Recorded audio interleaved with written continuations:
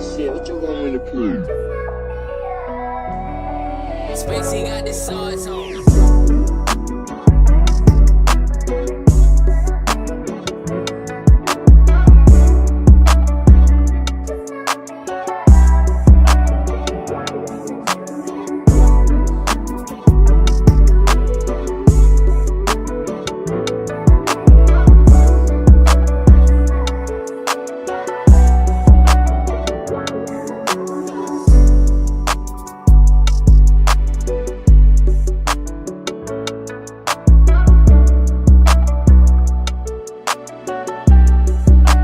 Spacey got the sauce on.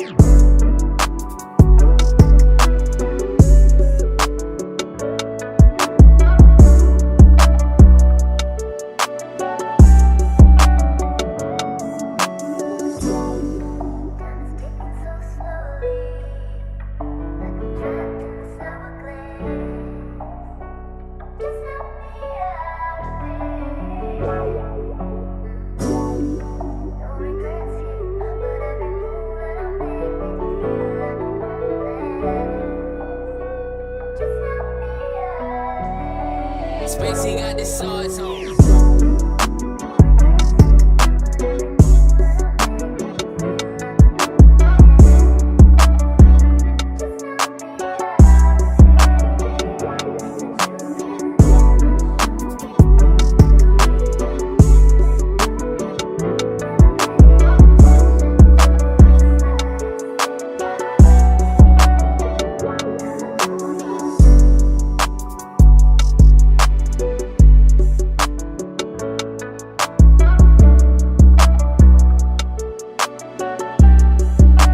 Spacey got the sauce on.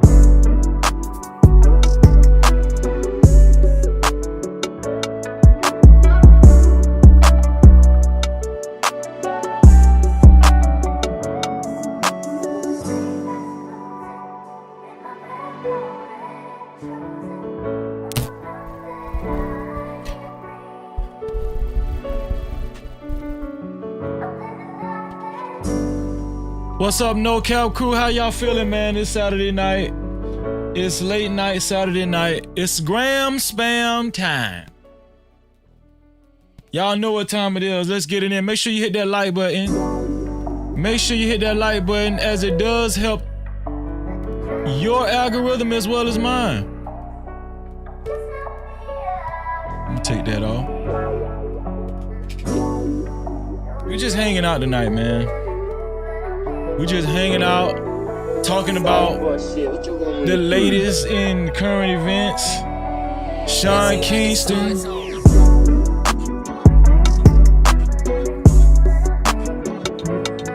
The coochie will come out, won't it? Sean Kingston. We're gonna talk about Sean Kingston. We got some other stuff going on. Gram spam. Shout out to the early No Cap crew in the building. If you're watching the replay, you could always remember this. You can always support the channel by sending us super thanks. Hey, super thanks. You can always support the channel by sending us super thanks during the replay. That's the heart shape with the dollar sign in it. Always remember that. Spacey got the sauce on. That's the heart shape with the dollar sign in it right below the video. Who ready to hang out, man? Shout out to the No Cap crew. Let's go.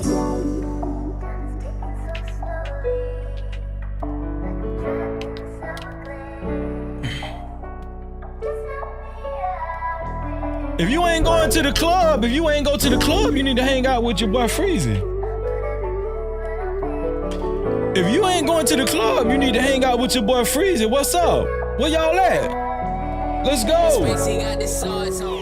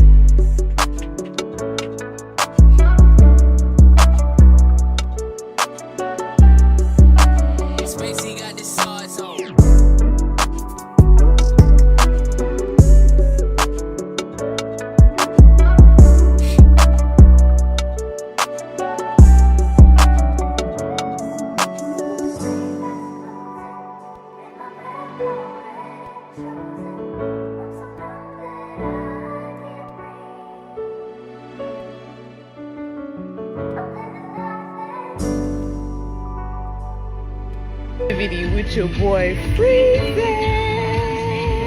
Join in tonight. No captivity. Only the boss motherfucking bitches fuck with motherfucking Freezy. No captivity. Get into it.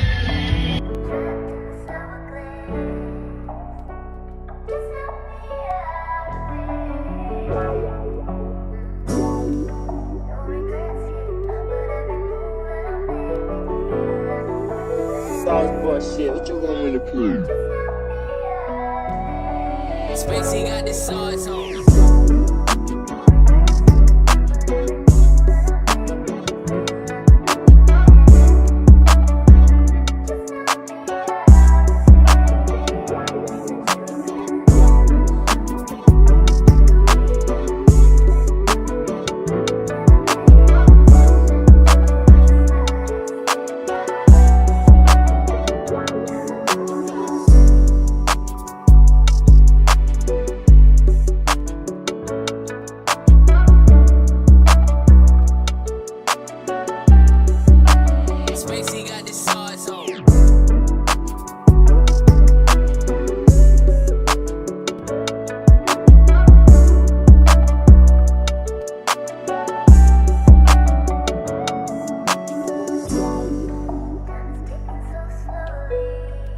Shout out. Hey, man, it's Saturday night, man.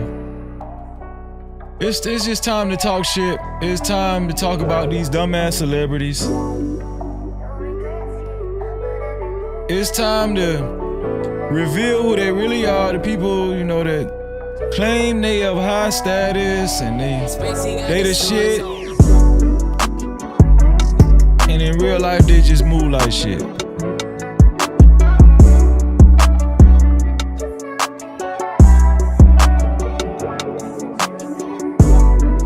It ain't no military secret. No, it's not a military secret. It's time to uncover the myths. Yes, it is.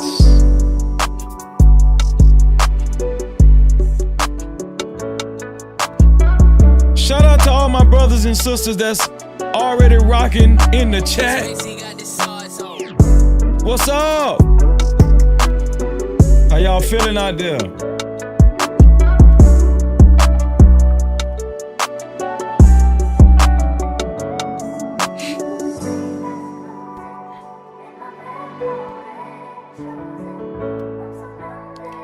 It's a late night hangout, y'all.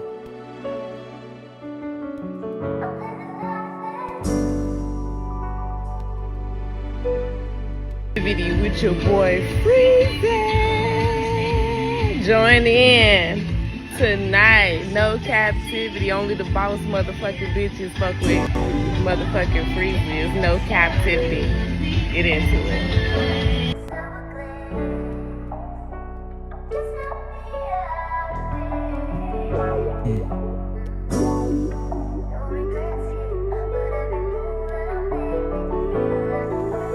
Sauce boy shit, what you want me to prove?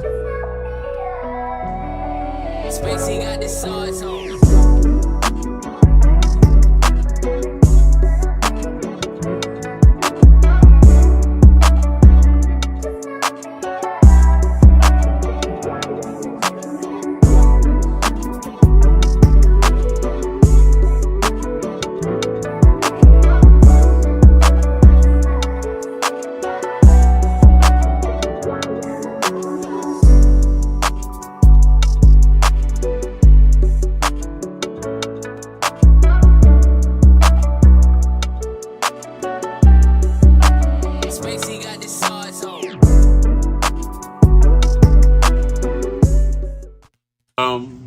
Times in our life, You got time to sing on it. You sing. we all have pain. So then you gonna sing. We all have sorrow.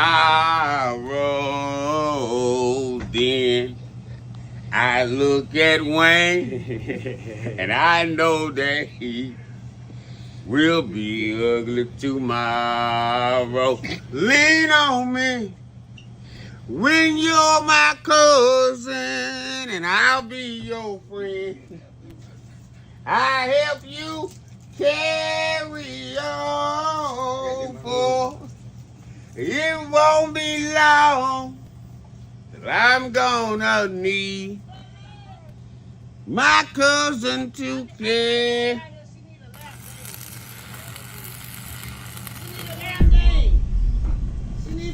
No captivity. Freezy, freezy. What up? You are officially locked in to No Captivity with Freezy, where we tackle issues that sometimes have us trapped in this thing that we call life. But if you know me, you know my motto. To free yourself, you must heal yourself. And if you're right with your dog, please hit that like and subscribe button hard right now. And also comment and share this video. That is if you're right with your boy Freezy. No captivity. It's Saturday night and the mood is right. Saturday night. Oh, what a night. Yeah. I don't be knowing them songs, y'all. Listen.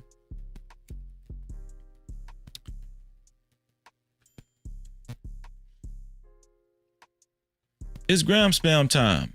Gram Spam is just a sporadic live. We talk about current events. Whatever just happened. Whatever the latest news is, right? Whether it be celebrity news, whether it be current news, whether it be news, real news, local news, you know, news. And we're going to talk about real issues, news and issues. News and issues and news. So that's a nice name. I'm going to have to remember that. No captivity. I have to remember that one right there. News and issues. Issue news. I don't know. We'll figure it out. How y'all feeling, man? Sean Kingston ran into some trouble.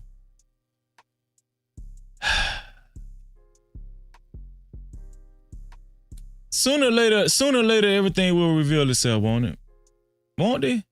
I mean, the truth will rear its ugly head after a while, won't it? I mean, you ain't really got to do a lot. You just got to sit back and let the Most High work. Every time, it don't fail. It don't fail, man. These niggas get told on. Niggas, crackers, Hispanics, it don't even matter.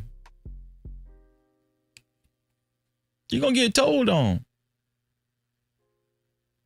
You know when I know who is the realest after everything is revealed, after the wool is pulled from over our eyes, after we see everything in plain sight, what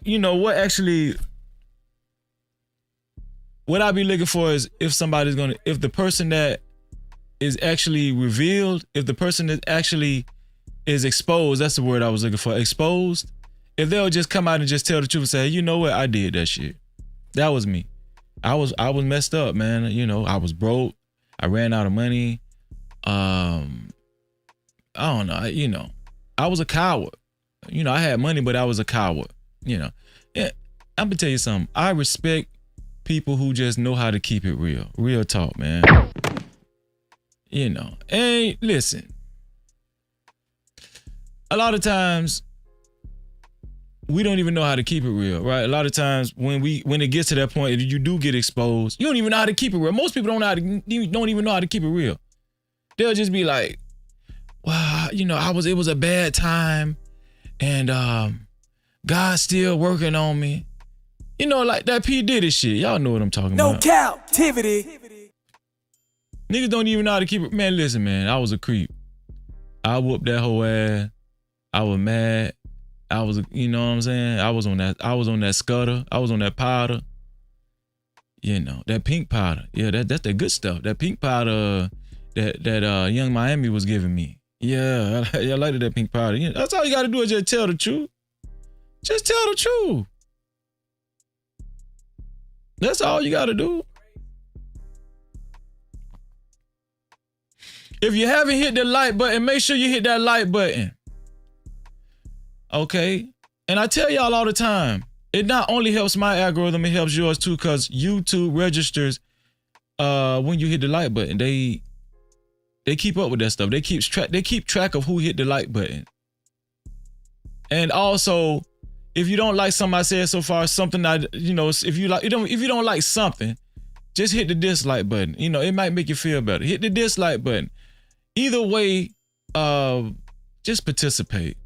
Just participate, man, because we need participation. Yeah. It's not cool to just come in somebody's house and just stand around. No, grab a broom, grab a dustpan. At least throw your plate in the garbage. Don't leave your plate on the ground. A lot of y'all like to come in people's house and eat, and then y'all don't even throw your plate away. You leave your paper plate on the ground. You got barbecue sauce on the rim of it. You got your plastic fork somewhere else. You got a what is it called? You got those white paper cups. I forgot. I don't know. I be going blank. What's those styrofoam cups? The white styrofoam cups. Y'all leave the white styrofoam cup on the participate. Throw your styrofoam cup in the trash. Throw your plate in the trash. Throw your fork in the trash. We have that's why people don't like to have barbecues at their house, because when you have a barbecue and then you're nice enough that you invite people over, you eat, you got the food is free. We didn't ask you for nothing. The food is free. They're not asking you for nothing. If you do want to participate, not participate. If you do want to contribute something, you know what I'm saying? Like you want to bring some sodas, you want to bring some punch, you want to bring some bottled waters, anything that might cost you a little money. Okay, listen, I'm not begging you for it, but listen, that's just, my mama raised me like that. That's how my mama raised me. Boy, when you go to somebody's house, don't come empty-handed. That's tacky. That's how I was raised. At least hit the dislike button. Hit the dislike button. You know what I'm saying? It ain't gonna hurt you. And more importantly, if you're what I was gonna say. Oh yeah. More importantly, to support stories of this magnitude, or either to support this platform, either send a super cap, aka super chat, especially if you guys would like your comments read and highlighted and read rather. Send a super cap, aka super chat, or you can send a cash cap, aka cash app, to $Freezy 1976. That's $Freezy 1976. No Cap-tivity.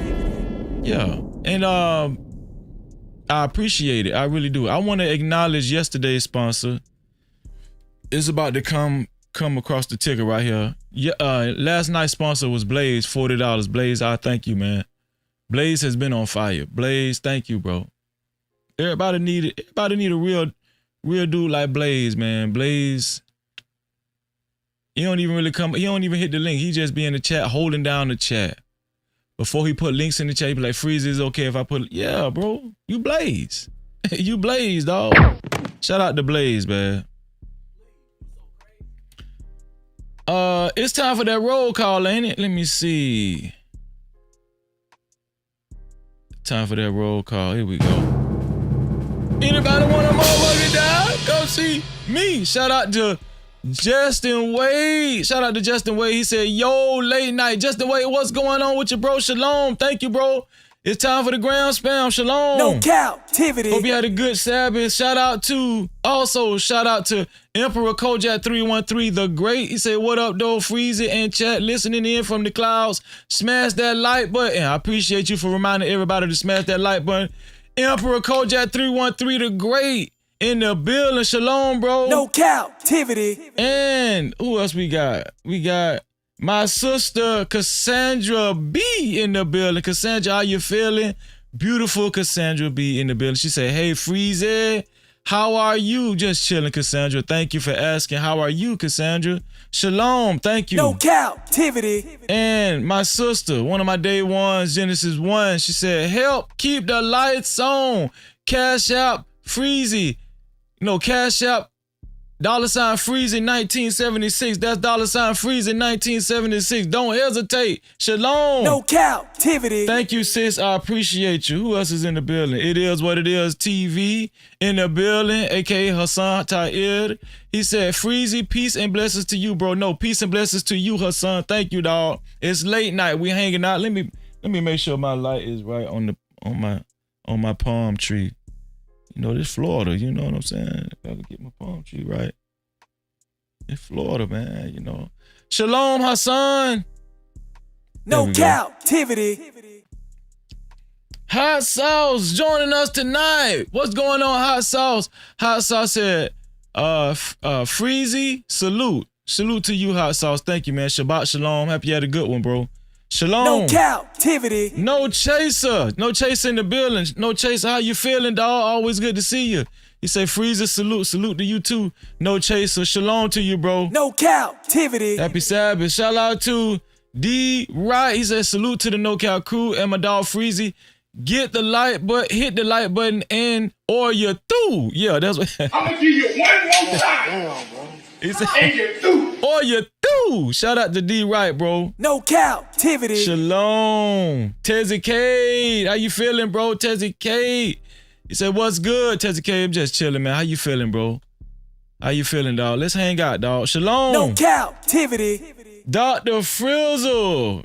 We talking about keeping it real. That's one of the realest dudes I know in this space. Shout out to Dr. Frizzle, man. You know what I'm saying? Hey, he talk when he feel like he got to. You know what I'm saying? He don't got much to say, but when it's time to say something, it's gonna mean something. Shalom. No captivity. Let's see who else is in the building. Vegan Sweat. Vegan Sweat say, how are you feeling tonight, Freeze? I'm feeling good. Vegan Sweat, how are you feeling? How you feeling, Vegan Sweat? Thank you for asking, Vegan Sweat. I appreciate that. And they put a question mark at the end too. I appreciate that. Thank you. Shalom. No captivity. Jerome. I say Jerome in the house. I say Jerome in the house. Watch him. He said, freezing my knees and the No Cap crew. What does it do? Shout out to Jerome. What's going on, Jerome? Good to see you, Jerome, hanging out, man. Old school, No Cap crew. No captivity. Shalom, Travel One. How you feeling, Travel One? Travel One said, greetings to Freezy and her No Cap chowders listening in for a bit. Thank you, Travel One. Thank you. I appreciate you. Shalom. No captivity. Power up, JT. Power up, JT in the building. Say, what's good, Freezy? Just chilling, bro. Salute to you, bro. Salute to you. Always good to see you. Shalom. No captivity. Ma. Always Paint the City represent.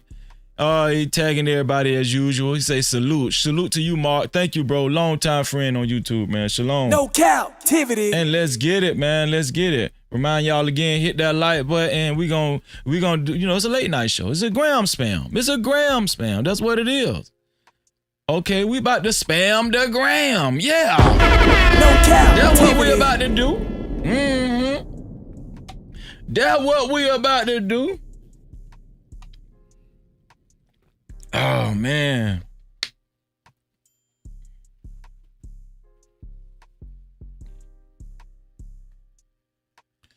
Listen. Let's go on over here to the gram. Let me come down here to the chat room with y'all. Let's see. There we go.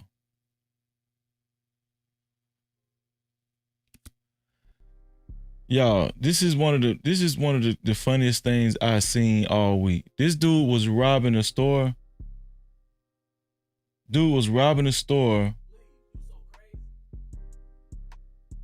With his feet.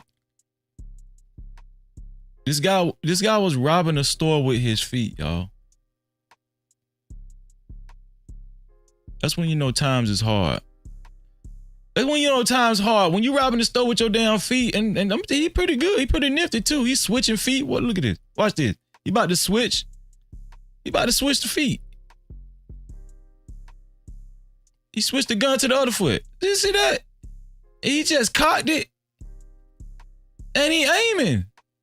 When you robbing a damn store with your feet, timed is hard. Yeah.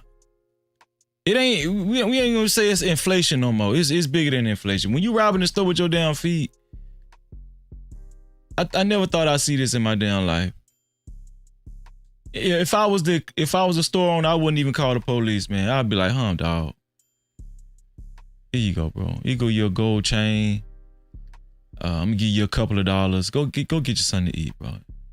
You need your rent paid. Just put the gun down. I ain't even gonna call the police, man. For real, I wouldn't even call the police on this dude. Cause I mean, for one, come on, man. All somebody got to do, listen, just imagine. All somebody really had to do was come behind that damn wheelchair and roll that man out in front of the road in the middle of traffic. No Cap-tivity. All somebody had to do was roll that man out in the middle of the road and wait for a semi to come. That's all they had to do. Come on, man. Did y'all see the dude behind him? The dude behind him, it's like he ain't even trying to run.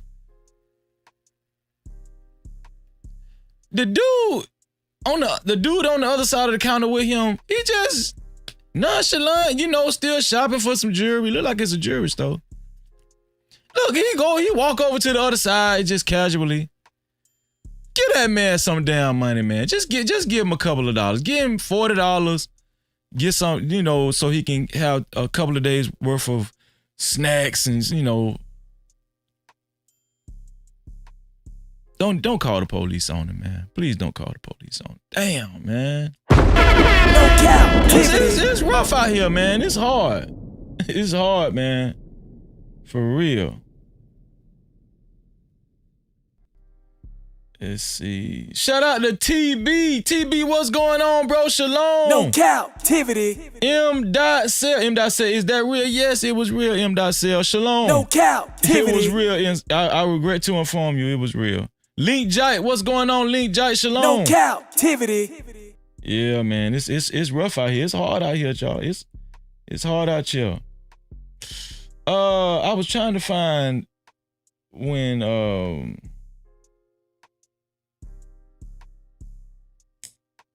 let me see.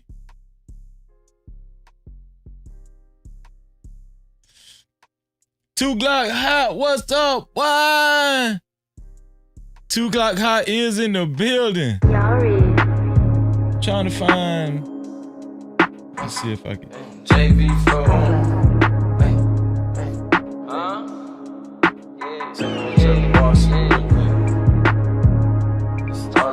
Shout out to 2 Glock Hot, just entered the building, man. Shalom, bro. No Cap-tivity. I'm trying to find what is Oh yeah, here we go. Kelly Rowland. Did y'all see when Kelly Rowland was at the Cannes Film Festival? I don't know what's going on with the Cannes Film Festival, but let me see, red carpet. I don't know what's going on with the Cannes Film Festival, but seemed like they was getting very picky with people of color at the Cannes Film Festival. Okay, here we go. This is it right here. This is Kelly Rowland at the Cannes Film Festival, right? And I was like, I wonder what was the big deal. I didn't know what the big deal was, but I'm gonna show y'all right here. So Kelly Rowland was going up the stairs at the Cannes Film Festival. That's security, the white lady is security. I don't know if she touched her or whatever, but look at Kelly Rowland. The hood came out of Kelly Rowland. The hood came out of her ass. She was finna whoop the shit out of that girl, that lady. No Cap-tivity. Man, Kelly Rowland was finna whoop the shit out that lady. I'm telling you. You can take the hood out of the hood, but you can't leave the hood out of the hood. Ain't that how it go? I'm just saying, shit. No Cap-tivity. Look at Kelly Rowland. Kelly Rowland, listen, touch me one more time. One more time. Touch me again. Touch me again, bitch. Touch me again, bitch. I'll mop the floor with, I'll mollywop the shit out your ass out here. Do it again. Know who you fucking with around here. Let's see it one more time. Let's see it one more time. Hey, girl. What going on, girl? Yeah. Yeah. This bitch getting on my nerve. Yeah. Oh, hold on. Get off me now. Bitch, do you know how much? Bitch, do you know how much I pay for this shit? One more time, bitch. One more time, bitch. And I'ma sweep the floor with your ass. And you're through. Now try me again. Now try me. Try me, bitch. Try me, hell. No Cap-tivity. Man, Kelly Rowland wasn't bullshit. Kelly Rowland was not bullshit. Shout out to the Drip Show in the building. What going on, Drip? No Cap-tivity. What's going on, Drip? So I thought that it was just Kelly Rowland, right? I thought it was just Kelly Rowland. And she just had a bad day. I thought, you know, because I don't like to make things a race thing. I don't like to do that. You know what I'm saying? If I don't have to, I don't want to do it. But if it's obvious, I'm going to call it out. I'm not one of those guys that just scared to call out something that's you know, racist. You know what I'm saying? If a motherfucker acting racist, I'm gonna call it out. I don't give a damn. You know, if you wanna, I don't care. Shout out to Malachi. What going on, Malachi? Malachi balling his eyes out, man. Shout out to Malachi. Shalom. No Cap-tivity. Appreciate you being here, Malachi. Yeah, so let's see. So not only did it happen to Kelly Rowland, it happened to an actress, right? An actress by the name of Maciel Tavares. Right here. Now she trying to put her long ass, what that called her? I don't know what is that called? The women know what that's called. And the security keep picking it up. Now watch how she. Now this lady is like a black Dominican. Watch how she grab her damn, what is that, a shawl or something? She grab it and throw it on the ground. Put it back down, please, sir. That's the same white lady. Leave my shit alone. Leave it alone, please. Thank you. Stop picking my shit up. They picking it up again. She grabbing it. She want her shit to slide. She wanted to slide and be free flowing. She want everybody to see it. Do you know how much? You know what she do you know how much I pay for this shit? I need everybody to see this spray paint on my damn dress. I need everybody to see this spray painted Jesus on my damn dress. Is that a Jesus? Is that a Jesus on her damn dress? It look like a damn white Jesus. Oh, let's see when she spread it out again and put it down.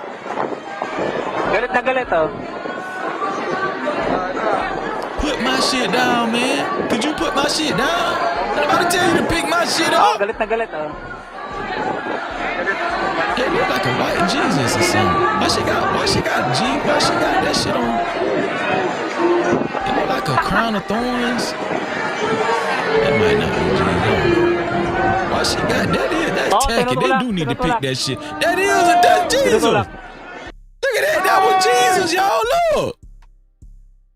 She got a damn Jesus on the dress at the damn Canes where they know the devil. This is exactly what the devil. You got a Jesus at the devil. Come on, man. You know the people worship the devil. No Cap-tivity. Hell yeah. Pick that shit up. Pick that shit up, man. But for some reason they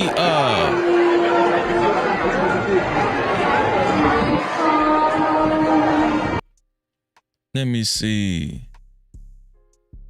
Yep. Isaiah, you gone. Let me see. Isaiah, you gone. You got you.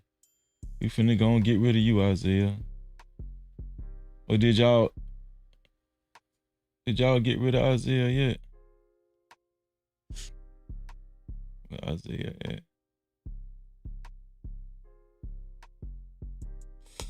Where is Isaiah? Somebody got rid of Isaiah? I can't see him. Let me know if somebody got rid of Isaiah. I can't see him. Oh, they probably blocked Isaiah already. Oh, we can't even see you, Isaiah. You writing in the chat for nothing. We can't even see Isaiah.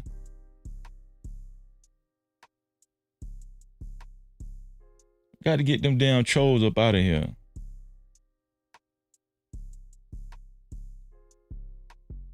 Let me see.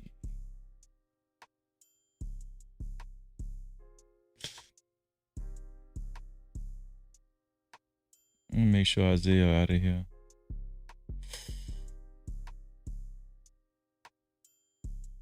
Get Isaiah motherfucking ass up out of here. Fuck you, Isaiah. I'm telling you, I'm thugging it tonight, y'all. Fuck you. No Cap-tivity. Thugging it tonight. I don't give a fuck. I'm not politically correct.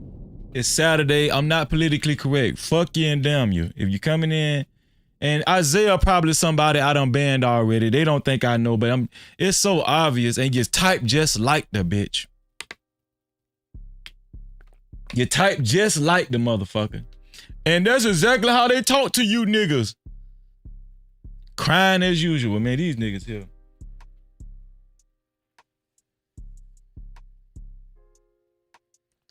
I appreciate that M.Cell. I see your comment, man. I see your comment. I see you. I see M. No, actually, I'm gonna highlight it. M.Cell. Your insight is missing on Anton Dane's chat. And M. I appreciate that, bro. I really appreciate that, M. Thank you. Thank you, man. It just feels good when when somebody recognizes my contribution and my input. I really appreciate you, M. Thank you, bro. Shout out to M. Man. No Cap-tivity. Shout out to M.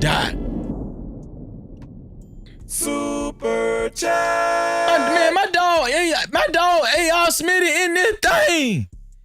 A.R. Smith, what going on, A.R. Smith? Yeah? It's late night, dog. Man, my dog A.R. hanging out with your boy Freezy. He just sent a $5 super cap. He said Isaiah needs to heal. No Cap-tivity. And that's a fact. That motherfucker, he need to heal. He need to heal, all right. For real. Shout out to Isaiah for the $5 super cap, man. Let me see.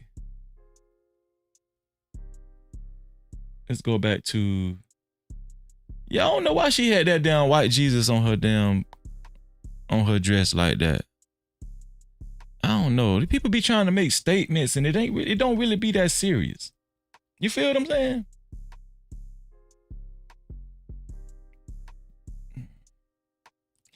Y'all, I saved this shit right here. This shit was funny as hell. I saved this shit right here. This shit was funny as hell. Y'all, watch this shit. We bring in the studio this morning.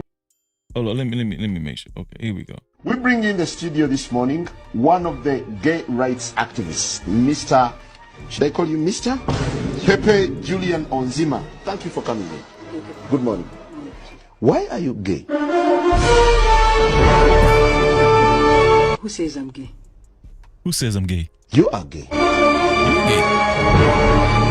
How can I describe you? I'm a human rights defender, currently focusing on LGBTI issues. Just for the record, I am not a gay rights activist. I believe there's nothing like gay rights. There is human rights. Now we're looking at... I am not a gay rights activist. I don't believe in gay rights. I believe in human rights. Now look what he said. Now we're looking at the raging debate. The raging debate. You're a gay rights activist. Why should someone be gay? He's still calling it. The lady says she's not a gay rights activist. She's a human rights. Why you see? Look at this man. This man, see, he don't give a damn. They might be in Kenya somewhere. People are born that way. They are born gay because you tend to realize yourself as. She's saying, listen, gay people are born gay because you tend to realize yourself as. Or find out these changes in you. Or find out these changes mean. You are initially male or female? When you're a child, you're initially male or female? The sex that was assigned to me at birth was female. Okay. And you opted to become male. Are you dating any female? Yes, I am. Doesn't that make you gay?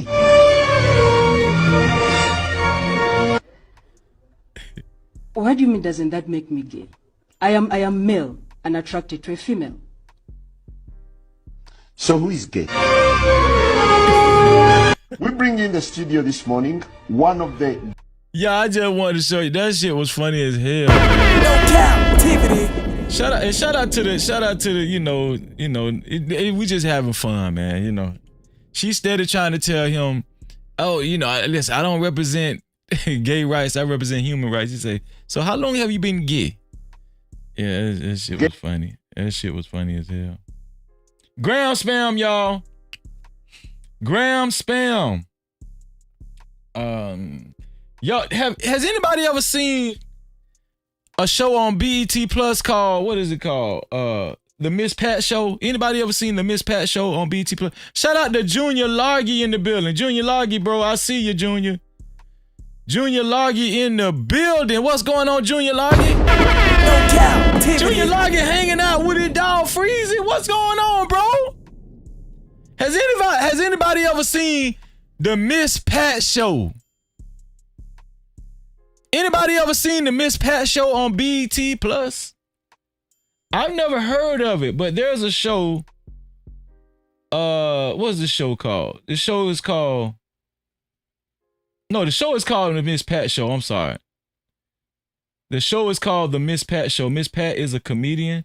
I've never heard of Miss Pat. I never heard of the Miss Pat Show, but apparently it's on BET. Well, this scene on the Miss Pat Show, it went viral because of the acting that was done.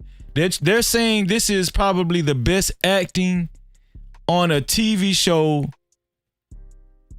probably ever. I don't know. I want y'all to see this scene on the Miss Pat Show and tell me how good of acting y'all think this was that I'm about to show y'all. I watched it. I ain't gonna lie. I was pretty impressed. It kind of started out slow. It was like typical. I was like, what's so good about this this acting?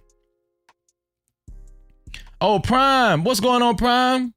Prime, you seen the Miss Pat Show before? Shout out to Prime, man. Shalom. No Cap-tivity. You seen the Miss Pat Show, Prime?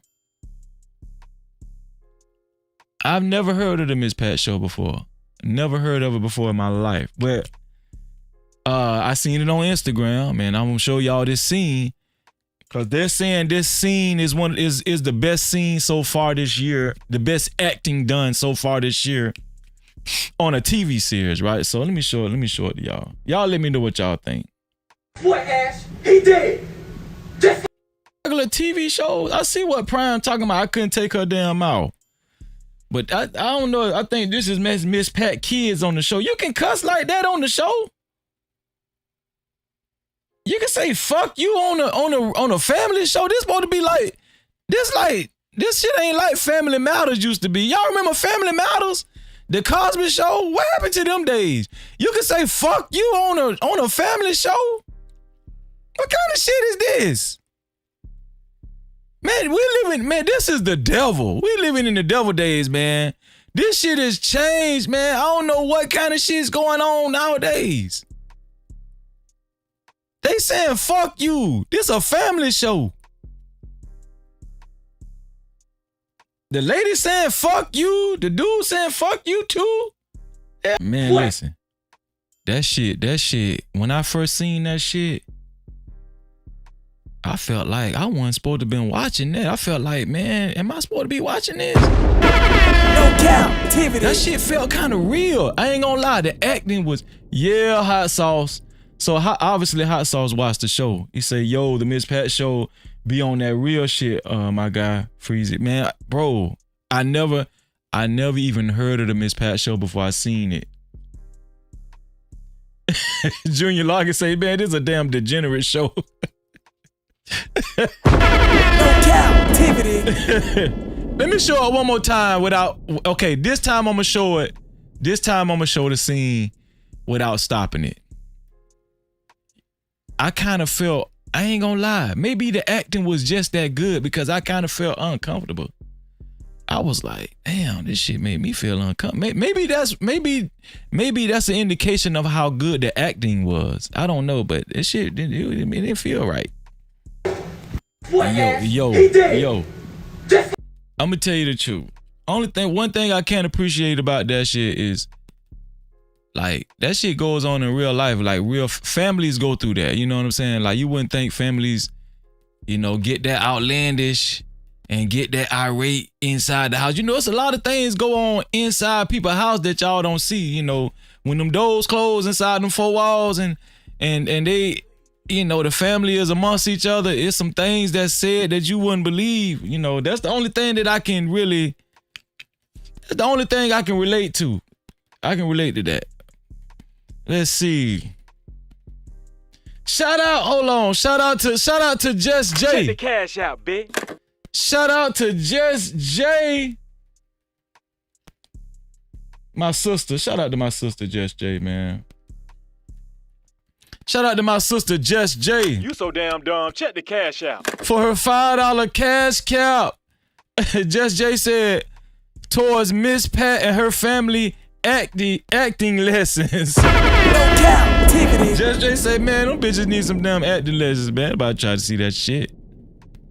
Shout out to Just J, man. Just J say they need some damn acting lessons, Freezy. Just J ain't got no damn. Check the cash out, bitch. Just J said, she sent another $5. She said, for their acting is shit. The situations are real for some though. Yeah. It was kind of over the top. No Cap-tivity. It was a little over the top. I don't know, man. What's going on, Cherry Shirt? How you feeling, Cherry Shirt? No Cap-tivity. We just hanging out late night, Cherry. That's all. We just hanging out. We're gonna have some real talk in a minute. We're gonna have some real talk in a minute. Let me see. Let's go back to the gram spam. Here we go. Okay, let's get off of that.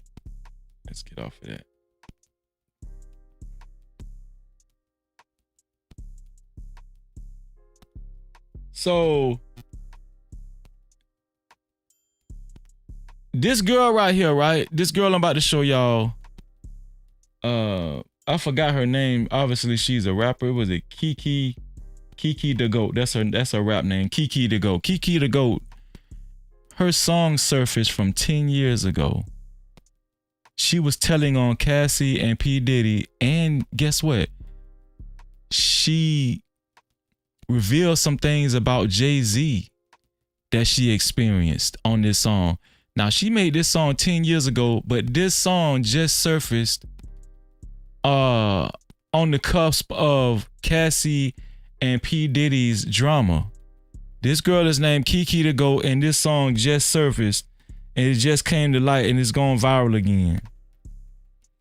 I want y'all to listen to this song and listen to what she had to say about Cassie and P. Diddy and Jay-Z. This gram spam, y'all. We're left with, now everywhere you go, it's the same old song. The bitches giving up, it's the bitches getting on. Bitches coming up, but bitches got it wrong. Those bitches in a rush only last so long. I've been at the same castings with Cassie. We was both modeling out in Miami. Out of 300 girls, she's the only one picked. Sean John shit, now it all makes sense. She was getting all the jobs, they was like he really loves her. Come to find out it was cause Diddy does her. Fuck making bands, she was making that a man. He gave her a contract and ain't signed none of them. And that be that bullshit that makes me pissed. So she's saying some shit that we already knew, but she said it 10 years ago on the song. And this song is going viral again. Well, I don't know if it's again, but it just went viral. She's saying they all went up for a part. I guess it was like 300 girls. I think it was for a video casting or something like that. P. Diddy ended up choosing Cassie. I think she found out Cassie was already fucking P. Diddy, and that's why he chose her. Right? JT said, this shit look like 2002. 2002. That's what it look like. No Cap-tivity. It might be till they said 10 years ago, so I don't know. But yeah, we kind of pretty much knew that about Cassie. But I want y'all to pay attention when she mentioned Jay-Z name. Listen. When she about to mention Jay-Z name, and I want y'all to pay attention to what she said about Jay-Z. I guarantee you most of y'all ain't heard this song. because it didn't do nothing 10 years ago, but it's just taking off. It's just going viral now on the cusp of this Cassie and P. Diddy soiree, right? Listen to it closely. Here we go. Kiki the GOAT, y'all. Was cool with Puff. He loved my sis. She was cool on Puff. Made him sick and that was new to Puff. Made him trip. He went to all extensions trying to get attention, showing off his mansion and his plaque collection. He was used to bitches laying down with quickness. Most chicks be with it, but I'm glad she did it. And I respect that shit more than this money. I don't accept that shit if you could take it from me, especially from a hand that holds it over me. Especially from a man that don't belong to me. I could've messed with Jay, but got respect for B. We was on the same set of a commercial scene. I was sitting by myself, he sat next to me. I was handling it well, he was shocked to see. I was getting up to leave, he sent his guards to me. Excuse me, miss, do me a favor, put your name and number on the... So he said, no, so she's saying she was sitting next to Jay-Z.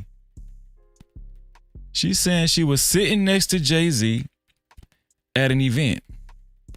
Jay-Z was sitting next to his wife Beyonce, and Jay-Z kept giving her the eye like he wanna fuck. Right there, right, sitting right next to his wife Beyonce. I'm gonna tell y'all something, man. It don't matter if you Beyonce. It don't matter if you was on the cover of ESPN swimsuit magazine, whatever that shit called. Swimsuit edition. It don't matter if you was the, Miss America. Fame, a woman having fame, notoriety, having a lot of subscribers. I'm telling you right now, I know this gonna sound like some talking points. I'm sorry, y'all. I don't mean to kill y'all with it. But a man does not value that. If you're not really showing him you got his back and you support him, and if you're not showing your man, hey, it's all about you, I'm telling you, the chances of your man being faithful is very slim. I wouldn't give a damn if you Beyonce. I wouldn't give a damn if you Rihanna. I wouldn't give a damn. You can best believe A$AP Rocky is fucking hoes on his spare time. No Cap-tivity. I wouldn't give a damn. Y'all can bet me on it if you want to. You can bet everything. But men are different creatures. If you ain't showing your man the type of attention where you treating him like you're his number one fan. If you used to having fans and you want your husband to treat you like a celebrity, I always say this: if you treat a woman like a celebrity, she gonna treat you like a fan. No Cap-tivity. If you treat a woman like a celebrity, she gonna treat you like a fan. Now, some of the women might disagree with me when I say that, but if they tell the truth, they keep it 100, they know I'm telling the truth. They know I'm telling the truth. And so Jay-Z was sitting next to his wife at this event, and this woman said she was sitting next to Jay-Z. Now, there is a chance that she could be lying. There's a chance that she could be lying, but she's gained a lot of credibility because this song was 10 years ago and she had already called out the Cassie and P. Diddy situation, and it came to fruition, for real. I'm at the club. Shout out to Trey Fur.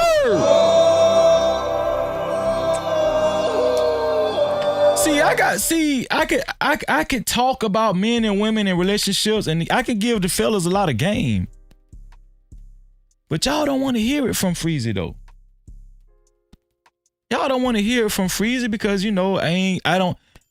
some people would say I ain't got enough experience on YouTube, like as if you have to have a lot of experience on YouTube to know how this shit work out here in real life.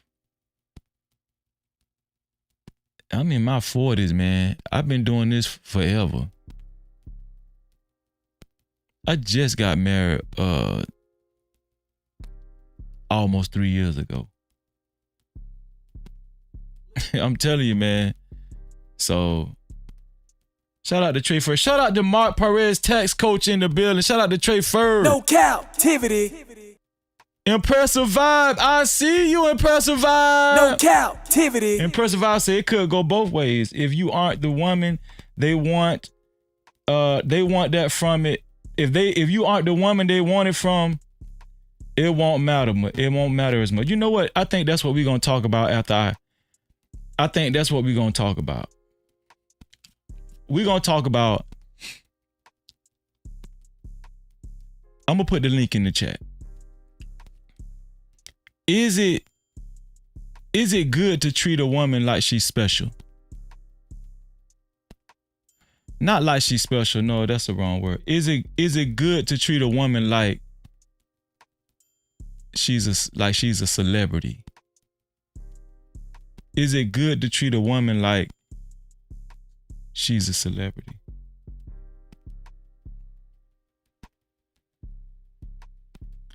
Let's listen to what this lady said Jay-Z did. Y'all pay attention. This piece of paper, when Jay gets settled and he'll call you later. I know most chicks would've took the bait, but then those chicks be the ones I hate. I wonder to this day if I'd have gave it up, would that be me on stage throwing it up? Would I be #1 at the Grammys blowing up? So she said she got up from Jay-Z, and when she got up, he sent his security guards after her to give her his number. And the Jay-Z security told this woman, Kiki the GOAT, as Jay-Z was sitting next to Beyonce at this event, Jay-Z security told Kiki the GOAT, this rapper right here, this female rapper, hey, give Jay-Z a call. Jay-Z wants you to give him a call. He want to link up with you. She said she never called Jay-Z.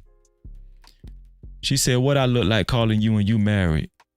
Y'all believe her? I don't know, man. It's hard to believe this shit. I don't know. If Jay-Z, I don't know. Jay-Z told you to call him and you didn't call him, but you went and fucked. Yeah, I'm gonna put it like this here. If you ain't called Jay-Z and you went and fucked a low-life nigga and you ain't married yet, you crazy, you dumb as hell. If you just giving that pussy away and you just, you ain't, if you saying you really didn't call Jay-Z, nah, kudos to you. You know, you want to keep, you want to respect Beyonce, okay. But Kiki the GOAT, I don't know. Kiki the GOAT,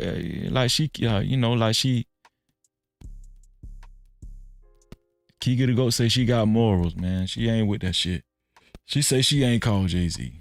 Should I have switched paths or maybe given up? Start shaking it fast since bars ain't enough, or buy a bigger butt to increase my luck.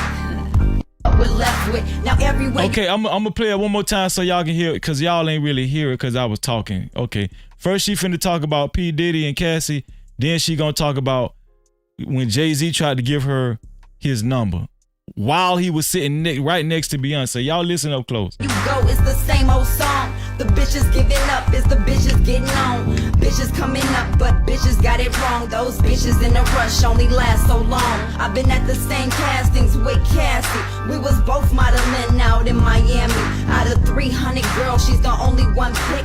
Sean John shit, now it all makes sense. She was getting all the jobs, they was like he really loves her. Come to find out, it was cause Diddy does her. Fuck making bands, she was making that a man. He gave her a contract and ain't signed none of them. And that be that bullshit that makes me pissed. I was cool with Puff, he loved my sis. Okay, she finna talk about Jay-Z right now. Y'all pay attention, don't go nowhere. This gram spam, this late night gram spam, exclusive stuff, okay? Pay attention to what she about to say about Jay-Z. Now I'm gonna break it down for y'all. He was cool on Puff, made him sick, and that was new to Puff. Made him trip, he went to all extensions, trying to get attention, showing off his mansion and his plaque collection. He was used to bitches laying down with quickness. Most chicks be with it, but I'm glad she did, and I respect that. Vegan Sweat, I see your question. You asked me what made you get married, Freezy. I'm going to talk about that. As a matter of fact, let me start that. I'm starring your chat. I'm starring your comments, so I'm gonna bring it up in a minute. Okay, she been talking about Jay-Z, y'all. That shit more than this money. I don't accept that shit if you could take it from me. Especially from a hand that holds it over me.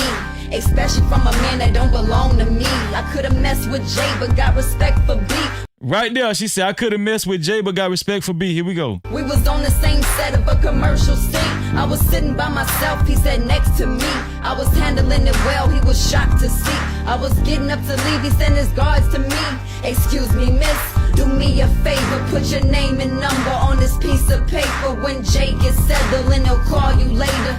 I know most chicks would've took the bait, but then those chicks be the ones I hate. I wonder to this day if I'd have gave it up, would that be me on stage throwing it up, throwing it. She said, I know most chicks would have took the bait and called Jay-Z, but those are the chicks that she hate. Y'all believe that shit?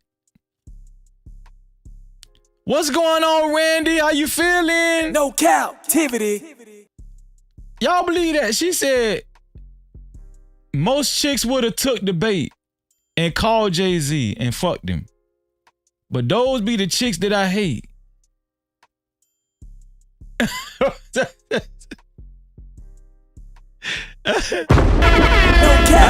gonna just be honest with y'all. If she got that much more, if she has that much moral standard, you know, if she got that much respect for his marriage and stuff, kudos to her. Listen, I give her all of the praise in the world. I'm telling you, if this is true, if this story is true, I salute this woman, man, for real. But I'm telling you, man, if I would have had to put my money on this shit, I don't know if I could believe this, man. She said Jay-Z. She said she was at a video shoot or some, I don't know. She was at some event with Jay-Z. She was sitting right next to Jay-Z, and Jay-Z kept giving her the eye, but she curved him. She say she curved Jay-Z. And I'm gonna tell y'all something. 10 years ago, 12 years ago, 15 years, that Jay-Z was still rapping. She say she got up and the security guard stopped her and gave her Jay-Z's number, and they told her that Jay-Z want her to call him. Her name is Kiki the Goat. This video is 10 years ago. I wonder why we never heard of Kiki the Goat. I'm just saying. No captivity. Now, Kiki, I'm gonna tell you like this. If you done fucked some no-name producers after that, mission failed. You failed the mission. I'm telling you right now. You might as well have sucked Jay-Z dick good fashion from the back. Slobbed on that bitch. I'm just saying. If you just fuck some low-life ass niggas after that, and you don't got nothing to show for it, let's look up Kiki the Goat. Let's see if Kiki the Goat is married. Kiki the Goat. Let's see if she married.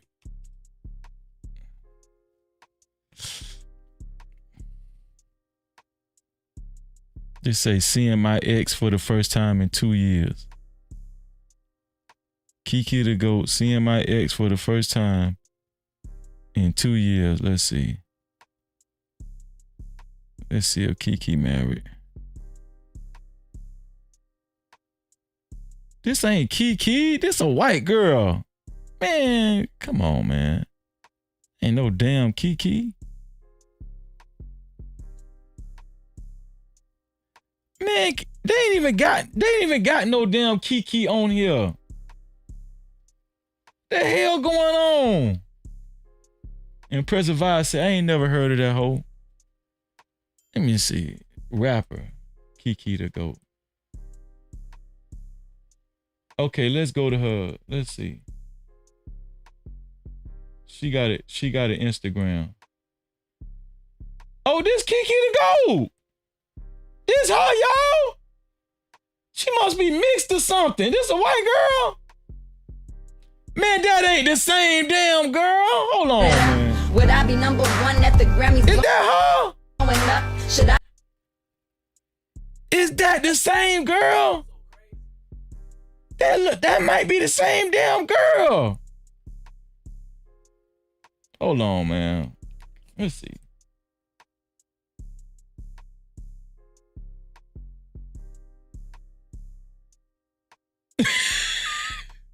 TB say, man, that ain't her, dog. Come on. Man, that's her, man. Household said, man, it's not her, Freezy. God damn. Randy said, Freezy, is you blind? God damn, Freezy. Man, I don't know, y'all. Hold on, man. Let's see. Okay. Look at this girl. And look. I switch paths or maybe that ain't her? up. I don't know, y'all. Let's see. No, that ain't her, y'all. That ain't her.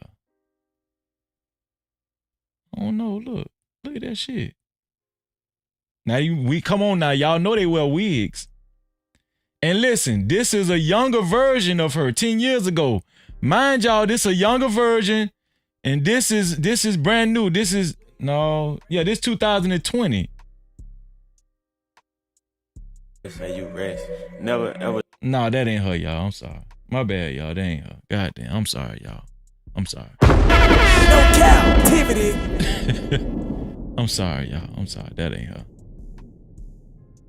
Yeah, but she said she curved Jay-Z. Do y'all believe that? Do y'all believe she curved Jay-Z? Y'all listen. South Park. Do anybody remember the cartoon South Park? South Park made a cartoon about Lizzo. And it was involving Ozempic. I haven't seen it yet, but I seen it and I saved it. I want to watch it with y'all together. Let's see. My worst fear has been actualized. I've been referenced in a South Park episode. I'm so scared. I'm gonna blind duet to it right now. Here we go. I'm telling you, Sheila, these new drugs are pretty amazing. I was feeling so ashamed of myself watching Randy go out and exercise. I'm sorry, y'all. I don't want to watch that shit. I'm sorry. I'm sorry, y'all. Forgive me. I'm sorry. No Cap-tivity. I'm sorry, y'all. I don't want to watch that shit, y'all. I'm sorry. Matter of fact, let's just see the second video. This is what they did. I don't give two shits. Lizzo helps you eat everything you want and keep physical activity to a minimum. Some patients report constipation while listening to Lizzo. Stop listening to Lizzo if you experience suicidal thoughts. Why they did that girl like that? Include pancreatitis, hypothermia, Cut the fucking album! Out your ears. Are you living with concerns of obesity? Ask about the. Did y'all see the dude shit in the chair? The dude shit crazy. in the chair because he ate some Ozempic. I'm really that bitch. I really showed the world how to love yourself and not give a fuck to the point where they making fun of you, man. Stop. Men in Colorado know who the fuck I am and put it on their cartoon that's Lizzo, been stop around it, for please. 25 years. Please. I'm really that bitch, and I'll show y'all how to not give a fuck, and I'm gonna keep No, on showing you how to not give a Lizzo. fuck. They made fun of you. 70% of patients on Lizzo. Y'all gotta watch this dude shit in the chair. Watch the dude shit in the chair. I'm gonna pause it while he's shitting in the chair. Watch this shit. Some patients report constipation while listening to Lizzo. Stop listening to Ozempic, do you like that? Okay, but they saying, okay, the cartoon is saying it's not called Ozempic, it's called Lizzo. Oh, they saying take the Lizzo in it to make you lose weight. So if you experience suicide, look at this shit. Serious side effects may include pancreatitis, hypothermia, Cut the fucking album! Out your ears. Did he shit in the chair? Did y'all see the shit come out of his ass in the chair? Or did it come out of his ears? Did the shit come out of his ears or out of his ass? They did Lizzo wrong then, dog. Real talk, man. No Cap-tivity. They did Lizzo wrong, man. Damn, Lizzo. Are you living with concerns? Prime say his ears. Okay, my bad. We don't want to see that shit no more. We don't want to see that shit no more. Oh, man. Y'all listen. Sean Kingston is he's been going through some financial woes for some time now. Vegan Sweat, I'm gonna answer your question right after we cover this Sean Kingston story. Sean Kingston's been going through he's been having some financial woes for some time now, and I don't know. I don't know what to say about his situation. You know, sometimes you just got to keep it real. Sometimes you just got to say, "I'm broke, bro. I'm not, or not that you just broke, but I'm not doing as good as I used to do. I'm not that guy like I used to be.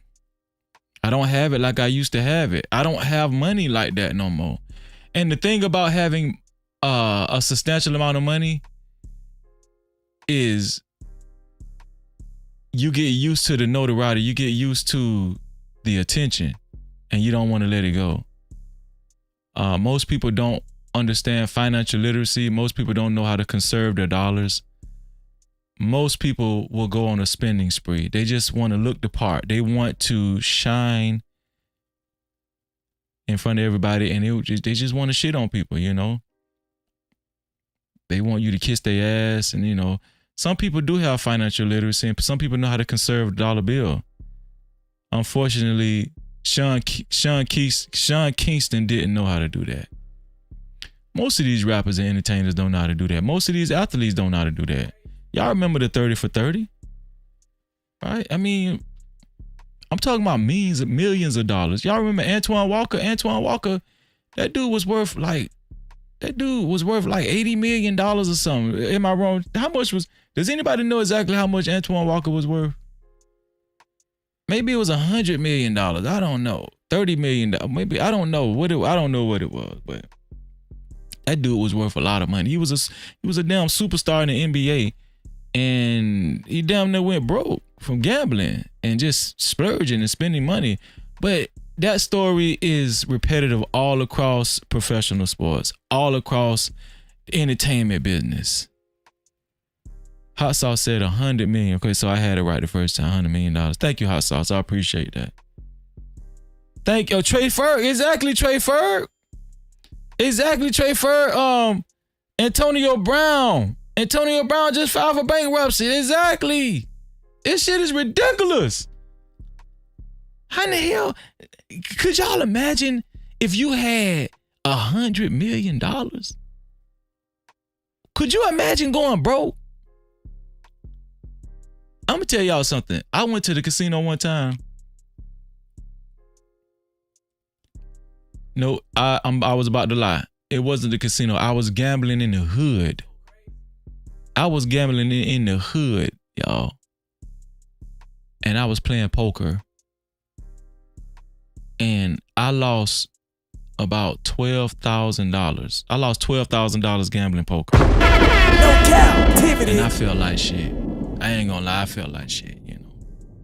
Like, damn, how in the hell I lose $12,000 playing poker? These guys losing the hundreds of millions. They losing millions. They losing 30 million, 50 million, 80 million, 75, 100.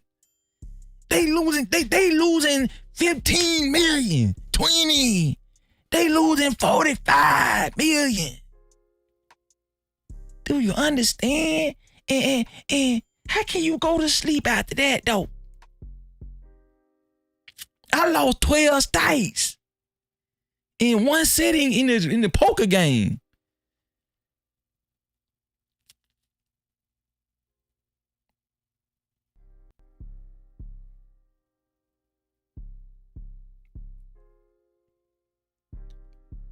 Power, hey, JT say, Freeze, I know you will see. Yeah, it kind of hit me a little bit. Yeah, man. Yeah, man. I was, yeah. But imagine I lost 12 in one poker in a well, it wasn't one game. It was a series of games. It was one sitting, right? These dudes losing millions, going broke, $100 million.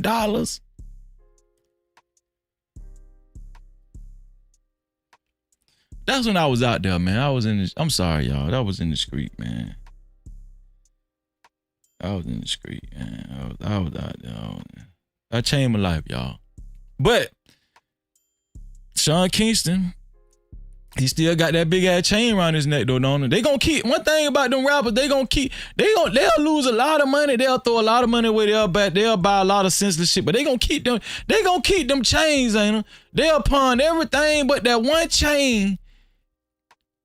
If they got like 4 or 5 chains, they gonna keep at least 2 of them, cause they got the, just in case they go to the hole in the wall club and they have to go back to the hood and they have to move back in their mama house.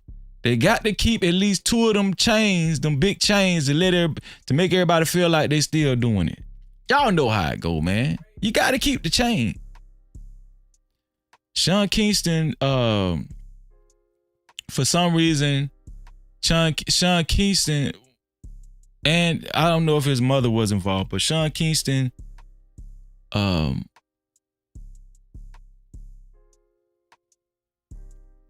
they got caught up in a scandal where Sean Kingston was flaunting his celebrity, and he was using his celebrity with these tech companies that, that sell high-end electronics like, flat screen TVs, computers and stuff. He was using his celebrity so these people could, put the TV in their house, and then they would just have to do a payment plan. Sean Kingston got caught. One of the items that he swindled the tech company out of, or electronic company out of, was a 200-inch TV. Did y'all know a motherfucker sell a 200-inch TV? Can any one of y'all fit a 200-inch TV in your home? I'm pretty sure somebody got a big ass wall. Some of y'all probably live in a 2-story house. Like I got a wall that a 200-inch TV. But why would you do that though? Well, Sean Kingston, he tricked these people into giving him this 200-inch TV. And the agreement was for him to make payments. Why you gotta make payments and you supposed to be a quote unquote celebrity? I don't know. You supposed to just give him that money. Just go. Here you go, man. Security, get the TV, put it on the U-Haul, bring it to the house. That's just how easy it's supposed to be.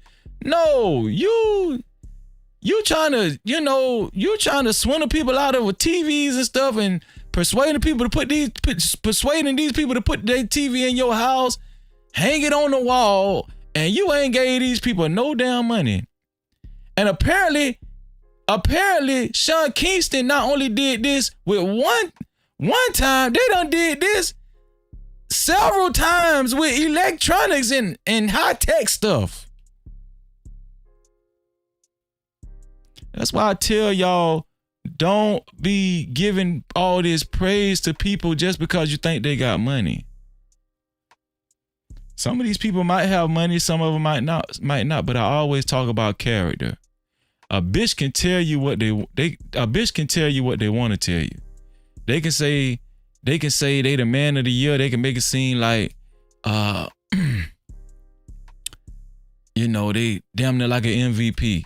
And they know how to dress it up. They know how to talk good. They know how to, they got the gift of gab. I keep telling y'all, stop being so quick to believe these people just because they got a large following. And a lot of people watch them. A lot of people listen to them. Stop being so quick. Don't even listen to Freezy. Matter of fact, you don't even gotta listen to me.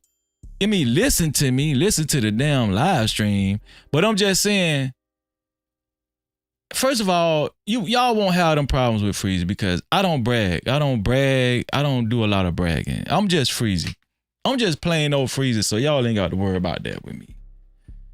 Let me show y'all what Sean Kingston did, man.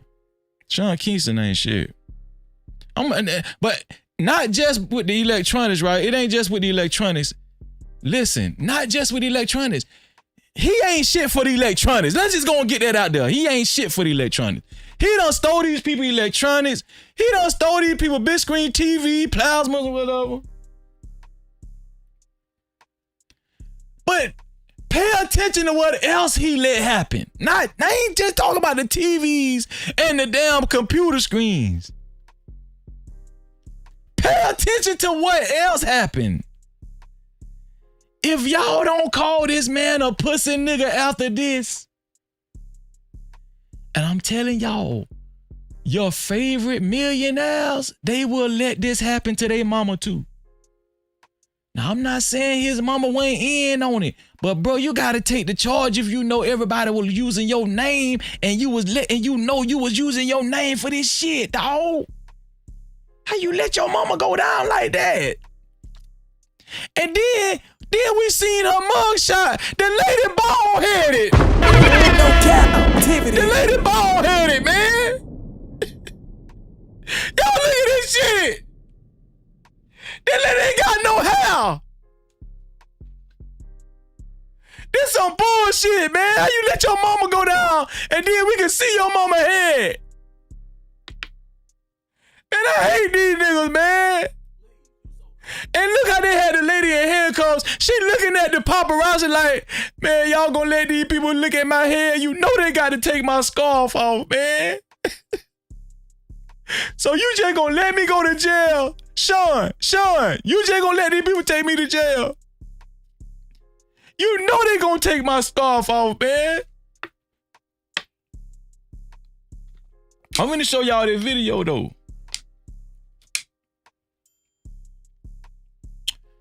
I'm gonna show y'all this video, man. Cause this shit, this ain't right. Let me pull up the video.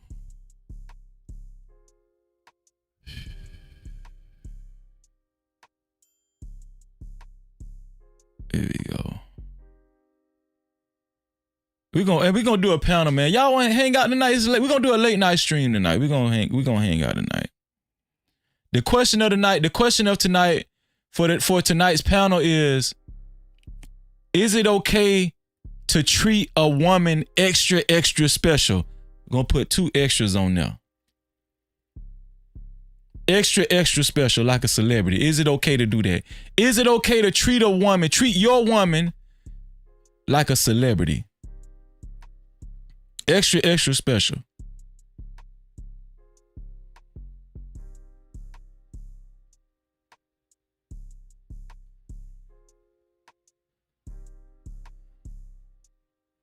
Where is it at? Where that damn video at?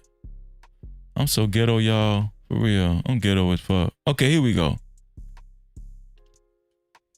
I like doing live stream. Like, just, I ain't gotta think too hard. I like gram spams because I ain't gotta think too hard. I just be ghetto. I do what the hell I wanna do. I don't give a fuck about that shit, dog. I'm for real though, dog.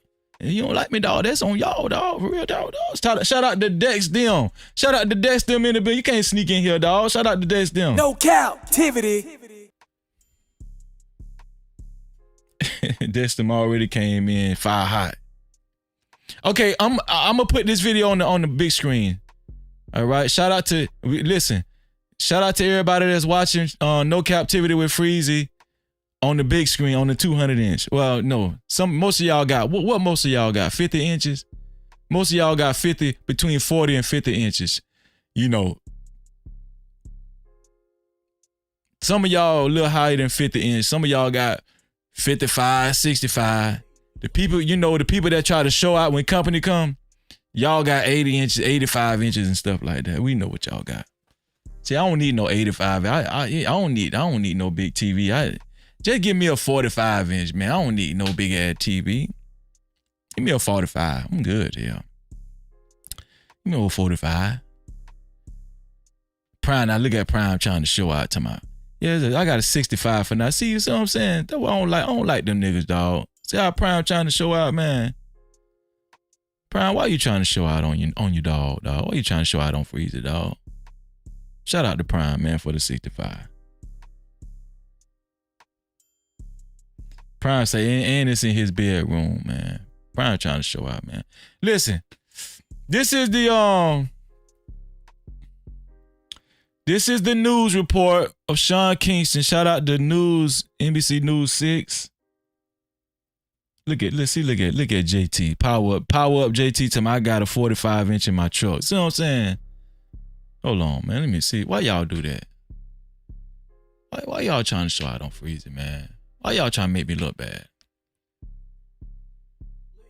Now, I told y'all hold on. I got 145, 245, 345. I got 445 inches in my house. Do that count? I'm saying, do that count? I got 445 inches in my house. I don't need no big TVs, man. Yeah, JT got a 45 in his truck. Like, you just making me, see what I'm saying? JT, why you did me like that? And then Prime, man. Y'all ain't right. I thought y'all supposed to be my homeboy, man. Y'all, for real, man. You know, I still love y'all, though. I still love y'all, though. Yeah, listen. We finna look at this damn, we finna look at this news report and Sean Kingston trifling there and how his mama got arrested and they did this damn, they tried to pull this junkie stunt for some damn TVs and some computers and shit. Y'all watch this shit, Bringing man. it down for us. We have more breaking news that we are following for you this noon. Raid at a South Florida mansion. This is a live look from Chopper 6 overhead. Now, the name I'm going to give you here is the person who lives there, and you might recognize his name, singer/rapper Sean Kingston, facing a lawsuit that's now sparking an investigation right here in our backyard. Our NBC6's Ari Otzer joins us live from Southwest Ranches, where we're learning more about what's going out there. Ari? Yes, we certainly are, ladies. So Sean Kingston had some hits back in the day, starting in 2007, including one that he did with Justin Bieber, but now he's in big trouble. So he lives at this 15,000 square foot mansion here in Southwest Ranches. Take a look over there. You'll see a lot of BSO deputies. They are serving a search warrant at the house. And as we go... He's living in a 15,000 square foot mansion. It's a rental home. Do y'all see that shit down there? No Cap-tivity. It's a rental, y'all. It's a rental. He don't own the home. A lot of these guys, I'm telling y'all. And listen, he probably worked out a deal with the homeowner or whoever the landlord is, whoever the property owner is. He probably told him, I'm Sean Kingston. And if you put me in one of your homes, I'll help you sell some more homes. Come on, man. Y'all know how the game goes. No Cap-tivity. That's the name of the game. These celebrities be getting, they go broke. And I'm gonna tell you something. There's value in the name. There's value in the celebrity name. Just ask Tina Turner. There's a reason why she wanted to keep her damn name. Tina Turner did not want to get rid of Turner. She did not want to go back to Nutbush. No. Tina Turner wanted to keep Turner. She didn't want to go back to Anime Bullock. You think that lady wanted to go back to being Anime Bullock?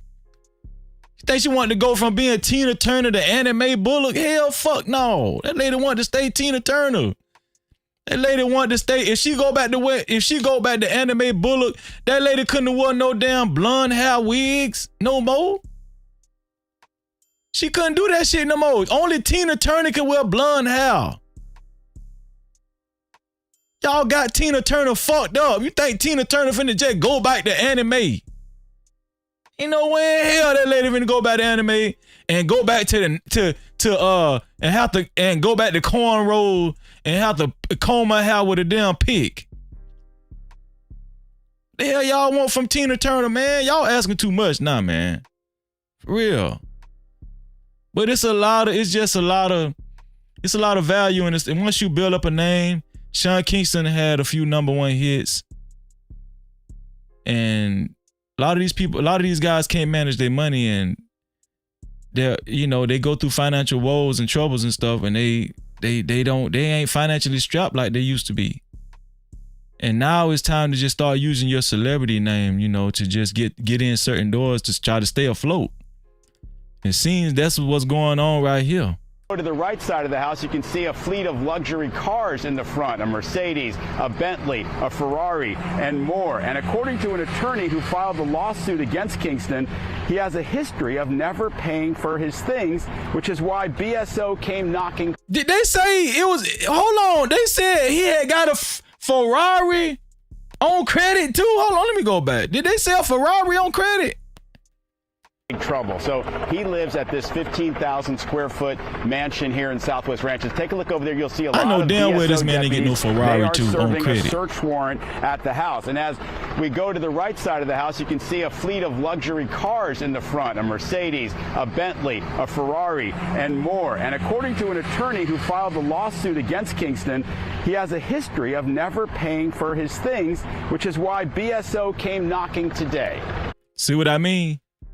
Not just the Ferrari, all that shit. That man done swindled them people out of all them cars, the house, the damn 200-inch TV. This man don't give a damn. He likes having fun. He likes showing off. I used to like that song. My client has a $150,000 television and sound system that's in there.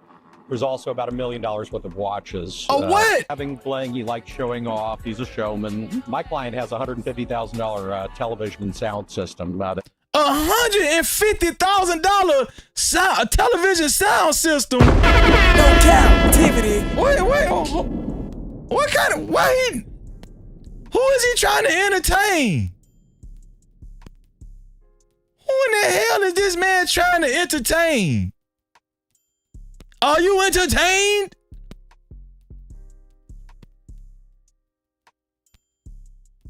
Why you got $150,000 sound system in your house?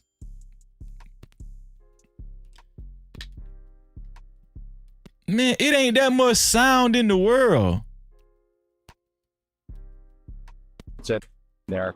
There's also about $1 million worth of watches that are in there. There's an $80,000 custom bed that was ordered.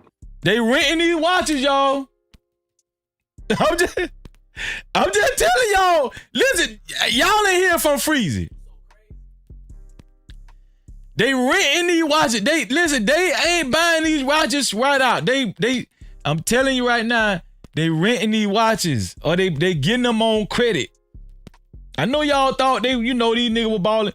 No, these niggas renting watches. They getting this shit on credit.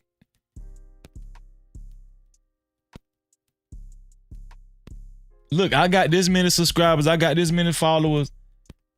I'm telling you, I'm good for it. Just give me the watch, and I'm gonna show the watch.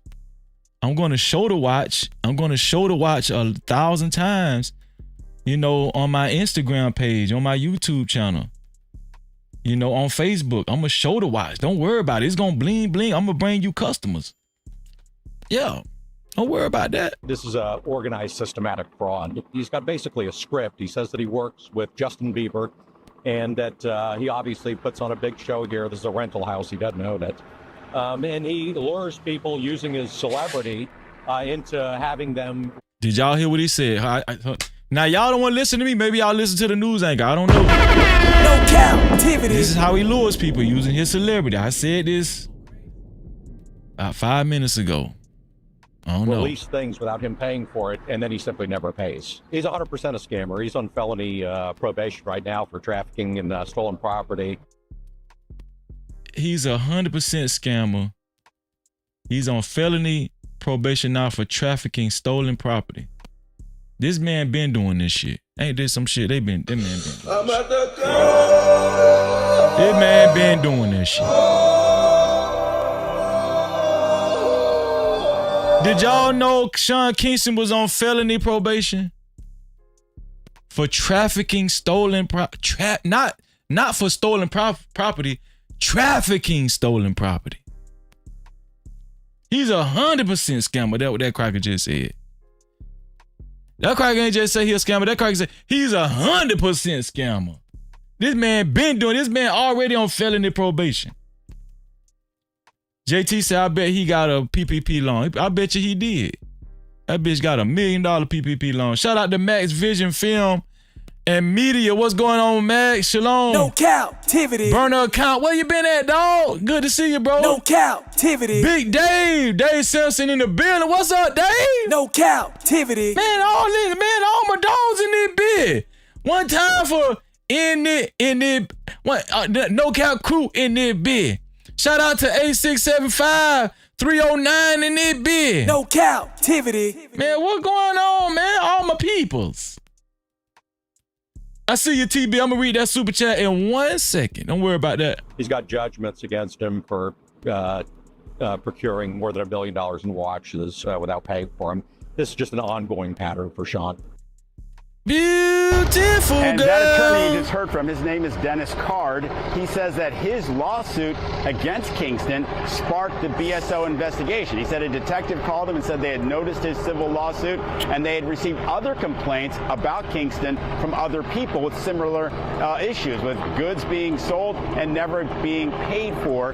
That's why they're there inside now. We'll have to wait and see later if BSO will talk to us and let us know what they found and if Kingston will face any criminal charges after all this is done. Well, hell yeah, you gonna face some criminal charges, cause look, they got his mama. Beautiful girl. No Cap-tivity. Shout out to Half Urban, Half Suburban in this thing. Half Urban, Half Suburban say shalom, Freezer, shalom to you too. Thank you for being here, bro. No Cap-tivity. Thank you, I appreciate you. Man, listen. How you let your mama get arrested? They arrested his damn mama. They went in the house and arrested his mama. And they ain't got Sean Kingston yet. Sean Kingston been on felony probation. And he's still scamming people. The nigga broke. We know he got to be broke. You scamming to this on this level. But you let them people grab your mama and you ain't turned yourself in. I'm telling y'all, these niggas ain't built like Freezy. These niggas is pussy. These niggas is cowards. I'm telling you, these niggas ain't right. These niggas ain't these crackers and these Hispanics and these whatevers, you know, whatevers. The lady ain't got no goddamn how, and you let your mama get fucked up like this here, man. That lady ain't signed up for this, son. That lady ain't signed up for this. Your mama probably don't even like pussy, but she look like she like it right now. And how in the fuck you got your mama looking like I'm gonna get you sucker like the movie? Huh? How in the hell you got your mama looking like this? And she ain't got no hair up top, but she got motherfucking dreads in the back of her head. She got a shag dread. How in the hell you got your mama looking like that, Sean? Your mama looking back, going to jail. She don't even know what she like. I never thought in a million years this shit had happened to me. My son is Sean Kingston, beautiful girls.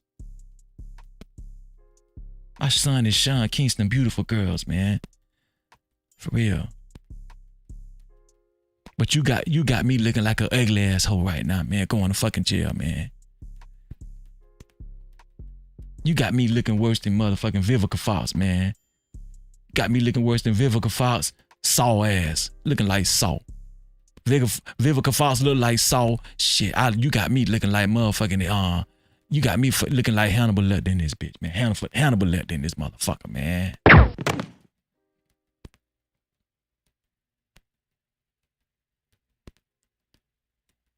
And you know she snorted a whole bunch of powder. Look at her goddamn nose, man. Look at her nostrils, man. That lady snorted so much goddamn powder, man. Look at that shit, man. Beautiful girl. Look at Roy Black down there laughing. Look at David Simpson down there laughing. Y'all know y'all wrong for laughing down there, man.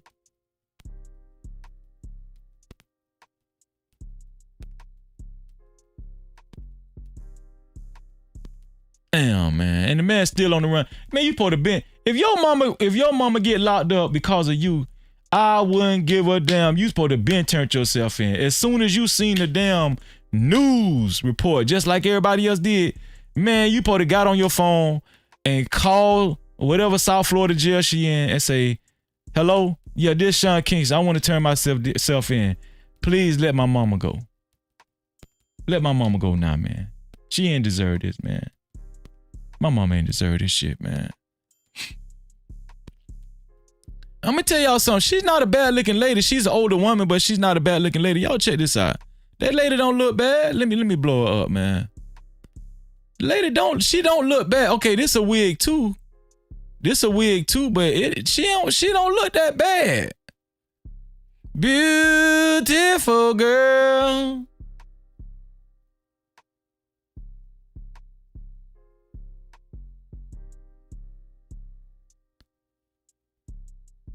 Do they resemble? Do she resemble this lady right here? Which one look better? Which one look better? Green dress or this one right here? I don't know. The bald head kind of starting to grow on me a little bit. Which one y'all will holler at? Y'all will holler at green dress or y'all will holler at bald head? Or black shirt? Black shirt, bald head, or the green dress? Which one of y'all holler at?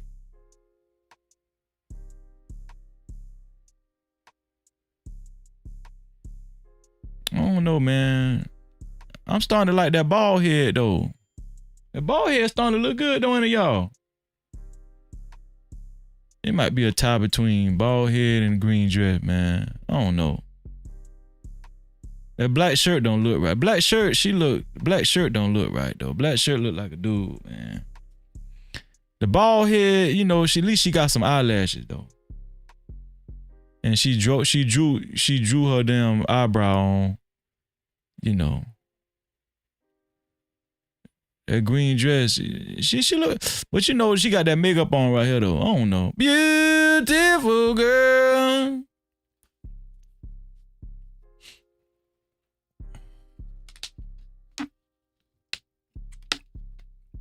Did y'all know Nicki Minaj had to perform? Fuck Sean Kingston. Did y'all know Nicki Minaj had to perform in England? I don't know if it was London or Paris, France, or whatever. The girl had a stadium full of people and she couldn't perform. Do y'all know why she couldn't perform? This Nicki Minaj had a stadium full of people and she couldn't even perform. Do y'all know why she couldn't perform? Before we do that, let me read some super chat. Super chat. Shout out to Harambe, Drizzle White Dust on Jack Soft Guy Era with a $5 super cap. Just Hambady, Drizzle's White Dust on Jack Soft Guy Era says, don't keep it real.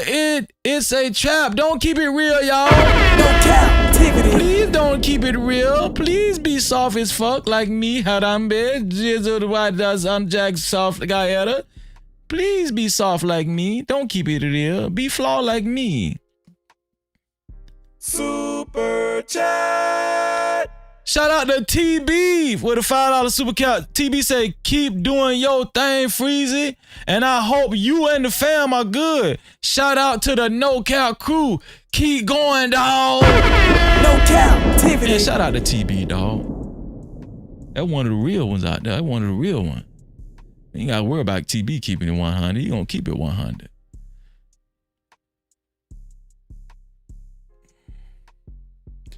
Nicki Minaj had damn near about 80,000 people she was supposed to perform in front of, but they had to cancel the damn concert. Matter of fact, let me show y'all. They had to cancel this damn concert, man. Let me show y'all. Nicki Minaj concert cancel. Let me see. Let me see if I can find it on Twitter. It's gram spam, but we go on Twitter right now. Concert cancel. Let me see. Y'all look at this shit, man. This is a damn shame, man. Look at this shit right here. The Cult Live on Saturday, 25th May, has been postponed. Tickets will remain valid for the rescheduled performance, which will be announced ASAP. Despite Nicki's best efforts to explore every possible, the Cult Live on Saturday, 25th May, has been postponed. Look how many people out there. Look how many people out there, man. That lady had about damn near 80,000 people ready to see her. Despite Nicki's best efforts to explore every possible avenue to make tonight's show, they had to cancel the concert. This is Nicki Minaj, y'all. Have made it impossible. This is in deeply England. disappointed in any inconvenience this may cause. More information is for Co-op Live on Saturday 25th May has been postponed. Tickets will remain Look at that shit. for the rescheduled performance, which will be announced ASAP. Do y'all know why they had to cancel the concert? We say no. This was no. This was in Manchester, Amsterdam. This is in Amsterdam. This was in Manchester, y'all. Manchester. She got a. Let me show y'all. Let me show y'all why they had to cancel the concert. Let me show y'all how stupid these niggas is, man. Let me show y'all how stupid these niggas is.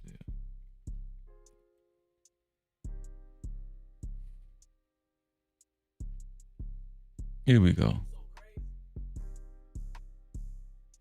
Beautiful girl, Nicki Minaj, y'all. Where am I going? I have no idea where I'm going. You have to go to the police station. What address is that? It's 5 minutes away. It's 5 minutes away. What's the address of the police precinct? When you will catch your next show, we have to do it very fast, and we will help. But you're talking about my show? Yes. What about it? Yeah. We talk. They said they will help to try to get you there. They'll help to try to get me to my show. So How? Very quickly. To do it as soon as possible. But what am I doing? What am I doing? I never gave anyone my. I never. So I'm under arrest. Yes. But under arrest for what? Okay. Stop filming now. I'm under arrest for what? Okay. Do you know what happened when I came here? You have to go inside. Huh? What you said? Can you please stop filming and just step in the car first? No, I need a lawyer, because I don't know where I'm going. You will get a lawyer? Can I ask y'all something? Let me ask y'all something.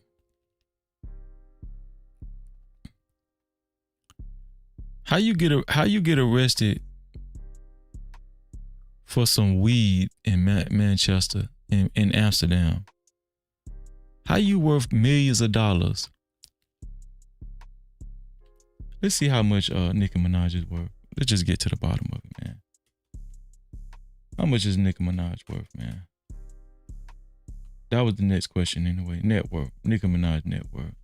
Nicki Minaj is worth $150 million, man. Nicki Minaj is worth $150 million. Can I ask the No Cap crew something? Can I ask y'all something? How in the fuck you go to jail and you know you got a sold out concert in Manchester in a foreign land, and you done heard about what happened? What the girl name that played for the WNBA? And what that girl name is, man? The light skinned girl, the tall center girl, y'all know what I'm talking about, that went to jail in Russia. That damn girl name is, man. I did a show on the girl. Some Brittany Griner. That's her name, Brittany Griner. Exactly how Urban. How Urban say she didn't learn from Brittany Griner. God damn. What the fuck? No Cap-tivity. Man, listen, man. Dick lady. I'm telling y'all, these people, they dumb. I don't be wanting to say it like that, but like the privilege make them dumb. I'm telling you, like people, they get so beside themselves. A lot of people can't handle money to the point where they can't even think right. You going to a sold out concert, it damn near 80,000 people at that bitch, and you get caught with some petty weed. And you going to jail, and them motherfuckers, you know them crackers ain't finna let you out of jail when they got an opportunity to keep your ass locked up. They got an opportunity to keep you locked up and keep a nigga from going to be worshipped at a damn concert full of 80,000 people. You know them crackers gonna jump to the chance to keep your ass locked up. Niggas is so stupid. At the office? Where am I going? I have no idea where I'm going. You have to go to the police station. What address is that? It's 5 minutes away. It's 5 minutes away. What's the address of the police precinct?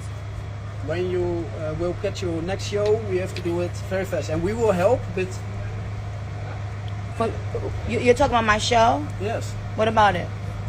Yeah. We talk. Said they will help to try. I wonder why she ain't go to start talking like the what's her alter ego name? Roman. Like a dungeon dragon. Roman.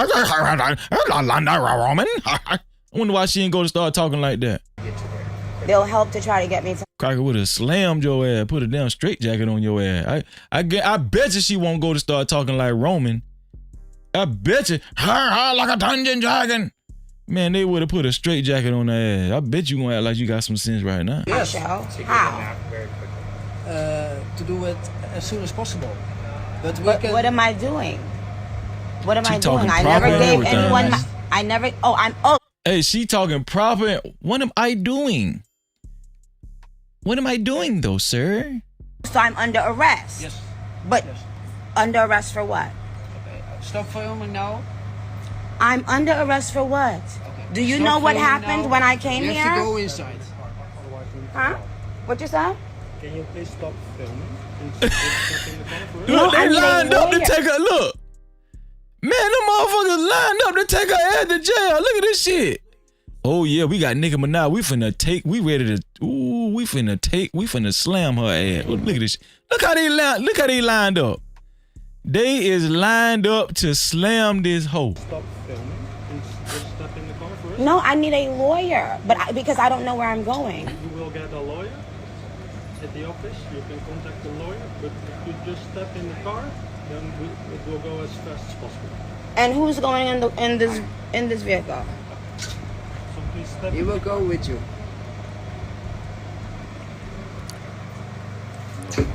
And it's the weekend too. You ain't getting out till Monday. Man, you went to jail on a Friday. You ain't getting out till Monday, dog. You ain't getting out till Monday. Oh Lord, that shit hurt my soul just then when they did that. God damn, y'all seen when they shut the door? Damn, that shit fucked me up then. Look at that. Look how that shit look. I know she fucked up. Watch this. Like a dungeon dragon. Hey, Roman. They ain't have to slam the door like that, man. Damn, Nicki. No Cap-tivity. Damn, Nicki.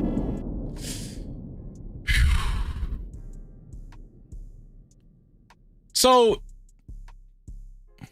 let me answer one of my No Cap Crew's question. Vegan Sweat. I ain't forgot about your question, Vegan Sweat. Vegan Sweat say, what made you get married, Freezy? Let me tell y'all what made me get married.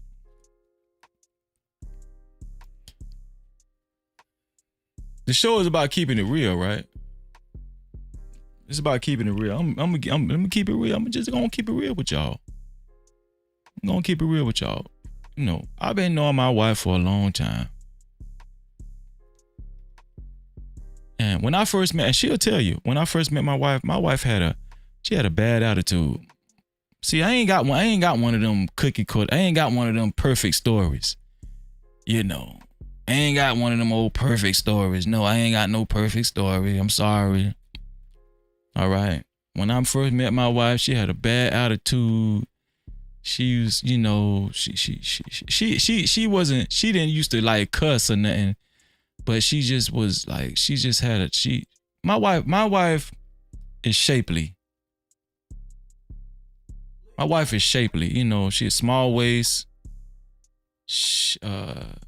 and you know, she's small waist and she's proportion wise, you know. I don't want to describe my wife in front of y'all like that, but I'm just saying. You know, there's some weirdos out there. Describe her, Freezy. Describe her, Freezy. We ready? Yeah. Describe her, Freezy. Yeah.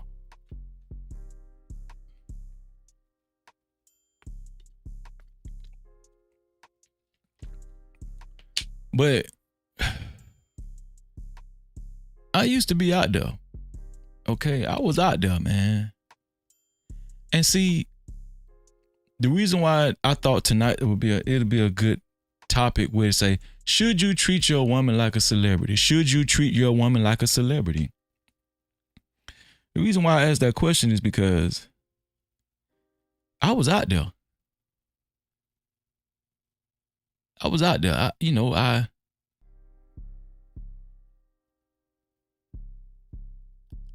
I received a lot of attention. Let me just say that. When I was out there, when I was in the street, when I was doing street promo, when I was doing all kind of stuff, fucking with a bunch of women. You know, I had a lot of notoriety and, you know, where I'm from. And I was out there, man. You know, I mean, people knew the women knew who I was. And I didn't care that my wife had a bad attitude because I used to get attention. They used to treat me like a fucking local celebrity. You know what I'm saying? So I didn't give a fuck. But most men do not experience that type of attention. So they think in order to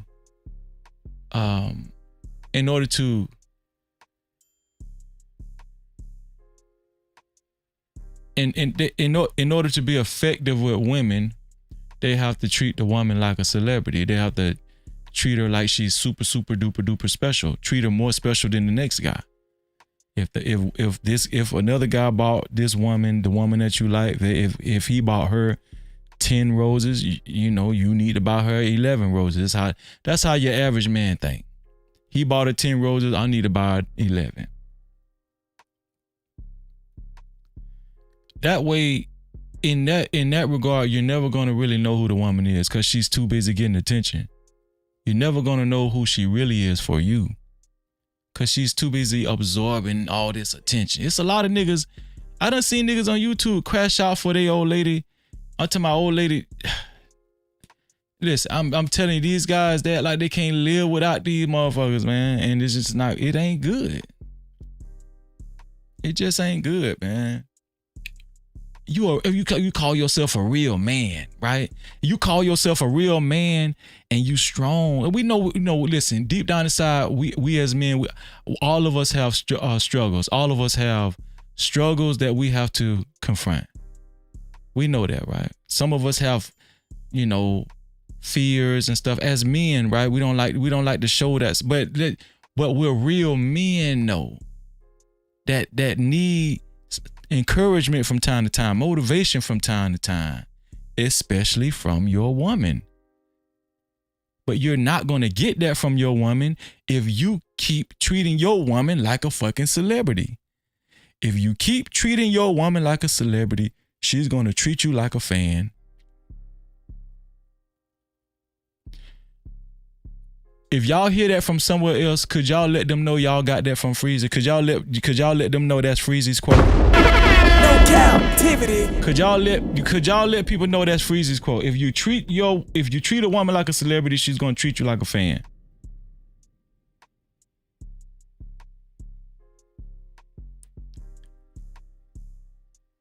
But some men, you know, they feel different. They feel otherwise. No, Freezy, it's okay to treat your woman extra, extra, extra special, like a celebrity. It's okay to do that. It's okay. All right. You don't have to show your woman you love her by treating her like a celebrity, like Beyonce. You don't have to do that.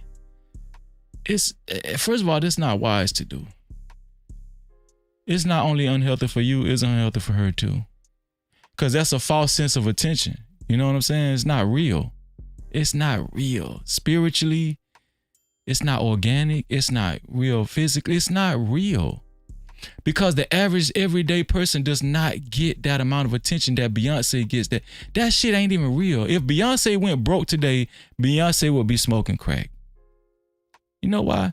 Because she's never going to get that attention again.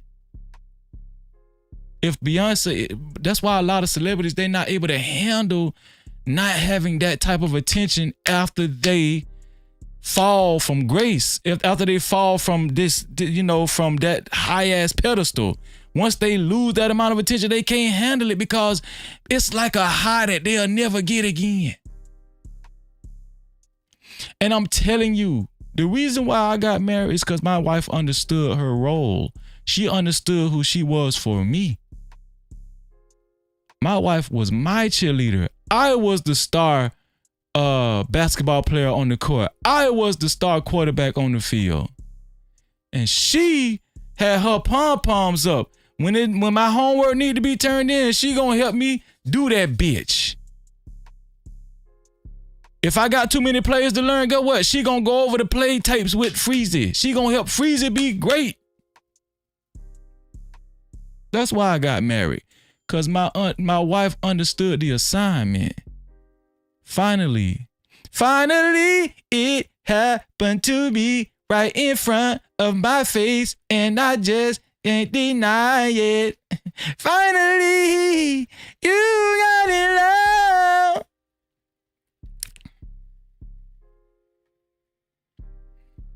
That's why I got married, because my wife understood the assignment. Most women don't understand the assignment. Most women want to get treated like a celebrity. Most women want all the attention. They want all the bouquet of roses. They want every day to be their day, especially Valentine's Day. Don't give them none on Valentine's Day. They're going to break up with your ass. Most women nowadays, if you don't get them something on Valentine's, they're going to break up with you on Valentine's Day. Don't get them at least a box of chocolates. They're going to break up with your ass. Think it's a game. My wife don't give a damn about no Valentine's Day. My wife don't give a damn about no You think my wife care about Valentine's Day? You play your cards right, every day gonna be Valentine's Day around this bitch. You around here bullshitting. Women sell themselves so short. They sell themselves short every day. You want one day. If you play your cards right, every day will be Valentine's Day around this bitch. You don't know how to be a cheerleader. And that's the problem. That's the struggle with most relationships nowadays. Everybody's struggling for attention. In relationships. Everybody wants to be Beyonce, Jay-Z. Jay-Z and Beyonce. Y'all don't think Beyonce getting cheated on left and right? Y'all don't think Jay-Z still getting his dick sucked? You don't think Jay-Z still getting his dick sucked right now as we speak? That man don't give a damn. It's all about the optics. Jay-Z is very vain. Beyonce is very vain. They need to stay together for the camera, for the paparazzi. It's just good for the brand. Me and my wife are not together for the brand. I don't flaunt my wife around. I don't do that. I don't do that. We got a fortress. You know? So I hope that answers your question, Vegan Sweat. I think it did. Vegan Sweat put hearts in there. Appreciate you, Vegan Sweat. I appreciate that. No Cap-tivity. But that's why, if y'all allow me to cook, matter of fact, I'm gonna put the link in the chat right now. I'm gonna put the link in the chat. We can have a discussion. We can talk, man. I'm surprised, I'm surprised y'all up this late. But listen, I'm ready to talk, man. I'm ready to talk to y'all like I never talked before. Y'all might not, and I might start having talks like, because I got a lot of wisdom and knowledge to share with y'all. I really do. Let me put this thing in there. Hold on, no Diddy. What I said? Let me put this thing in. This one here for the thug. Oh, no Diddy. I ain't mean for it to come out like that. I'm sorry, y'all. Join the show.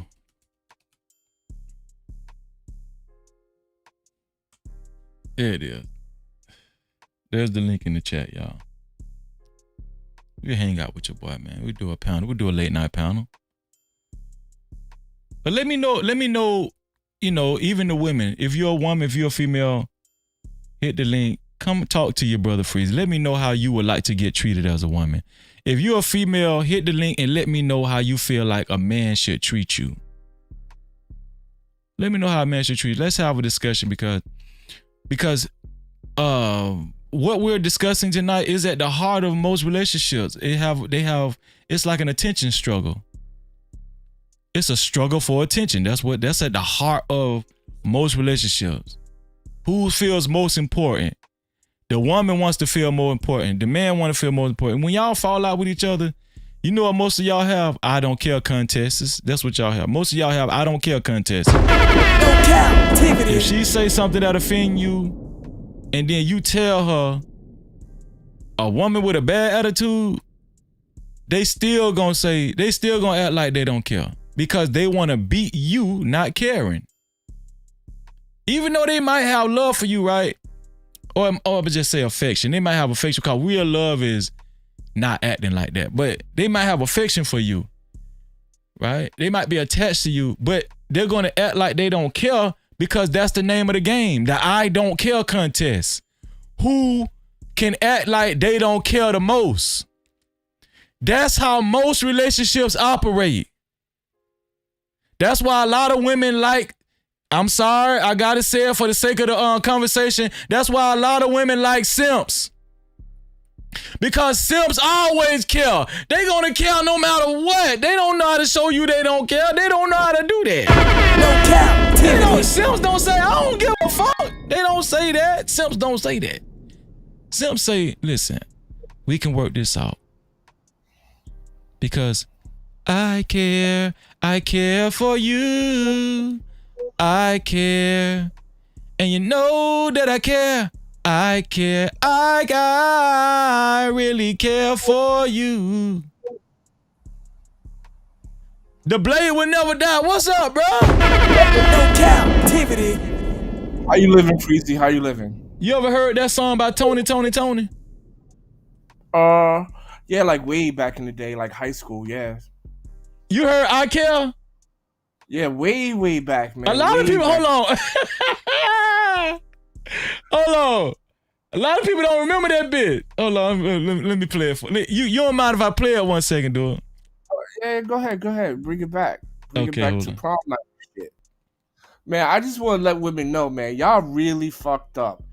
Y'all had Jodeci, High Five, fucking Boys the Men, all saying they had it all, dog. Didn't they have it though? They had it all. I mean, fucking Jodeci, High Five, Brownstone. Niggas was like, I'll fucking drink your bathwater, baby. Tyrese, all that shit. They had what it. They do. They didn't all want that it. Shit. They didn't want it. Well, they want it. Hindsight, they want it now, but they got so much of it back then, Blade. Yeah, it was too much.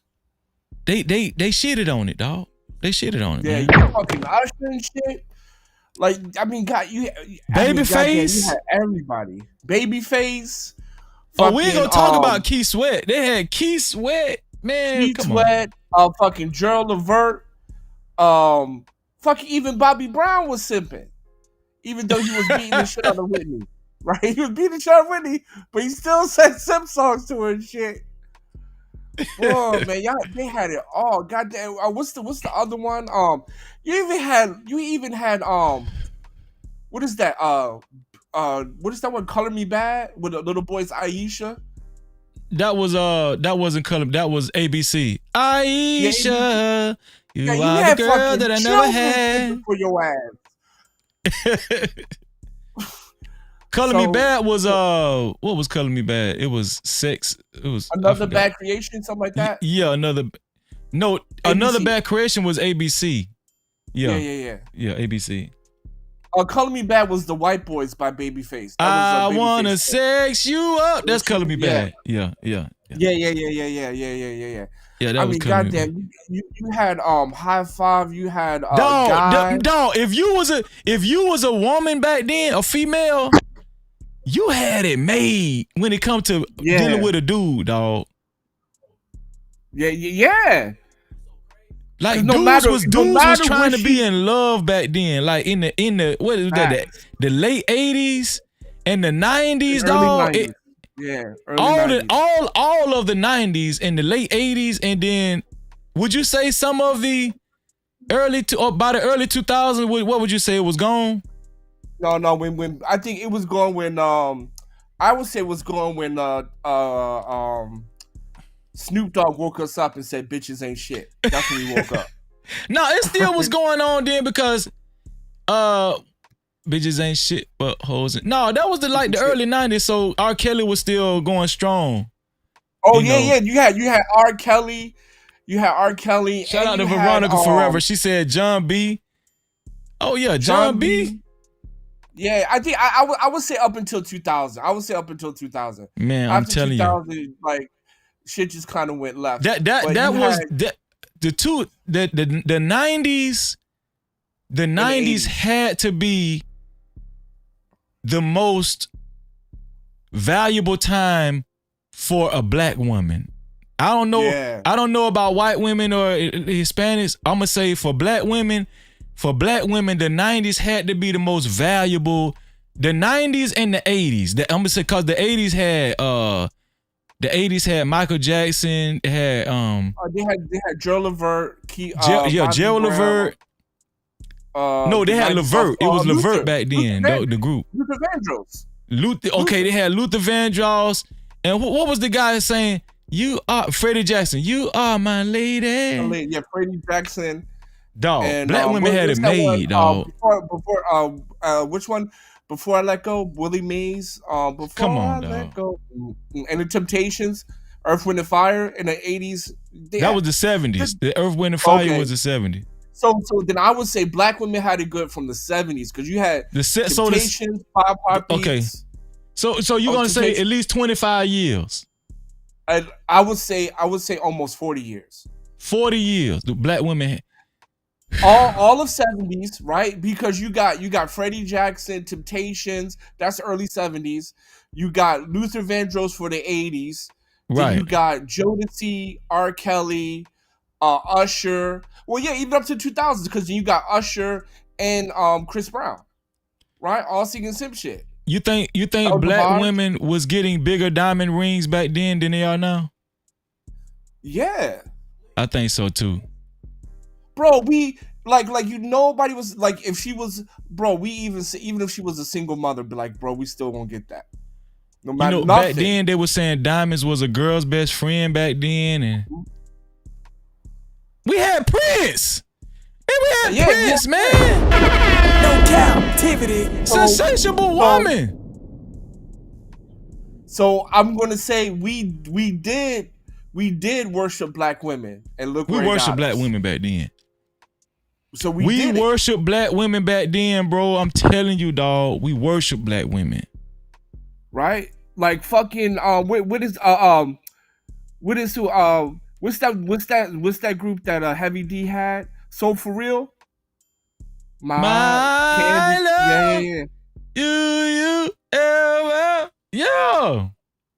Jagged Edge, Drew Hill. Like none of that shit exists now. There's no R&B now. That shit don't exist, man. But so I would say from 70s, maybe even 60s, bro. All they got is Lil Uzi Vert now. That's it. That's all they got. So I would say from the 60s to 2000, we were worshiping black women. I don't think black women understand what they had. They had it in the palm of their hands, bro. Veronica Forever said Jagged Edge. They was making Drew Hill. Bro, remember those were the times where groups and solo singers, black R&B singers were making marriage songs like Carl Thomas. Yeah, I promise you. All of that shit. Babyface. That Jagged Edge, they have like Jagged Edge. Let's Get Married. R. Kelly have married like Let's Get Married songs. Black women niggas was making Let's Get Married songs back then, dog. Yep. Who's the dude that sung Faded Pictures? Joe and somebody else. Joe. And what's the other dude? Jaheim. Remember Jaheim? Jaheim. Shout out to Veronica. Veronica said Black Street Belt dog. Look at Impressive Vibe. Boys to Men, bro. Yeah. Not only was we making songs about let's get married, we was making songs about mama. Mama, you know I really love you. Which the one that was like put the woman first? Jaheim. I like that song. What you say? There's songs that said literally put the woman first by Jaheim. Put that woman first. The song literally says no. I got one. First. I got one better than that one. Remember Tank? Yeah. Baby, I deserve. Man, we had a song saying I deserve to get cheated on. Yeah, and then the other one was like, the other dude was like, just don't tell me. Right? Just don't fucking tell me. I'll take you back. Dog, man, just cheat on me. I deserve it. Dog, niggas was fucked up back then, dog. I'm telling you. Jodeci, man. That's all fucking Jodeci fault. But it was good. But I ain't gonna lie, though. Those were the best times, though. It was good music. Yeah, man. Ignorance is bliss. Yes, man. Yes. And the women didn't even want it. Why you think the women didn't want that stuff? Man, I would say this, man. I think women need to look up to you, right? And if she can't look up to you, she's just not gonna respect you. Right? And you can't look up to somebody that worships you. That's a fact. I'm gonna give you a bomb on that one.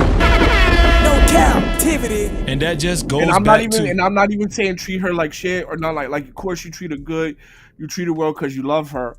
But if she there still has to be respect there, right? So you gotta have boundaries, and when she get out of line, you gotta let her know, hey, you can get out because I pay the bills. Shit.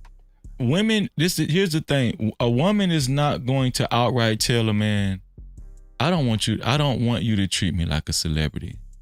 Like women they like the attention. Women like that attention. They like for a man to show up with a brand new purse or bag. They like for a man to take them shopping and flaunt them at the mall, and they like for a man to take them to a club and pay VIP, take them to a 5-star restaurant, set it out, have some white tablecloths and some candles, and they like for a man to do that, right? And the truth of the matter is, bro, that's just for fairy tale stuff. That we get that shit from TV and celebrity. We get that from celebrities and TVs and stuff. But in real life, in order to make it, especially if you're married, like a woman has to understand it's hard out here.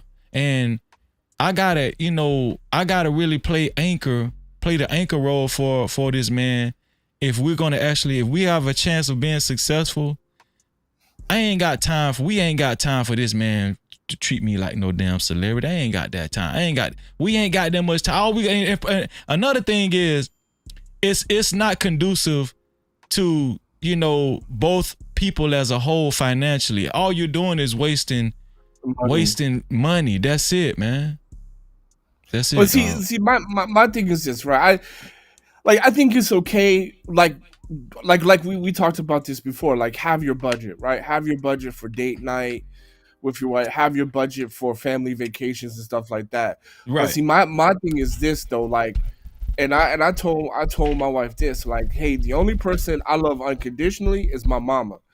You got work for my love, just like I got work for it, right? So I don't mind doing the nice things, but you gotta earn that shit. Why you told your wife that?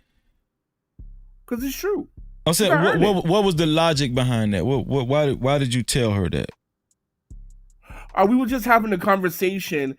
We were having like a Bible study or something like that, and she was just like, and I said something like, the only person that can love you unconditionally is your mother.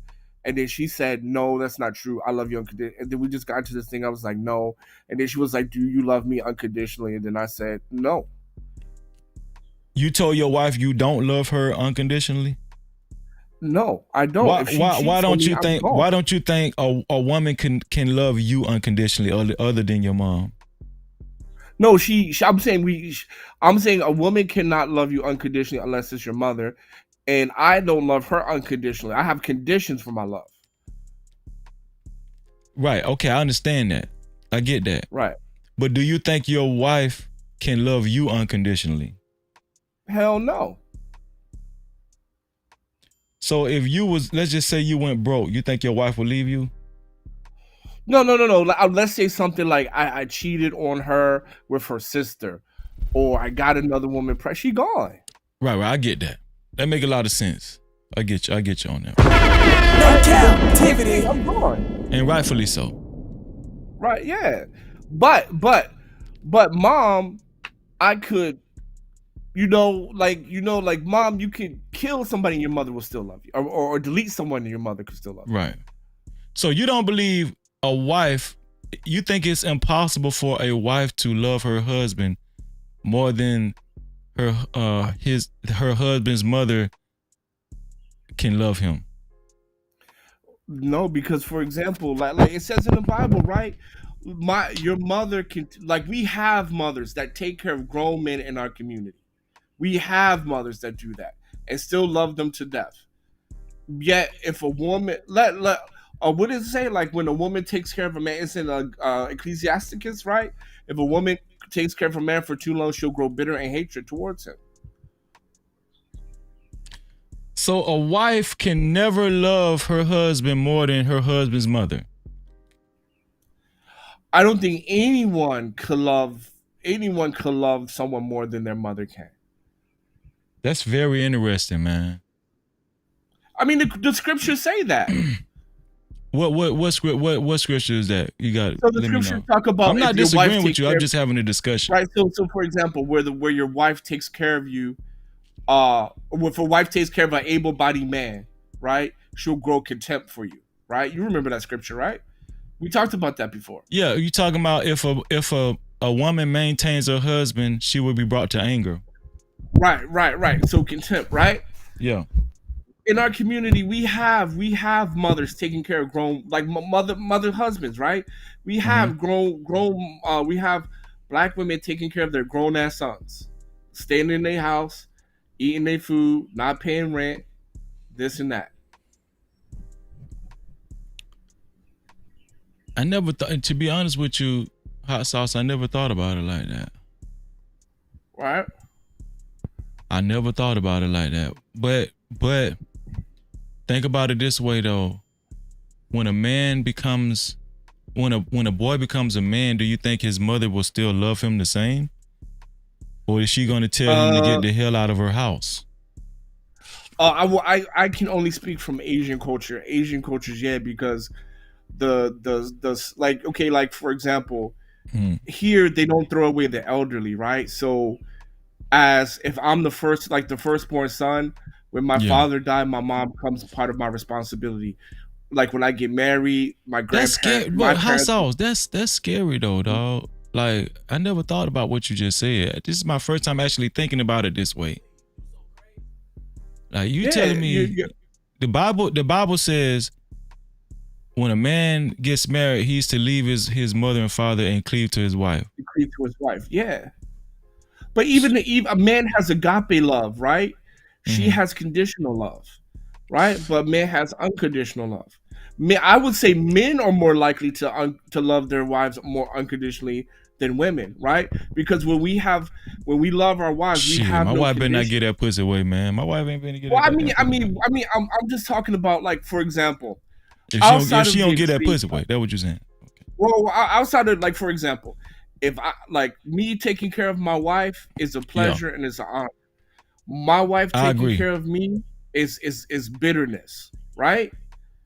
Me doing this and that for her, special gifts and shit like that. Yeah, I'm romantic.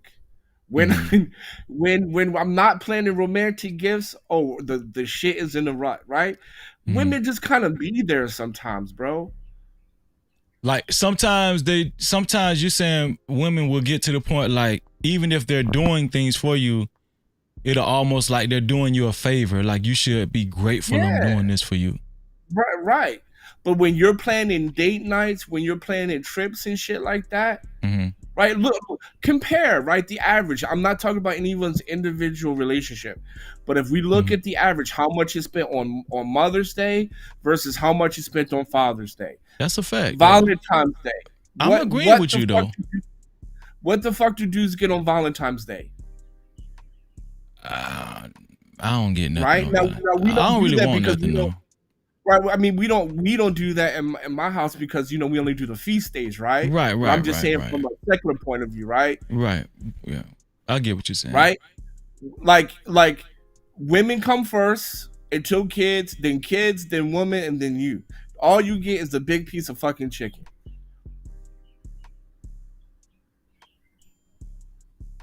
If we look at it, do you think that's the way it's supposed to go?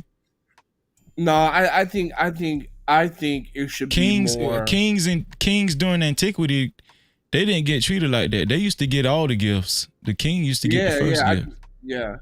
I think somewhere along the way, women lost their responsibility. How did it turn? How did it take a turn? How did the tables turn? When did the tables turn? What do you think? Let's have that discussion, man. I like the way this is going. I would say, like, for example, right, back in the day, like you said, right, kings, queens, whatever, like everybody was 100, right? Like a woman's job to keep the romance was equally her responsibility as the man's. Today, if the romance is dead, it's automatically the dude's fault, and if she cheats, it's your fault too, right? Because you didn't keep the romance going, you don't make her feel sexy, all that shit, right? So like, you know what I mean? Like women somehow masterfully was able to avoid responsibility. And I would say, for me, it came with French novels, when the idea of romantics, right? The romantics, when romantics came about, like, those kind of like salacious novels. I would say French novels changed the tide. Right, because there was no such thing as diamond rings until the bars, right? When you got married, you didn't give a diamond ring, right? Only when the bars Diamond said, okay, Diamond's a girl best friend, back in the 40s or something, then people start giving engagement rings. Before that never existed, right? You just needed to have a house and land before you got married. I think that that shit started taking place during those black and white cartoons and those black and white movies where the man would be chivalrous. Well, he would call himself chivalrous and put his coat down on the ground over a puddle of water so the woman can walk over it. Yeah, right? That's the time when women lost it. Chivalry. There you go. Like the Renaissance era and all that kind of stuff. Yeah. So white people did it to us. That's who did it. Cap-tivity. I mean, let's just be honest, but if you even think about a man being treated like if a man being given the most attention in the house and being treated more like royalty than anybody else, it's almost like blasphemy to even say that nowadays. People would look at you funny, play. Why would you want to get treated like that over your wife and your kids? Why would you do that? Like that's not right. Not because in America, man, or in the West, men are not. Thank you, Just Jay. Just Jay gave me a gift. Shout out to Just Jay. Go ahead, Hot Sauce. Well, because men are not treated like human beings. Right? It's a crime to be treated as a human being, and it's a crime to be wanted to be treated as a human being. Right? That whole and I have to say, our generation, man, that silent generation, our generation, like that tough guy era bullshit. Like, oh, what do you mean? I'm a man. I don't need this. I don't need that. That tough guy bullshit.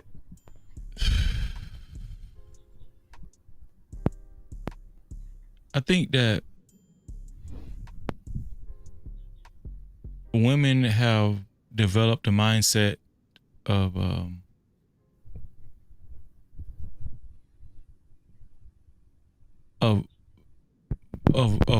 relativity, right? They need to be. It has came to the point now where a woman's measuring stick on if she's going to fuck with you or not, if she's going to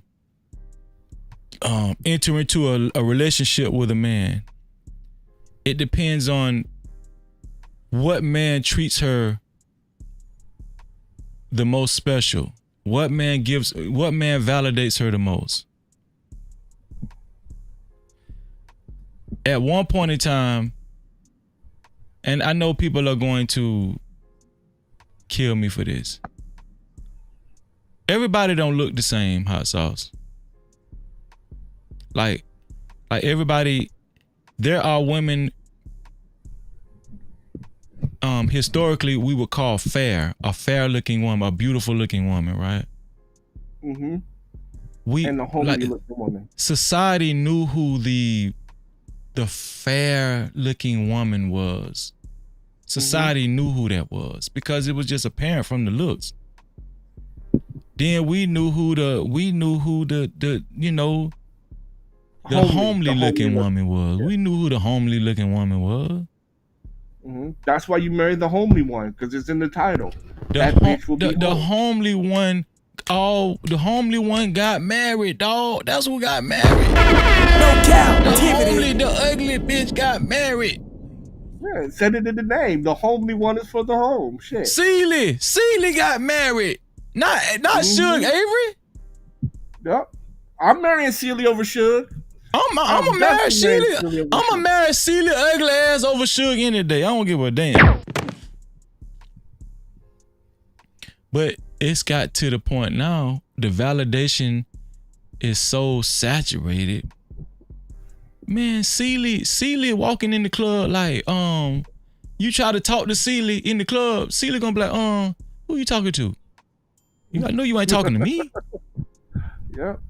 You gonna pay for my way in the club? You gonna pay for me a bottle? You gonna pay for my girls too? That's how Celie talking to a nigga now. That's how Celie talking. Social media got us fucked up. And so the question of the night is it wise to treat women in general as like a celebrity? My quote, my quote is this. You can tell me if you agree with me, hot sauce. If you treat a woman like a celebrity, she's gonna treat you like a fan. Do you agree with that? Yeah, I agree. 1,000% agree. 1,000% agree. Because I mean, look, man, the 90s proved it, man. The early 2000s proved it. Mm-hmm. Or we did all that shit. Put a woman first. Cheat on me, but don't tell me. You know, I'll wife you up no matter what. Right? Yeah. Dudes gave kidneys to girls. Then when she got better, she left them for somebody else. Dudes paid college debt, helped her get through college and shit, and she bounced. Do you think there's healthy validation? Do you think there's healthy validation and unhealthy validation? And I'm gonna tell you why I asked that question in 1 sec. That's a really good question, man. That's a good question. Oh man, I'm gonna say yeah, I think so. The reason why I asked that question, right? I don't think it's wise to validate a woman in a celebrity-like fashion, because what you're creating is a diva like treatment. I don't want my wife to walk around me or in the house acting like a diva. I don't want to treat my wife like a diva. I don't want to give my wife diva attention. I'm not going to give validation to that. And if I do, I think that would be considered unhealthy validation. What I want my wife to act like, what I want her to be is a submissive, humble, kind, loving cheerleader. I want her to be, I want her to support whatever her husband represents. I want her to support it and represent it well. Right? I want my wife to be, I don't want my wife to be Beyonce. I want my wife to be my assistant executive. Right? That's what I want. I want my wife to help my business. I don't want her to be the spotlight of the business. I want her to help the business. Right. Because if she was Beyonce, I'm going to have to spend a lot of money just so we can make money. No, I don't want her to do that. We might lose. I might not even get my money back. But I think healthy validation is me validating a woman well, I think healthy validation is more like appreciation, love, respect, caring, you know? No, I'm talking about, I think healthy validation is me validating a woman when she's serving me in a righteous way, in a godly way. Like I will validate that type of behavior. I will validate that type of behavior because I not only want her to understand, I not only want her to feel like she's doing the right thing for me and she's behaving the right way, but I want other women to see this example as well. I think men should validate women. I'm going somewhere with this, right? Because I know women was like falling off. They was kind of falling off like, what is Freezy talking about? Why wouldn't you validate your woman? Why wouldn't you celebrate your woman? Why wouldn't you treat your woman like a celebrity? No, I'm saying don't treat your woman like a celebrity. Treat your woman like a virtuous woman. It's a difference. Amen. Because if you treat your woman like a celebrity, there's nothing but vanity in that. There's nothing but vanity in that treatment. And there's nothing good gonna come out of that, dog. And Freezy, don't forget the daughters too, right? Because when you treat your daughter like a princess, to you she's daddy's little princess. To her husband, she's daddy's little asshole.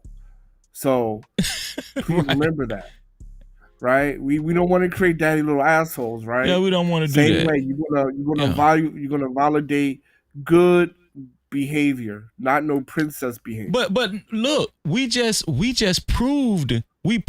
that it's not good to treat a woman like a celebrity, because we talked about those 40 years of R&B music catering to women. Women had it for 2 decades, and they got drunk with it, bruh. Because if they really wanted that, they would have kept it. But it didn't last because, you know, what you about to say, Blade? I said fucking Maxwell, Woman's Worth. A Woman's Worth, Maxwell. Yeah. That might have been the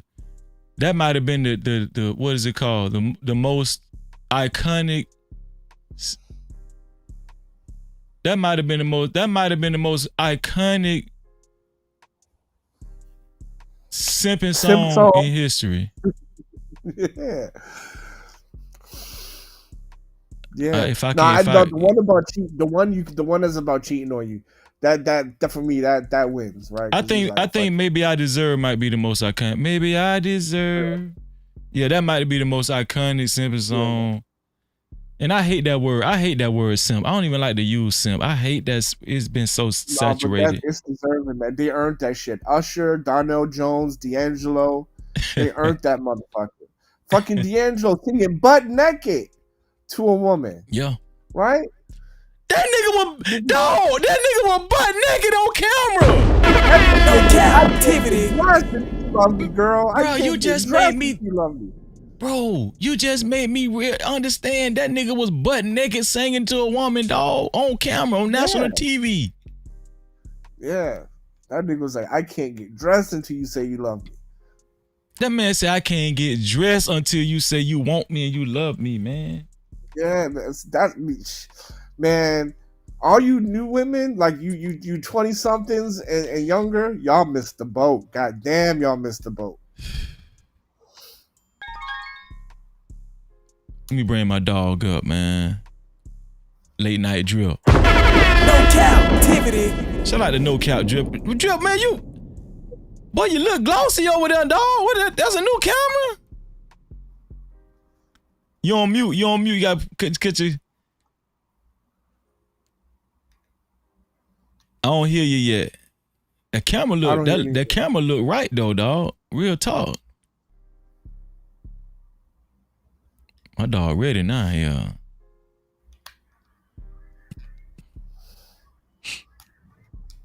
Yeah, you right, dog. Man, you just made me think about how bad that shit looked, man. Like, yeah, man, fucking Jodeci. I'm still on D'Angelo. D'Angelo didn't have no clothes on. This nigga singing without no damn clothes on. And fucking Erykah Badu and Common, like rappers, She Used to Love Me and shit. Erykah, right? She put roots on Common. This nigga got witchcraft on it. He with the dressing different. And Andre 3000. All them, man, I'm telling you, boy, this shit crazy. Oh yeah, which one was it? With UKG and I don't hear you yet, Drip. Okay. I don't hear you. I don't know what's going on. You might want to drop and come back.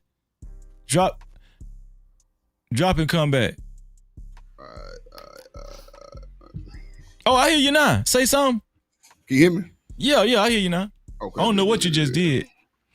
Yeah, I got that fucking Rode USB plugged up now instead of the XLR. Nah, man, that's that motherfucking lens and the M50. I finally got that bitch working through that software. Boy, you look presidential, boy. You look presidential, boy. No Cap-tivity. Shout out to No Cap Drip, man. Appreciate you, man. I like that. I like that blurred out background too. I like that, man. That's that. Shout out to Slimmy for the 24mm.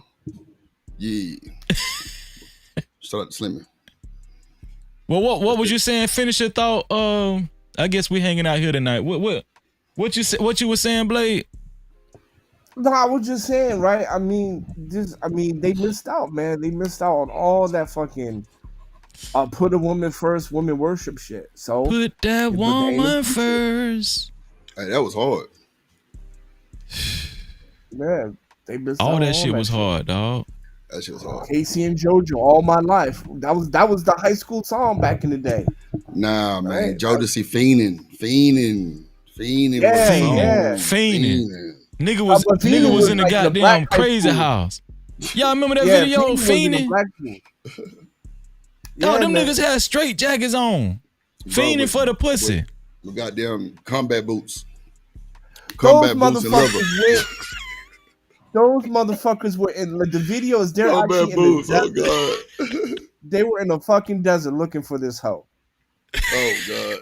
Cry for you. Cry for you tonight. Yeah, that was hard too. But come on, man. We got to think about Drew Hill. JD. Come on. Yeah, Drew Hill. Yo. Doing a little step. They were doing a little jump dance. Tell me what you want. Yeah, look. That was shout it out right to there. Cisco. That was it.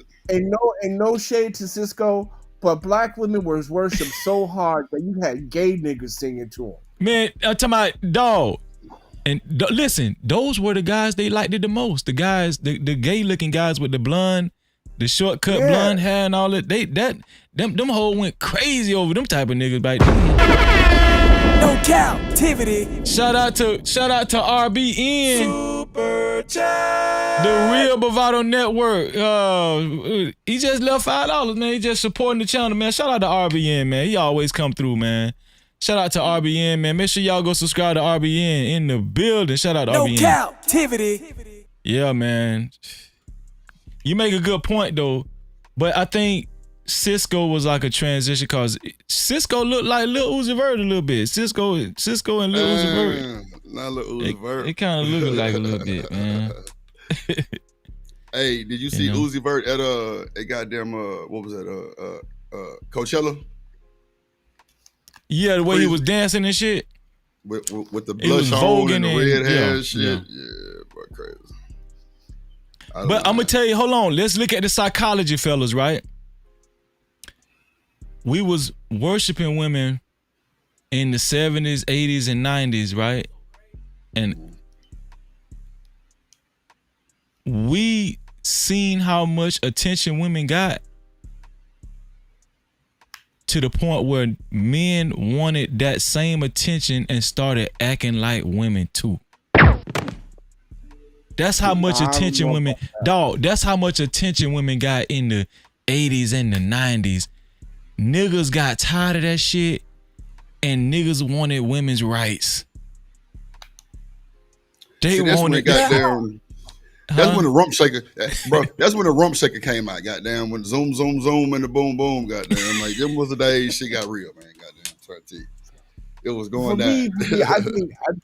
I think when it changed was when Bitches Ain't Shit with the Chronic with Dr. Dre and Snoop Dogg. Man, that's when shit started. It's crazy. You think that's when it changed? It started to. It still, we were still simping after, but that's when we did, like that's when we started. Like him, and then Biggie Smalls, where what's that song? Get Money, where he's Get Money, with Lil Caesar them. Lil C. Yeah, where he got the courtroom. Right, it started to change around that time. We started to waking up. Right, even Tupac. Right, he was like, "Yo, I was nice to this girl, this and that." And she up here giving blowjobs in a speaker behind the bleachers on some other dude. Man, really, bro, the Brat Funkified, I think, is when shit got crazy. That was when did Funkified come out? Funkified came out in what? Mid-90s. Like 90s. Yeah, mid-90s. Yeah, that was Jermaine Dupri. That was So Def era. Yeah. That was Chris Cross that just came out. Like that boy Jermaine Dupri was hot. Oh yeah. Yeah, like Snoop, Jay-Z, Biggie, all mid-90s. Yeah. Check the cash out, bitch. You so damn dumb. Check the cash out. Shout out to who's that? On Their Next Podcast. Shout out to On Their Next Podcast. Shout out to Chef C. Dropping the $5. Shout out to Chef C dropping the $5, man. In the cash cow. He say, check the cash cow. Big. Check the cash cow, bitch. Chef C. OTNP On Their Next Podcast in this bitch. No captivity. Shout out to OTNP in this bitch, man. Solid brother, man. Make sure y'all check out On Their Next Podcast. We up here looking real, like, photogenic, bro. Look at our backgrounds, bro. Like it just take a little time. We gonna get there. Don't worry about it. They can't stop us. They can't stop us, dog. Yeah, they can't stop us, man. It's on now. Okay, so we talked about how men validated women, how men loved women back then. Do you think it's okay to love women the same way now? Yeah, You mean collectively or your wife?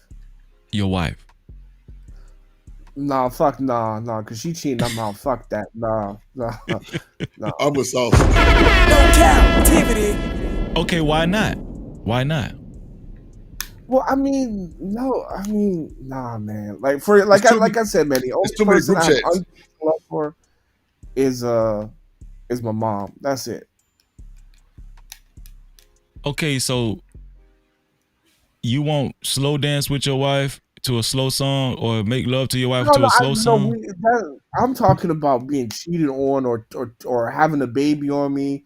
Then 18 years later, talking about, I found out it's not mine. I'm talking about that shit. Oh no, I ain't never. I wasn't going through that shit back then. No captivity. Cap-tivity. Man, them boys play that goddamn Aaron Hall goddamn slow dance. Your ass gonna get out there.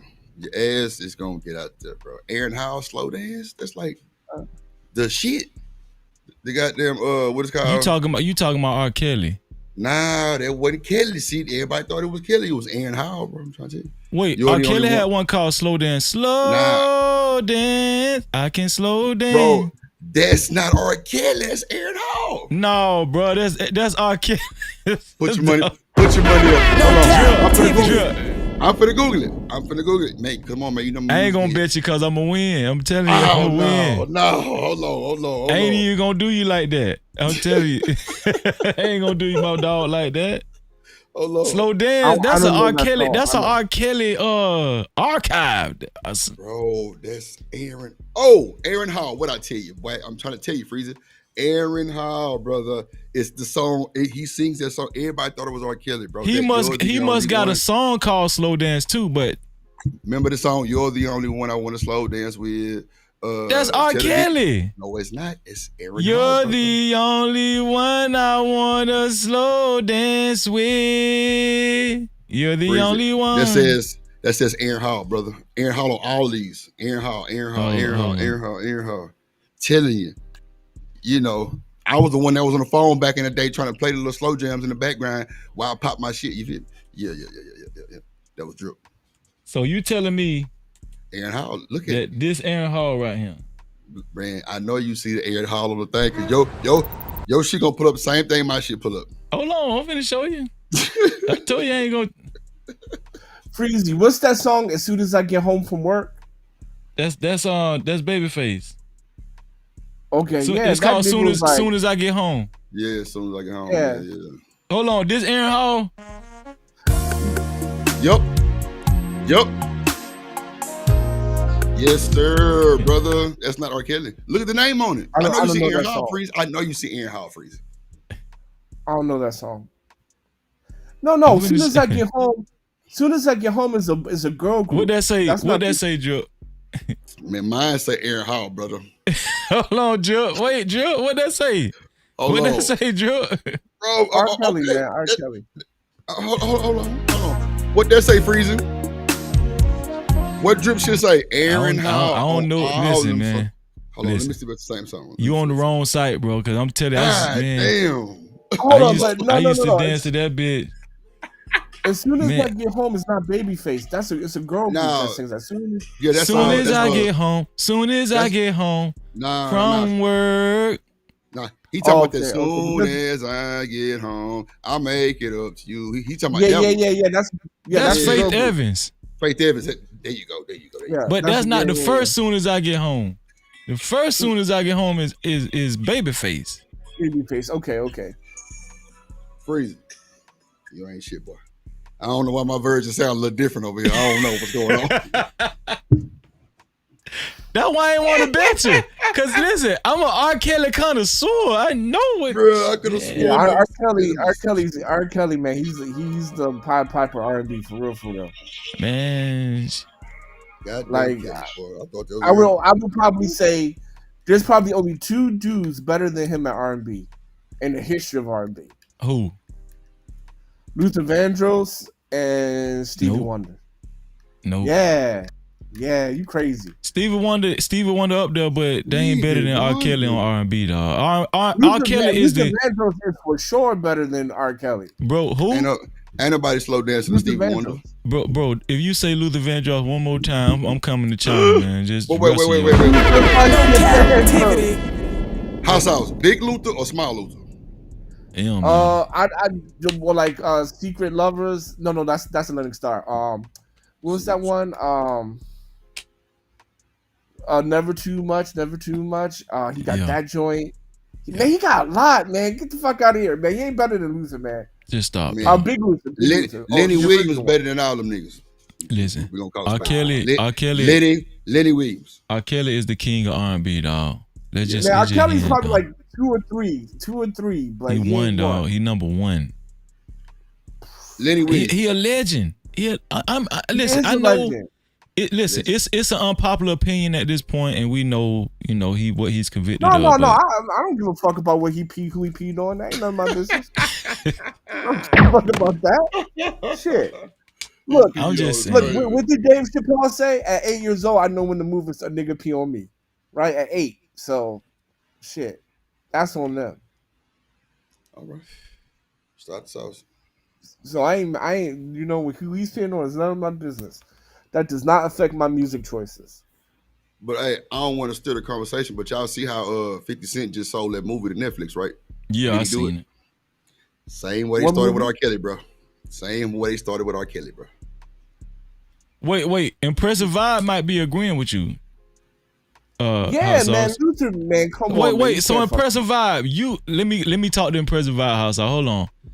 Impressive Vibe. So are you agreeing with Hot Sauce that Luther, you'll put Luther over R. Kelly as king of R&B? Would you put Luther over R. Kelly? What? See, Freezy, we gotta ask the age range too, though. We gotta ask the age range. Who? Yeah. The age range. Because some people might be older, younger. Well, it look like Impressive Vibe might be up there with us. Because she say Luther is a legend. Here, this is my thing. For hip hop, she agree with you, dog. She say Luther is the greatest of all time. No Cap-tivity.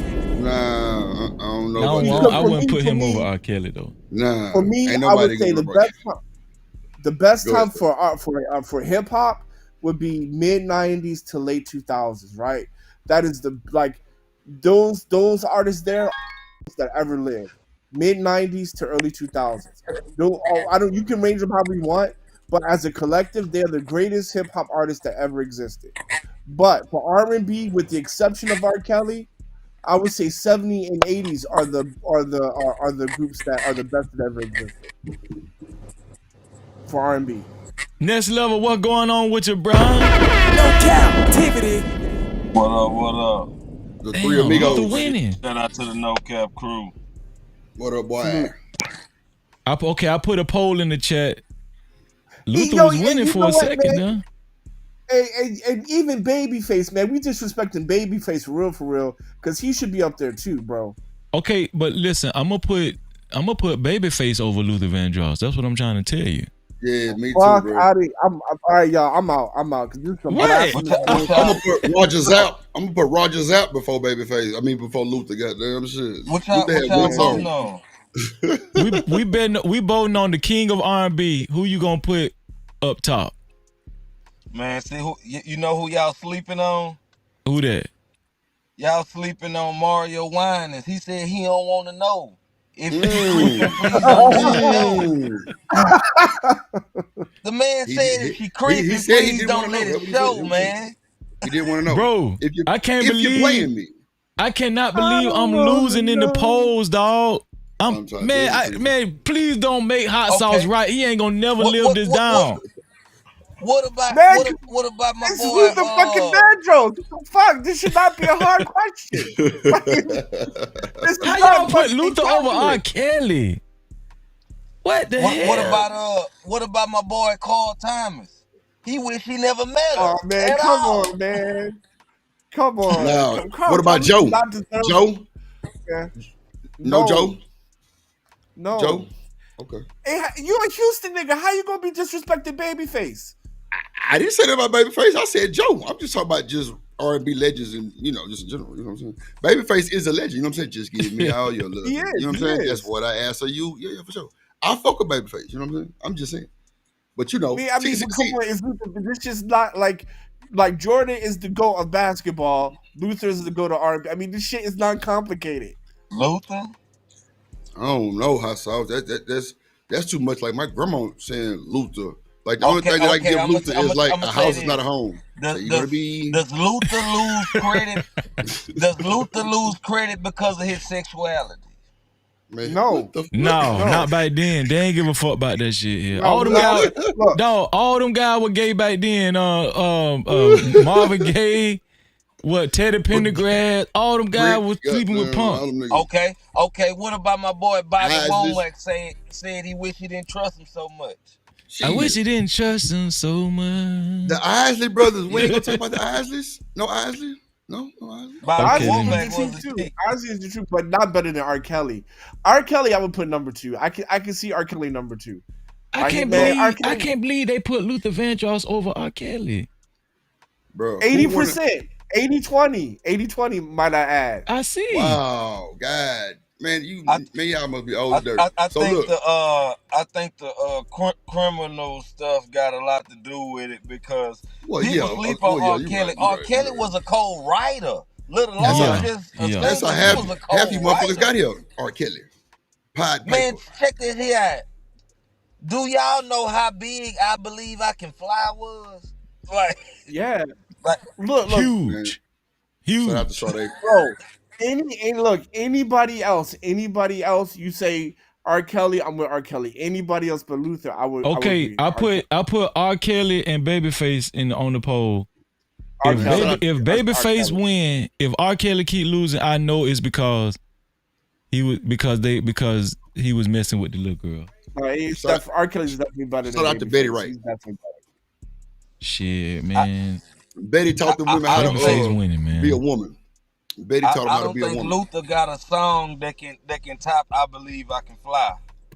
House is not a home. Oh, he got a bunch. Secret Lovers. I Believe I Can Fly. Never too much. Hold on. At a point in time, I Believe I Can Fly was like a national anthem. That's Space Jam. Yeah, Space Jam. Space Jam but that was more because of Celine Dion than him. Man, I don't really like I Believe I Can Fly. I don't like the politic Kelly. You know what I'm saying? Because the shit was just too commercial for me. I like that Gotham City for the Ghetto type shit. You know what I'm saying? I like that. I like Bump and Grind. Bump and Grind. You know what I'm saying? Slow Wine, goddamn. All of those.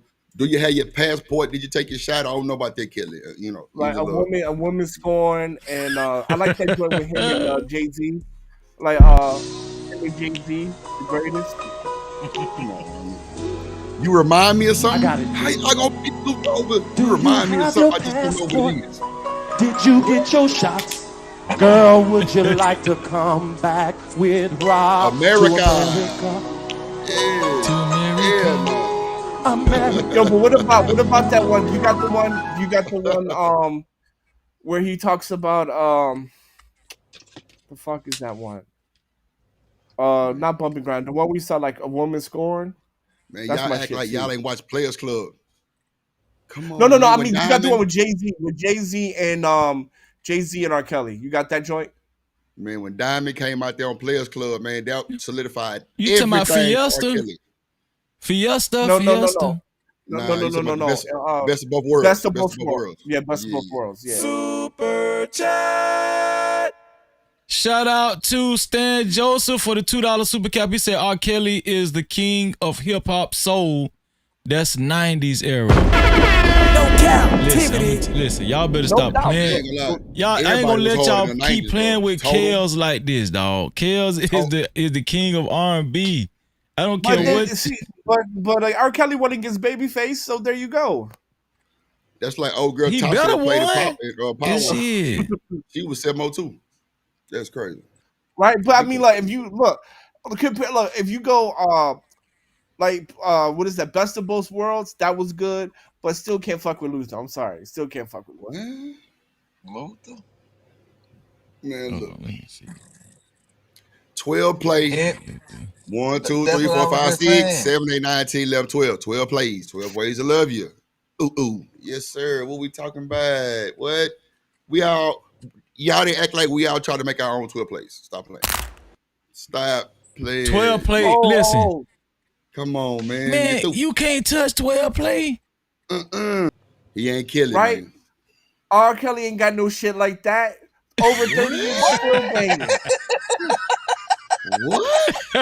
No Cap-tivity. Breezy, please sample Step in the Name of Love, please. Please sample Step in the Name of Love. Left, right. Hold on, listen. He started the whole pandemic of line dancing period. Come on now. Hold on, let me see. Cause y'all tripping now. Y'all tripping, man. Man, R. Kelly don't have no shit like that. Over 30 years old, still banging like that. What? Bro, you can still buy R. Kelly music with the 12 on it or with him holding the stick. What? Early one Sunday morning? What, mama? What? Come on, bro. Y'all too. Trade in my life? What? Come on, man. That's I mean, R. Kelly, bro. R. Kelly, I got at number 2. He doing concerts right now. In jail. Bro, you said, Cell bro. Block 7. Yeah, I put Avant. Now Marvin Gaye is an icon now. He ain't no slouch. He got 2 fucking songs over Luther. Avant over Luther. Carl Thomas not over Avant, Luther. not Avant. You going too far now. Case, no. Case over Luther. Touch me, tease me. Come on. You just yelling shit now. You just come on, House You Case. remind me of my G. Yeah. Not Kelly over Luther. Big Luther. Yeah, well, man, come on. OTNP said. Okay, Hot Sauce. Where you put Kelly then? What would you put him? Number 2 all time. Number 2 all time. Oh, all right, whatever. I don't know. I can't believe. Number 2 all time. Like I can right, and but you know what? You know what though? I have to hear me out. Go ahead. And I'm saying number 2 over time, even over the women, over Shaka Khan, Whitney Houston. I still have R. Kelly over. The women ain't never make better slow music than men. I don't give a fuck what nobody say. The men got that shit sold up. Whitney is up there, bro. Whitney Houston is up there. Man, Whitney can't. She can't touch them guys. Like pop music. Yeah, she made it pop music, man. Yeah. Yeah, but I'm just saying, overall, I have R. Kelly over everybody except Luther. I put Betty Wright over. No. I mean, there's like, come on. Brandy is great. Shaka Khan is great. Whitney Houston is great. You tripping, bro? You said Brandy? Patti LaBelle is great. Did you say Brandy? You have a point. It's just I think we're talking about more of like the sexual slow jam music, like the I'm just saying overall R&B. I'm talking about our overall R&B. Oh, okay, yeah. Oh, I mean, like Brandy is amazing. Brandy? No, actually, can I say something? Ray J sister? Listen, next level. I know y'all about to kill me right now. Brandy was actually my favorite female singer. Yeah, she's amazing. Over Monica though? No, Anita Baker. Hold on, Anita Baker first. No, I'm not saying all that. I'm just saying she was good. And then Brandy. Shout out to Impressive Eye. Impressive Eye know her music down there. Betty Wright told all women how to be a woman. Huh? When you get that, you telling me Patti LaBelle ain't shit? You telling me Patti LaBelle ain't shit? No, she's a legendary singer, but I never got into Patti LaBelle like that. She shouted too much. She do be screaming loud in the motherfucker. Then she get the flapping her wings and shit, doing that shit like that. I don't know what the hell she be doing. Yeah, it's just too much, man. Shaka Khan. Shaka Khan. I love Shaka Khan. Shaka Khan. I ain't gonna lie to y'all. I know about all these old Anita Baker was better than all of them, though. Well, I don't know about. Anita Baker was better than all of them. I'm telling you. I don't know about Mary J. Blige, I think. Look. Okay, damn. Mary J. See, Mary J. Yeah. Listen. Here's my all-time woman list. You got Total. Anita Baker is number 1. Betty Wright. Mary J. number 2. Yeah. Brandy number 3. Over Aaliyah?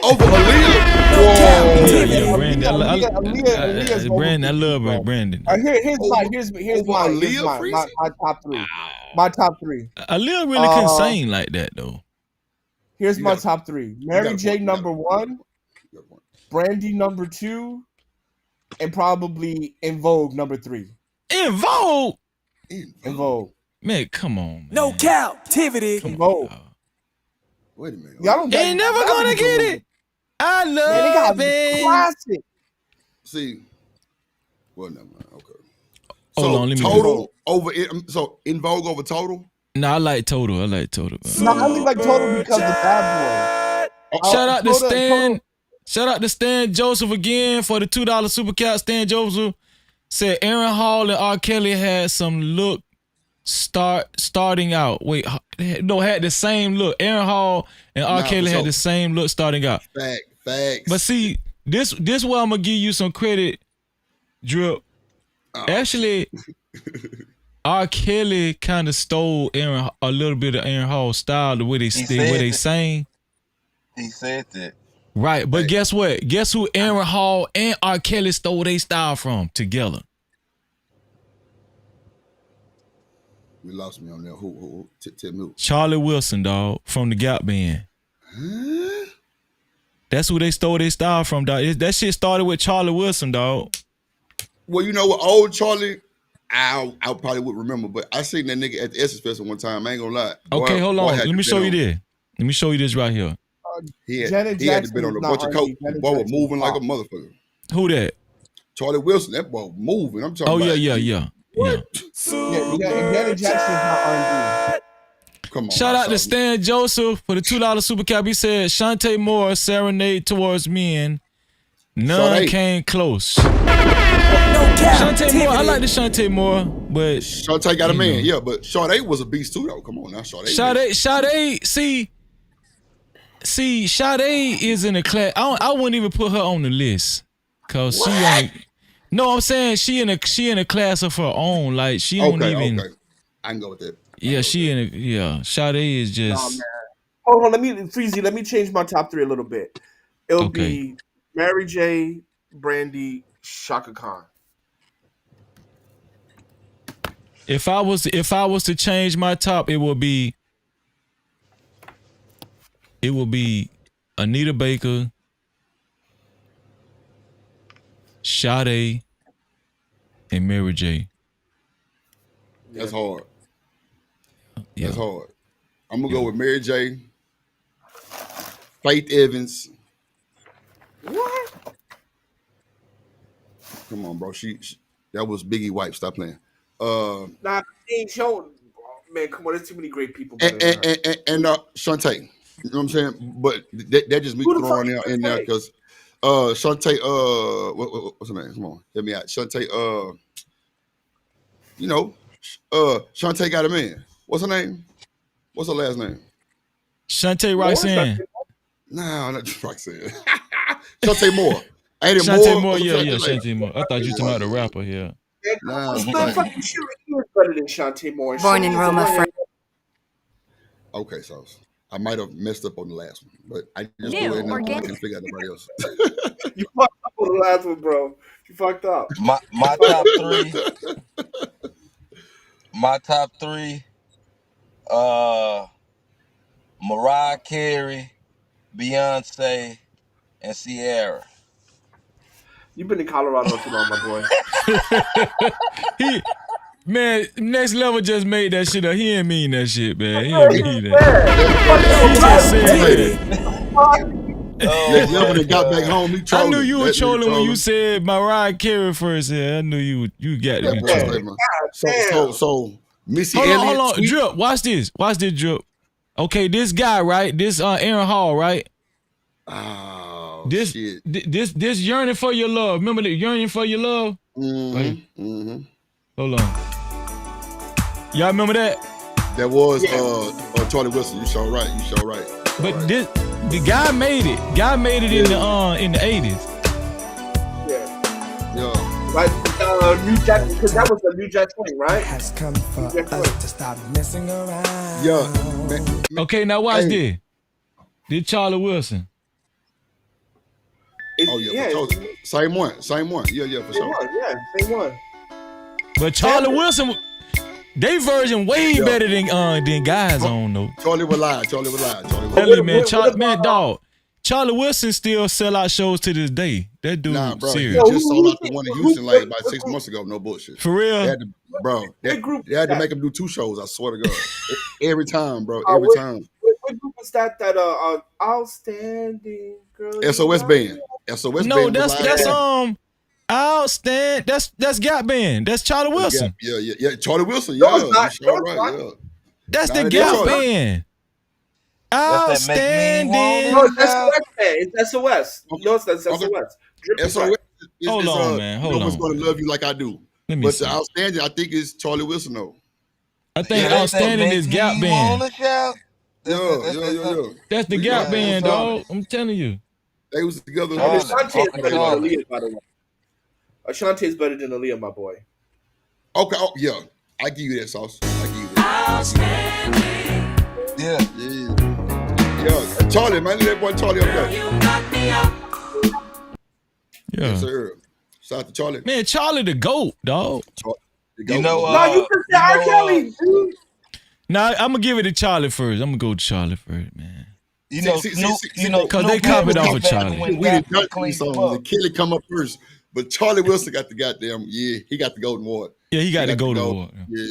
You know, Snoop had reached back and got him straight up off the stuff, and revitalized his career and stuff. Yeah, I heard about this shit. Yeah. Shout out to Charlie Wilson. That boy still do the split and goddamn get up and still, all that type of shit going on. For real. That boy Charlie can perform. Like that's the whole on show. the next podcast, say we sleeping on Jill Scott. What y'all think about Jill Scott? You know who is sleeping on? Indy Irene. Nah, she just nasty in the motherfucker. She freaky. I like that. Indy Irene can sing though. Indy Irene. Nah. Yeah, what's some girl's name from London? What Indy Irene song? Brown Skin? All you gotta do is say, who sing that song? Browns, yeah. Nah. See, that's political shit next level. That's on some side of the world shit. We talking about some in the bed. What's that thing? We got to go with Indy Irene is not singing about that shit. She talking about the skin and her toenails and her nappy ass dreads. No, man. No. Is not 5. She's not top 5. She's not top 5 at Hold all. on, wait. I'm just catching up to the conversation. Floetry, that's her name. Are Floetry. y'all really trying to say that Ashanti is better than Aaliyah? Come on now. She couldn't sing, Freezer. Ashanti done the vocals for most of J-Lo songs that she done with I'm finna play one song. All of them is Ashanti vocals. I'm finna play one song, gonna shut all that shit down. Hold on, watch this. I already know what you finna play, but that's not singing though, Freezer. That's just a hard ass beat. I know what you finna play. What I'm finna play? Man, come on, man. Like everybody used to do it on the desk at school. We used to beat on that bitch and rub our hands together and clap.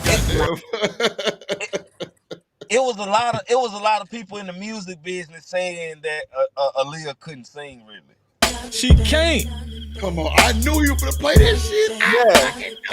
Bro, this song is more Missy. But she's not even singing on here. She's talking on here. That's why I just did it. She's not even singing. I don't know. I'm just saying, dog. Aaliyah is. Hold on, Freezy. She the hood.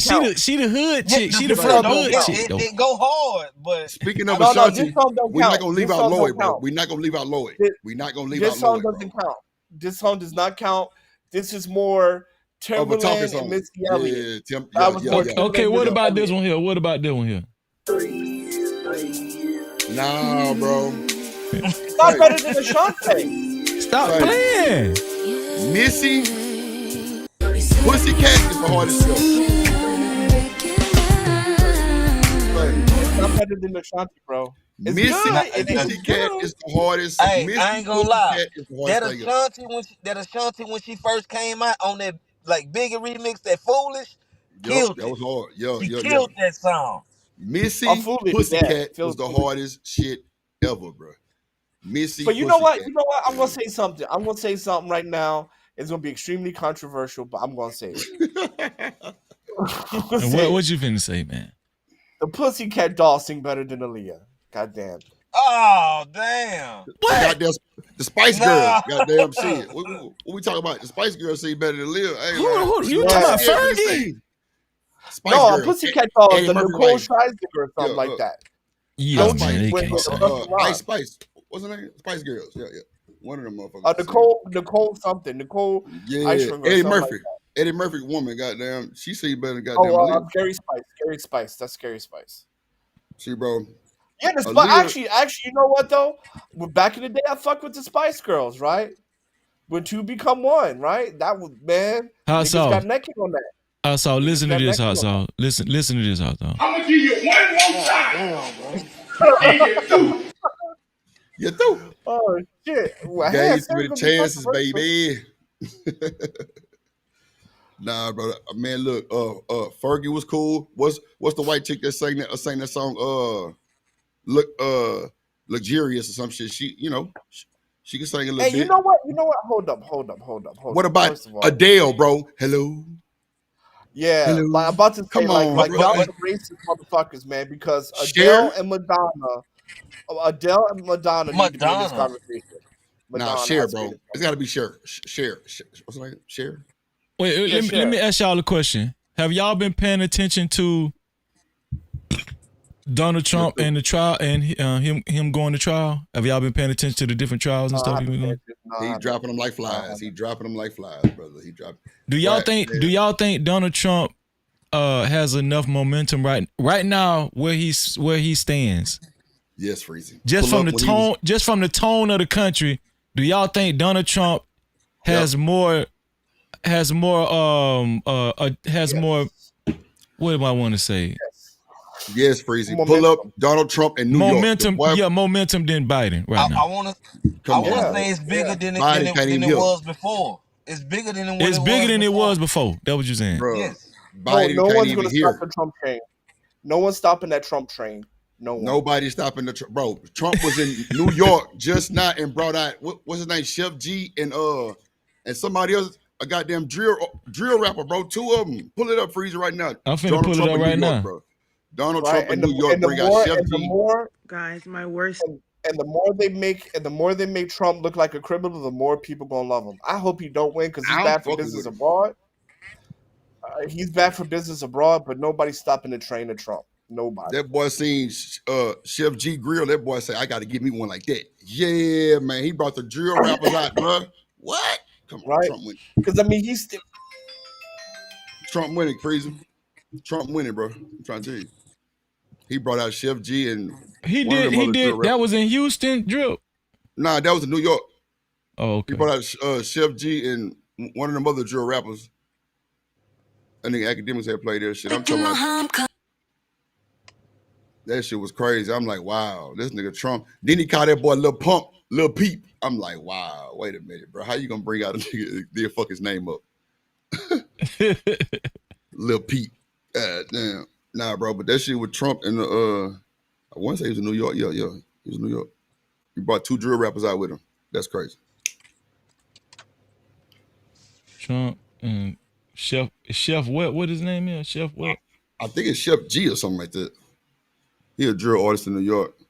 Then that boy dropped some clean ass shoes too. Come on, man. You know black people love shoes. He going there you go right there. There you go right there. Sleepy Hollow. Sleepy Hollow. Yeah, Chef G is Sleepy Hollow. There you go. Come on up here, fellas.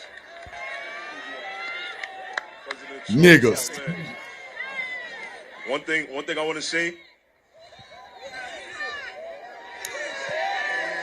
One thing I want to say. Come on, man. They're always gonna whisper your accomplishments and shout your failures. Trump gonna shout the wins for all of us. Nigga ain't know what to say. Make America great again. Oh no, hell no. That nigga wanted to say that shit his whole life. Come on, bro. Get that nigga on TV, bro. Thank you. Come on, Freezy. Bro, Trump. Dub Trump. W Trump. That's W right. Trump. I like those teeth. I want to. They got another one with Trump dancing, dog. Y'all seen that one there? Bro, he told that boy he gonna get a grill. He was dancing on stage, man. It just happened. Here it is. Hold on. Watch this shit. Pardon Kodak Black, Freezy. Come on now. Man, this shit crazy, dog. Look at this shit, dog.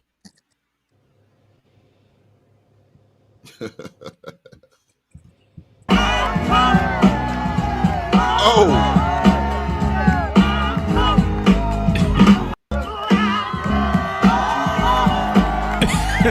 Come on, man. That boy cut up. Bro, listen to the storm in the background, Freezy. I ain't gonna lie. That's why I like Trump, dog, because he just don't give a fuck. I love it, bro. I love it, bro. I love it. Listen, and guess what? Can't even remember his daughter's name. Guess what? I think he is racist. I think he racist. I think the cracker, I think he's playing to black people, trying to get their vote, just like the rest of, white politicians. But he just make me laugh, man. Like he just He just don't give a damn, dog. You know. Academics did an interview with his son, bro. His son told him he gets his legal advice and his presidential advice from me. Like his son is really running that shit, bro. It's crazy. I'm like, damn, this nigga Axe sitting down with Trump's son, and bro, I'm talking about it got real. Like that boy was talking that shit for real, for real. I'm like, damn, this nigga's son run this whole campaign. You say you get all this campaign advice from him. Matter of fact, you can pull that shit up. Academics and Trump's son. It was a long ass interview.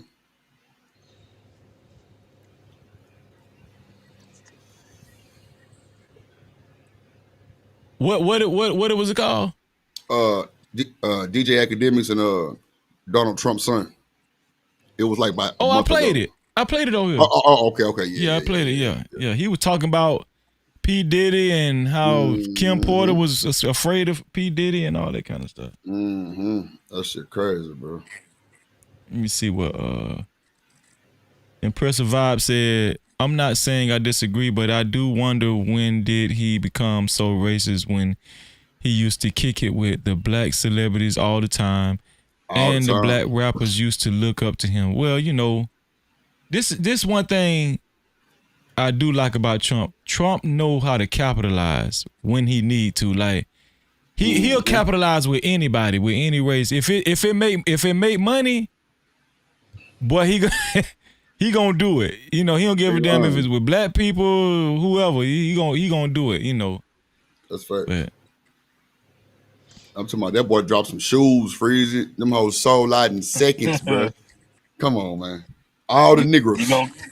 You got you a pair of drip? Hell nah. I don't want to what wear they no call Trump them Trump 2.0s. I seen them hoes at King's Flea Market. Next level. I should have bought them hoes knockoff. No, not King's. They was gold. I say, damn. I need them. Big presidential debate. Yeah, I don't know, Freeze. I think he got this in the. I think he got this one, bro. Bro, Biden too old. So bro. y'all Like, don't think Trump going to? Y'all don't think he going to prison? Man, Oh no, he not going to jail. Hell nah, bro. Biden can't even fucking remember his daughter's name. Goddamn. So how in the You gotta hell? look up. You gotta look at this.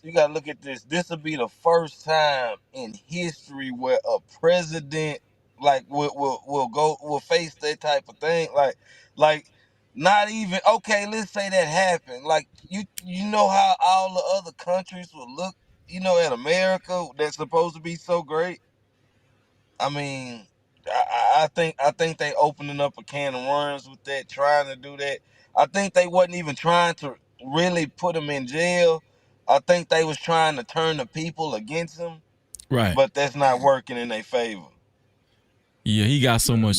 Like from when I be searching for content to do, dog, I'm always seeing Trump. He got so much momentum, bro.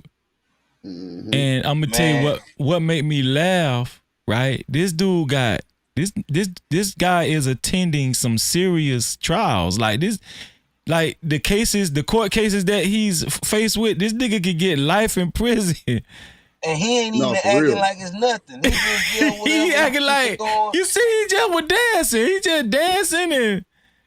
See, they thought it was gonna break him. They thought it was gonna break him, and the people was gonna be stirred away. But the same people that was with him at first, like the Middle Americans and all that, like those people are going even harder. Then you got the black crowd. You got like groups that literally groups that's called Blacks for Trump. Like it's just like a whole bunch of. Yeah, he got too much momentum, dog. Yeah, like it's a lot of like. Let's keep it real. Like a lot of Americans like voting for the underdog. Like yeah, I agree with that. And Trump always been the underdog, even in his first campaign, because he's not a career politician. He's not. So I mean, he's somewhat of an underdog, you know. Yeah, that's good. Yeah, Trump. It's like he understands. Trump understands how to brand. He understands branding more than a lot of people. He's been doing it for a long time. He had like TV shows. Yeah, TV shows. He been selling. You know, he know how to. He's a salesman. He know how to sell shit.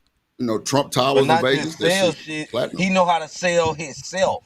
He know how to sell himself. He's a master Like see salesman, a lot dog. of most politicians. We might they go out there, need to read Trump book, dog. All three of us. We might need to read his book, dog. I'm telling you. Most politicians they go out there with their speeches. They go out there with their policies. They trying to change. Trump go out there and sell Trump. I'm finna go out there and give you Trump. That's Like right. not even the policies. Not even. I'm finna go out there and give you full Trump, and people gonna love it. Right. What do y'all think it has a lot to do with, like his You think he has a lot of confidence or charisma? Well, if you ask me, on the moonwalk, yeah, he got confidence. well, not just confidence. If you ask me, he's a person that you can't buy. Most politicians depend on that salary. He came in with his own money. You can't grease my pockets. Like, like I already got money. He got Like niggas I on was payroll. greasing y'all pockets. Right. Before I was in this, I That's was a good greasing point. y'all pockets to get some shit passed for me and what I would want. Y'all can't grease my pockets. Like y'all can't sway me like, what policies to push. Like I'm gonna push what Trump wanna push. Okay, so we agree that Trump has has more momentum than Biden. But if you guys had to choose, who do you think? And you only got these two choices. Who do you think would actually be better for the country? Biden or Trump? What y'all think? Shit. Man, Biden about to fall out at any given second, man. So that ain't gonna do me no justice. So you think Trump would be better for the country? What do you think, next level? Well, for better for the country, I would say Trump, and I'll give you a couple of reasons why. Not Okay. saying that I'm pro Trump, not saying that I'm pro Biden or none Right. of that, but Trump did had a presidential stint, and Biden been having a presidential stint. So I can just compare the two. Mm-hmm. With Trump had started building the walls, trying to really work on securing the border. What Biden do is stop the wall and just open the floodgates. Now you got people coming from all over. What Trump did in his administration, he was trying to bring back the factories and bring back overseas jobs into America. Mm-hmm. What Biden did the totally opposite. You know what I'm saying? So, I mean, it's just, like what's best for America. I think Trump is, when it comes to best for America, Trump is really pro for America. Now, when it comes to Biden, Biden is all about the business because he can only do what he can do because he gotta go whichever way the people that grease his pockets or pay for his campaigns tell him to go. Mm-hmm. Yeah, I think what y'all both what you both are saying is in a nutshell is that Trump is more in control of like thinking for himself and knowing exactly where he wants to go, like the direction and stuff. He's more in control of the direction he's headed, like with his campaign, and he probably be telling his campaign managers like what he wants. But Biden, he relies on his campaign managers probably to tell him where he's gonna go. You understand what I'm saying? But Trump is he's so savvy when it comes to promotion, how to promote and how to brand and how to do all that kind of stuff.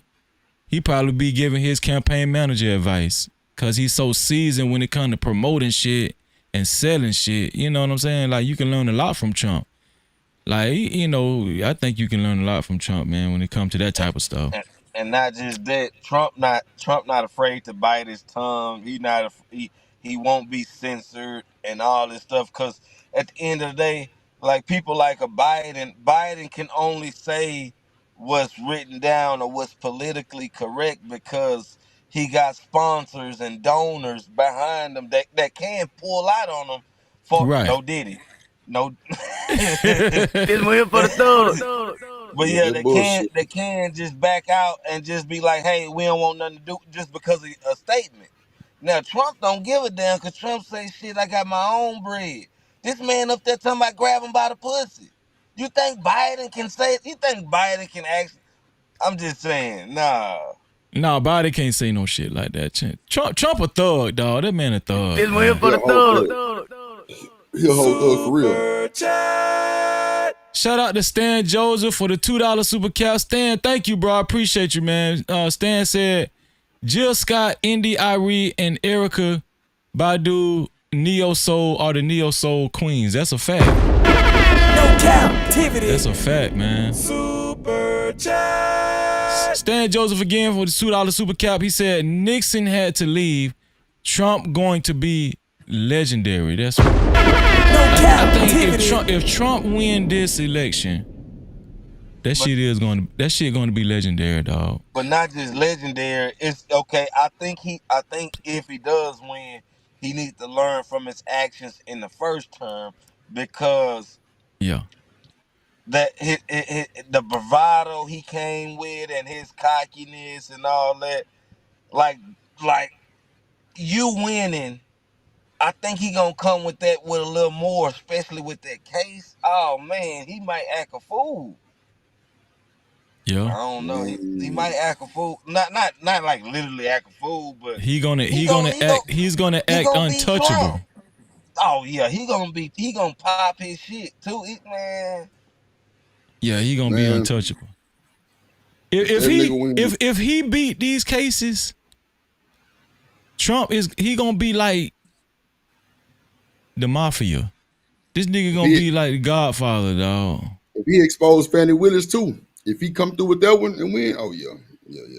But here's the thing with Fannie Willis. Fannie Willis already won DA again. Yeah, she already won it again. Yeah. Well, she won the Democratic part. She going against a Republican white lady who don't got no chance of winning Fulton County. You know, but like the people has already voted Fannie Willis back in. But y'all heard they brought out what Fannie Willis was what Fannie Willis' name was in the dude phone. Gorilla Grip. Gorilla Pussy Grip or some shit. Yeah, her name was Gorilla Grip. No Cap-tivity. Yo, freaking I say, damn. Her name Gorilla Grip. Shit. Shout out to Fannie, a.k.a. Gorilla Pussy Grip. Hey, man, she been doing them Kegels, goddamn. She been working them motherfuckers. Yeah, she get on your ass and don't get up. Your ass out of there. She got that. She got that muscles. Not the muscle. Fannie ain't bullshitting, man. Fannie, you know. She got that little BBL, and hey, free check your email and see what happened today at in Houston at Boosie Pool Party. At 5:30, that son bitch was packed to, bro. That shit went viral. It's all over the news. Wow. Yeah, I heard him talking about. Let me see, bro. That shit I ain't gonna lie, bro. Houston live, bro. But bro, don't ever go to pool parties. That water be so dirty. It be about 50 motherfuckers in the water, and then everybody else be just sitting around, bro. That water be like green. Nah, man, look at that video. I'm finna download it. Let me see. Man, them niggas always do them little rooftop parties on Washington Avenue, bro. With like they had like Young Miami in that bitch, bro. It was so packed, bro. Without lying, bro. It'd be too many people in the mall. If a nigga drowned, they would know. I swear they would not know, bro. That shit be too wild. What was the what was that shit called? I did a story on it. Mocha Fest. Yeah, that was in Houston too. Yep. Oh yeah. I ain't gonna lie, man. That's in Houston. Drake and James Harden got a live little thing too. Them boys be having a live little weekend out here too. Trey Day. Yeah, oh yeah. Trey Day always. But well, especially the last Trey Day, because 50 Cent sponsored that motherfucker. So yeah, that was platinum. And then you could tell 50 Cent sponsored that motherfucker. That was nice. It was real nice. I'm trying to download it. Shout out to Joseph A. Gomez and Robert Platinum just came through, man. No Cap-tivity. Joseph A. Gomez said people forget that Senate House re-election is in 2025. So no matter who wins in November 24, he said it don't matter. I don't know. No Cap-tivity. I think it might do matter, Joseph. I don't know. I might disagree with you on that right there. Oh shit. Because whoever wins presidency can have some effect on how many, Republicans versus Democrats is in the House, Senate, or whatever. Y'all need to be focused on y'all local goddamn legislation, goddamn shit. The sheriffs. Oh, that's what your mayor, trying to tell you. Like that's what nigga need to be worried about. The goddamn DA and the sheriffs and shit. You get one of them fucked up ass crackers, your ass gonna lose your case every time. That's for sure. Damn, that must be a long video. Nah, it's a short. Nah, it took me like 30 seconds to download it. Usually it's like 5 seconds, but this nigga say it must be long 30 seconds. Freeze the captain. Yeah, cause I paid too much for this damn computer, man. This shit supposed to take 2 seconds, man. No Cap-tivity. Shit. Oh shit, I feel you, but I feel you. Nigga get all that high tech shit that out got to go quick. Yeah, I want what I paid for. Shit. Nah, for real, talk your shit. Okay, here it is. Yeah, right. This is my first time seeing this. Let me see. Yeah, it's crazy. Look at that. That motherfucker get retarded. I should have just sent the link to your gram because it's on the gram. That's where I actually got it from.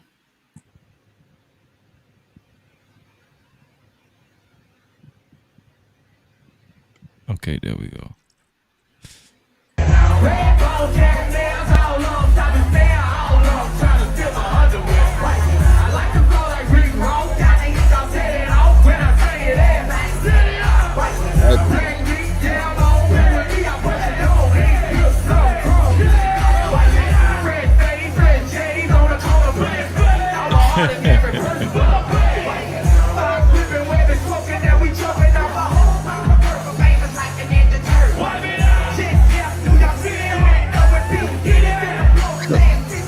He ain't got to rap no more. He's just dancing.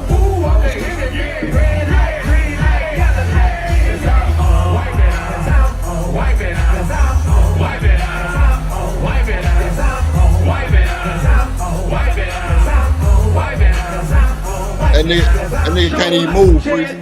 He can't even move. He drunk and high. It's packed.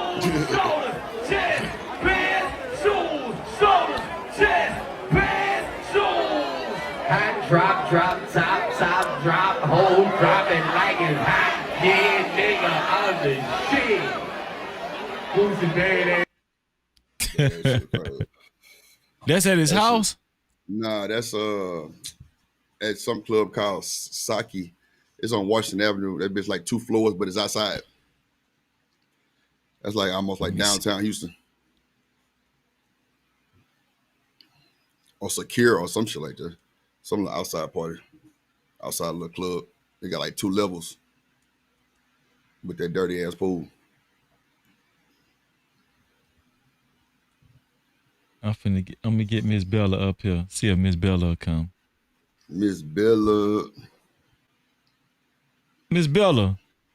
come talk to your homeboys. Come talk to Freeze and Drip. You said something about the House in the Senate. Let's talk politics, Miss Bella. Uh-oh. Shout out to Miss Bella. Let's talk politics and let's talk about. I got a question to ask you. Let's talk about R&B music and how good the ladies had it in the 90s. In the 90s, yeah, in the 90s, and why y'all gave it up. Why y'all gave up all that attention? Why y'all ain't want it no more? Yeah. See if Miss Bella come up. That's when girls was natural. What'd you say, Joe? That's when girls was natural. Wasn't no BBL and telling and all of that extra shit. And cement and everything else. It wasn't no BBL. It wasn't no BBL or it wasn't no BBL Drizzy. Wasn't no cement or no BBL bull. I'm sorry. Yeah. God damn it. I'm so sorry. Cement in your butt back then. You know, people was going to get the cement shots. That shit was crazy. It was a nigga that was a Houston freezer. That boy went to jail, man, for doing that shit in his basement. I ain't lying. I mean, he was putting cement in women's asses. I mean, I don't know if it was per se just cement, but the way that it ended up, it was like it got hard like cement, no bullshit.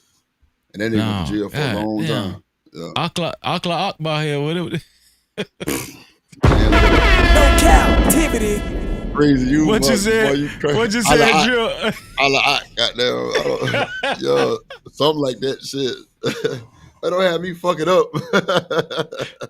Oh, bro, hold on, Free. Let me tell you.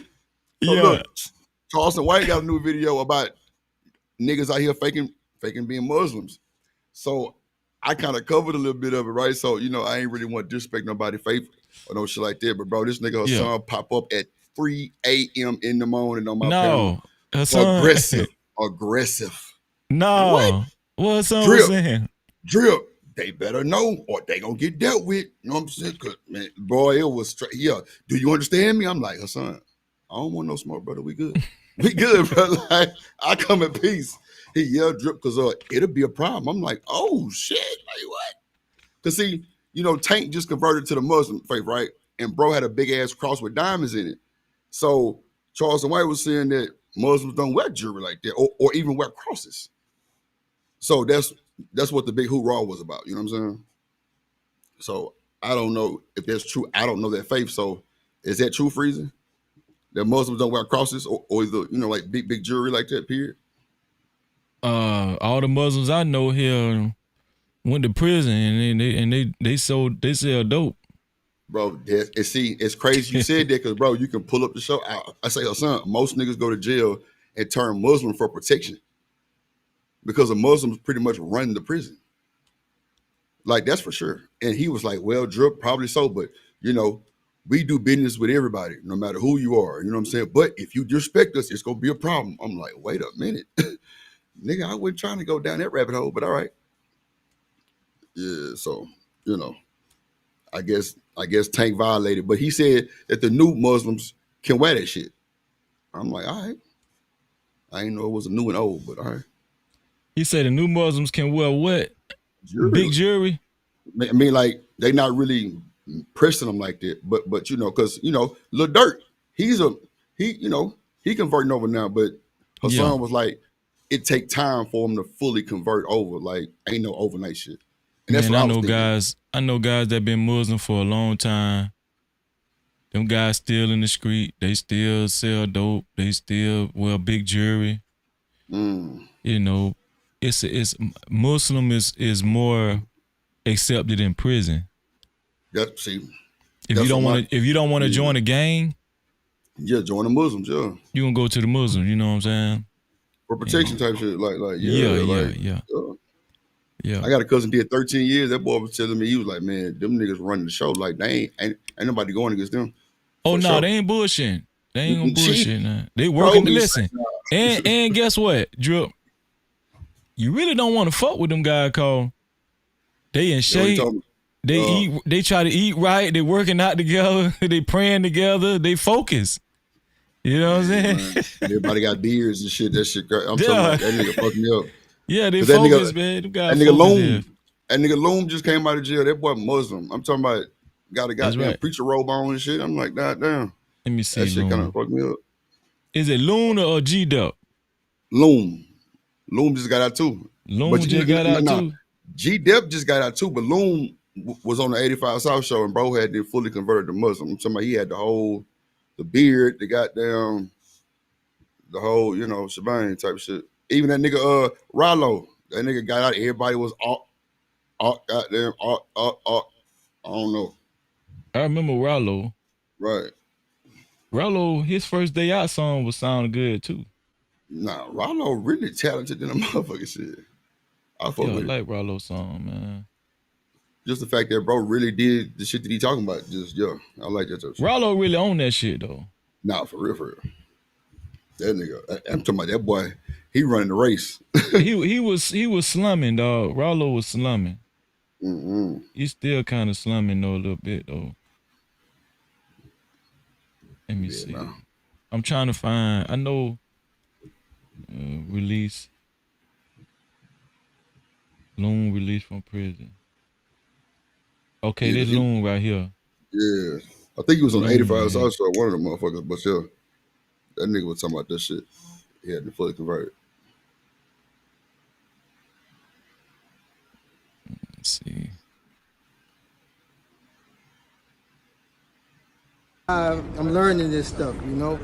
But this is the first mass shit I prayed in almost 9 years. Wallahi yaqi, I done prayed in cells bigger than, like smaller than your children's closet. You hear what that man says? I done prayed in cells smaller than your damn children's closet, man. I'm trying to be. No Cap-tivity. I wonder what the fuck that nigga did. Loon? Yeah, man, what he do? I think Loon. Diddy shit? Nah, yeah, I think Loon went to jail. I think he confessed to a murder that he did a while back. For Diddy? No bullshit. I don't think it was for Diddy, but I think Loon off somebody here. Sink right here. You know, sometimes having to try to avoid praying towards, you know, the toilet. You know, loudness all around. Hey, listen, subhanAllah, akhi, this is why I try to explain to the Muslims right now what we going through. This is your means. This is your opportunity to get close to Allah. This is the opportunity to take whatever it is you have in your present, not for granted. Wallahi, you have no idea how I feel right now. Like, subhanAllah. Well, I'm That telling you boy something. NJ cell phone. First off. Yeah. First off. Man, they say, man, them niggas got all kind of shit in them motherfuckers. Man, my homeboy dog, a man called me damn near every other day from well, no, he don't call me from a cell phone. I was just he called me from a federal prison phone. But he in federal prison though. So there you go. Understood. Yeah. Let's see. If you feel like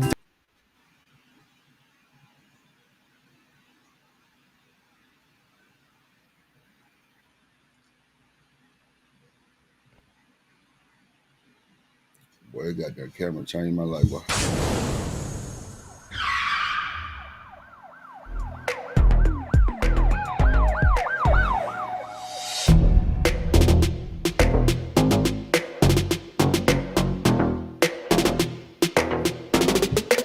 Former Bad Boy artist G-Dep is released after serving 13 years in prison. Yeah, my boy home. My boy home.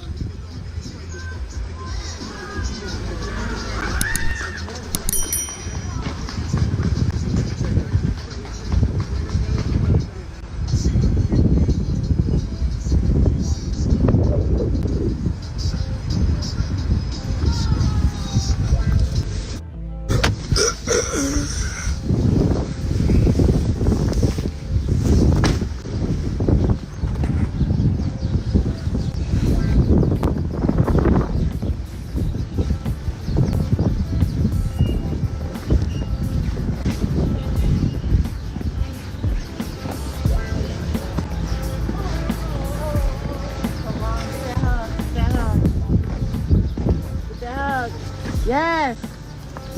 Yes. Come on, get that. Like Santa Claus. G-Dep and Loon kind of damn near look alike a little bit. Nah, for real. I told you I was bringing you home, right? January, I said I was bringing you home to get my hug. Get over here. I wouldn't have brought nothing from that motherfucker, but I'm sure he got books and shit. Yeah, hell yeah. See all them damn books? Hell yeah. Hey, what's up, my man? Oh, man, yo.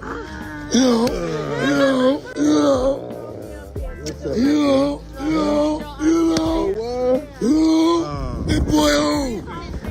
That boy home. Them boy getting that bitch and get old. God, man. That boy home.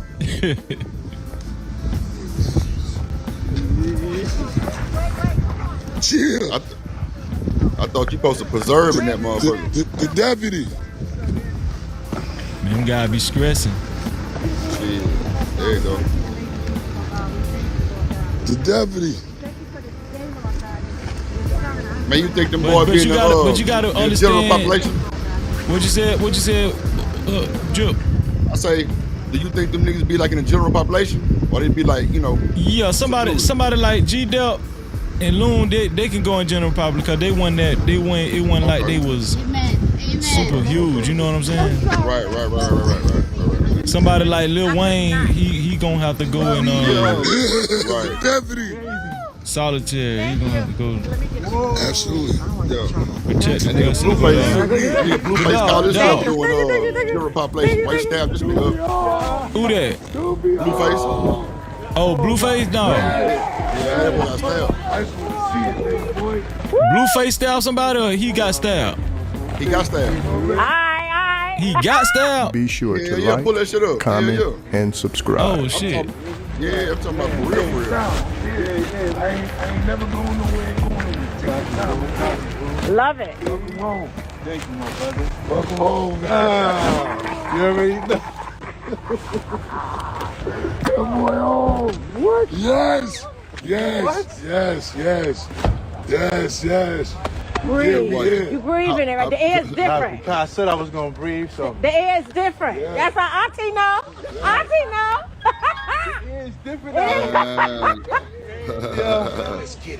Let's get it. That's a good feeling right there, man. Let's get it. That's a good feeling. This is special delivery right here. We need it. Let's get it. I need that. You got that text? Huh? You got that text? From the gear. Yeah. You see that? I didn't look it, but yeah. Check it out. Yeah. All right. Yeah, the guy said that. Yeah. Yeah, he asked me. Special delivery. That boy shit was hard. No Cap-tivity. Just Jay, what you still doing up? I was asleep and woke up. You was? She goofing.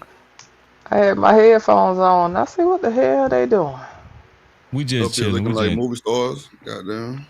Hollering in my ear. Looking like movie stars. No, I be falling asleep with my headphones on. Then I start hearing some ruckus. Oh, Lord. Yeah, bro. And Krishan playing football for the goddamn somebody team. Krishan Ross playing football? Yeah. Like a real league. No bullshit. I noticed ever since Blueface went to jail. She been quiet. Yeah, she ain't got as much clout like she used to have. Mm-hmm. And show how much I know. He in jail. What he in jail for? He went to jail for shit, violating probation. It was violation, but I forgot exactly what he violated though. That nigga popped the nigga at the goddamn strip club. Yeah, he shot these guys stupid. He shot a gun. Is he staying for a while? Man, they gave that nigga 100 and some days, but the nigga didn't got stabbed up in the goddamn brawl like about a month ago. Huh? So Lord have mercy. They got stabbed up like a motherfucker. So I don't know what the hell they gonna do. I hope he was gonna take a long ride. He need to be gone for a while. Yeah, that shit crazy. So look, Freezer, man, you see that boy Kevin Hart streaming with goddamn Casanat. I'm telling you, bro, when these niggas start going spiraling down, they go grab the YouTubers, bro. Watch. They gonna be with Dripper Freezy in a minute. Watch. Kevin Hart went and got Casanat. Man, what? Shit. He on there with a gray beard. I'm like, wow. Nigga. Yeah, man, it's crazy, bro. That Casanat boy pretty big though, ain't he? Yeah, he's pretty huge. He's fucking huge. He's fucking huge. But like it's like they take his words to the point where Nicki Minaj went and got the nigga, brought him on stage. Drake went and got him, and everybody who get him album do super good. He like rate albums to where people really won't buy your shit. No bullshit. Like they gonna buy it. Gotcha. Like his word is huge. Like that influenced something else. So watch this. You know how Freezy get 20 memberships gifted or some shit like that. It be niggas in that boy chat. Matter of fact, T-Pain did it while Kevin Hart was on stream. Nigga get to like 2,000 memberships. And then it's like other little random names in that bitch be dropping nigga 1,000, 2,000 memberships. Like, it's crazy. Gifted subs. I'm like, yeah, these motherfuckers got some bread. But they say the nigga Type make like of influence is insane. 90,000. They say the nigga make 90,000 a day from just donations, Freezer. 90,000 a day from just donations, bro. I believe that's he so be having sick, dog. damn near 1 million motherfuckers in the chat. That's so sick. That's sick, bro. Bro, that's crazy. That's crazy. He had what's his name up there? Lil Yachty bought the nigga AP like 30 bands for a gift type shit. I'm like, yeah, you niggas got too much money. Way too much money. I'm trying to find this video I was looking at. This woman. I didn't know women looked at porn like was a. I thought mostly men was addicted to porn, like corn, but like this woman, she got a story about how she was addicted to corn. She said she was so addicted to corn, she used to she used to wake up looking at it, and before she know it, it's time to go to bed. She ain't leave the house, she ain't get up. I didn't know you could be addicted to corn that. Like, listen, that stuff destroys people's lives. Like for real. Corn is powerful, it destroys people's lives. It destroys marriages. That stuff wreaks havoc. You can just go on YouTube and Google, not Google, but just type in YouTube. You see a bunch of young men. You see women. You see all kind of people talking about how that stuff interrupted their lives. Yeah, but you know what's crazy? They said that the categories that the people be watching be some mind blowing that they would never even support or even do. Well, they be fucking donkeys and stuff. Like just that, and just like the women that straight, they got husbands, they'll go look at girl on girl type shit. You know what I'm saying? Like you know that type shit. And the women will look at girl on girl. Yeah. They say the statistics of women watching girl on girl is that from what I've seen and read, they say that women typically watch girl on girl stuff. I'm telling you, Freeze, it's through the fucking roof. It's fucking. That's what I read. Yeah. Wow. Idea what world was being opened up to us. Damn, been a black woman. My parents bought my brother and I an iPod Touch for Christmas, and they had no idea what world was just being opened up to us. We had no idea what world was being opened up to us. I remember I would hear jokes and people would pick fun and they would say, "Oh, you don't know what that means. You're so green. You don't know what that is." And so I would go look it up on my iPod Touch, and I would be horrified at what I would find. Definitions turned into images, and then images turned into videos. And before I knew it, I was full on addicted to pornography. I would literally wake up, start watching porn, it would be light outside, I'd happen to look up, and it would be pitch black. The wrestle was so intense, I was like... Bro, when I heard that, I said, God, I did not know a person could look at that much corn, dog. How old was she? Because she said they got iPod Touches for Christmas. Yeah, she was young. I think she was still in high school or something. But I was just saying the fact that she was exposed to that young. It's just scary to me as a parent and just in general, like, cause they got access to so much stuff, and that's one of my fears is my children. Well, my oldest is grown now, but you know, children getting a hold of stuff way before they're able to process that stuff, and to me, it's even more damaging when they get a hold of it young like that. Just Jay, watch this. We was out eating. What was that Mother's Day weekend? My fucking nephew got the iPad. An ad pop up. It's a fucking alcoholic beverage, and he on the YouTube Kids. That shit fucked me up, Freeze. I said, wait a minute, what the hell? I looked at the motherfucking app. It said YouTube Kids, but bro, they was showing alcohol. No bullshit. Absolutely. Listen, some of the stuff that come across that YouTube Kids. Listen. I have to catch myself because I get the holler, and I be like, what the hell is that shit? I be like, listen, give me this remote. You know what I'm saying? Then I got to check. Listen. You like, yeah. I don't care how many of them little, whatever you call it, them little settings and all that kind of stuff. Even some of the stuff that be on there that's supposed to be geared towards kids. In my opinion, as a parent, some of the stuff still be inappropriate. You know what I'm saying? Like, it's supposed to be for kids, and they got these little puppets, and they making all this little whatever. So I be sitting up there watching some of that mess because I be trying to see what be coming across, you know. And then it'd be simple stuff, right? Remember how they would have like the little cartoons or lessons on manners and stuff like that. Like sometimes the little cartoons, they be so damn rude, be talking to each other any kind of way, saying the most crap. I be like, what is going on? I be like, you turn this mess off. Yeah, the fucking Baby Shark, all that shit crazy. Baby Shark, all the little YouTube kid characters, they turned out, now they LMNOP. It'd be crazy, man. But yeah, Freezy, people get so caught up into watching corn, and some people end up losing their jobs because some people be watching that mess at work. They be using company computers and devices and stuff and you would think as an adult you would know not to do that, but that let you know that that's a compulsion. It's a problem. Yeah, cut that bitch down. Cut the fucking volume down. Hey. Well, first of all, the companies be tracking people. Now, watch this, Freezy. It's a whole fucking category for ASMR, bro, which is like just the sounds of it, brother. Like, me and you should be rich right now of just editing sounds of the porn. Like, no bullshit. Just, if she want to scream a little loud, we hit that motherfucker compression, put a little compression on it, put a little reverb on that motherfucker on the end, it'll kind of spread out type shit. I'm telling you, Freezy, we should be rich. But ASMR, bro, they literally play the sounds of it, bro. And like, that's like a big category. That shit crazy. To it, I just knew that there's something here that I want, and I want to learn more about it. And so growing up, life was pretty simple, pretty straightforward, but sin has an interesting way of making life a little more complex. And so it all kind of really started when I was 10 years old. I was sitting down folding laundry with my mom, and this TV show was on. We were kind of watching TV, folding laundry, and this primetime show, a promo for it came on, and it was a very sensual scene that they flashed across the screen.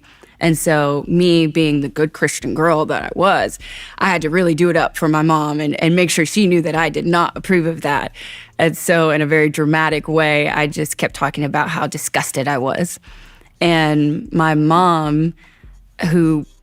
How many women, and I'm talking about women in this regard for a reason, how many women do y'all think act in that way if they see something very salacious, something sexual, something real freaky, and they be like, "Ooh, that's so disgusting." But deep down inside, that shit might turn them on, and they just don't want to admit that they like what they see. Facts. That happens a lot, but that's societal and religious pressures. You know what I'm saying? Yeah. And then if you grew up in environments where, that's nasty, you know what I'm saying? It's like you exist as a child because your mom and daddy had sex, right? But then sex is nasty. So yeah, that's highly believable. Probably was just exasperated. She's a mom of 7. We're folding laundry. Just kind of in passing said, "Well, that's how you got here." And I remember being horrified. There was so much that was said in that simple statement that I couldn't process. And so I dropped the laundry, I ran upstairs to my room, and I sobbed my eyes out and prayed a prayer of repentance on behalf of my parents for having sex, because I didn't know anything about it.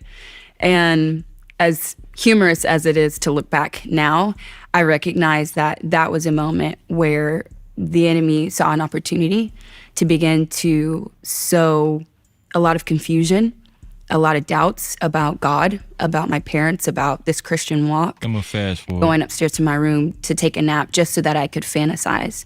And struggling with fantasizing. And this was before iPods and things like that. And so I just kind of would make up scenarios in my head, very sexual scenarios in my head. And I remember just sometimes even going upstairs to my room to take a nap just so that I could fantasize and just imagine all these different things. And I was too scared to ask anybody about it because I didn't want to seem like I wanted something that was bad. And so I remember that being my struggle in secret for a long time at a young age. But my siblings, some of them were also struggling in their walk with God too. And so there was a lot of... You think a young girl can come to her, like, You think a young girl can talk to her daddy and say, "Daddy, I'm struggling. I've been thinking about sucking dick."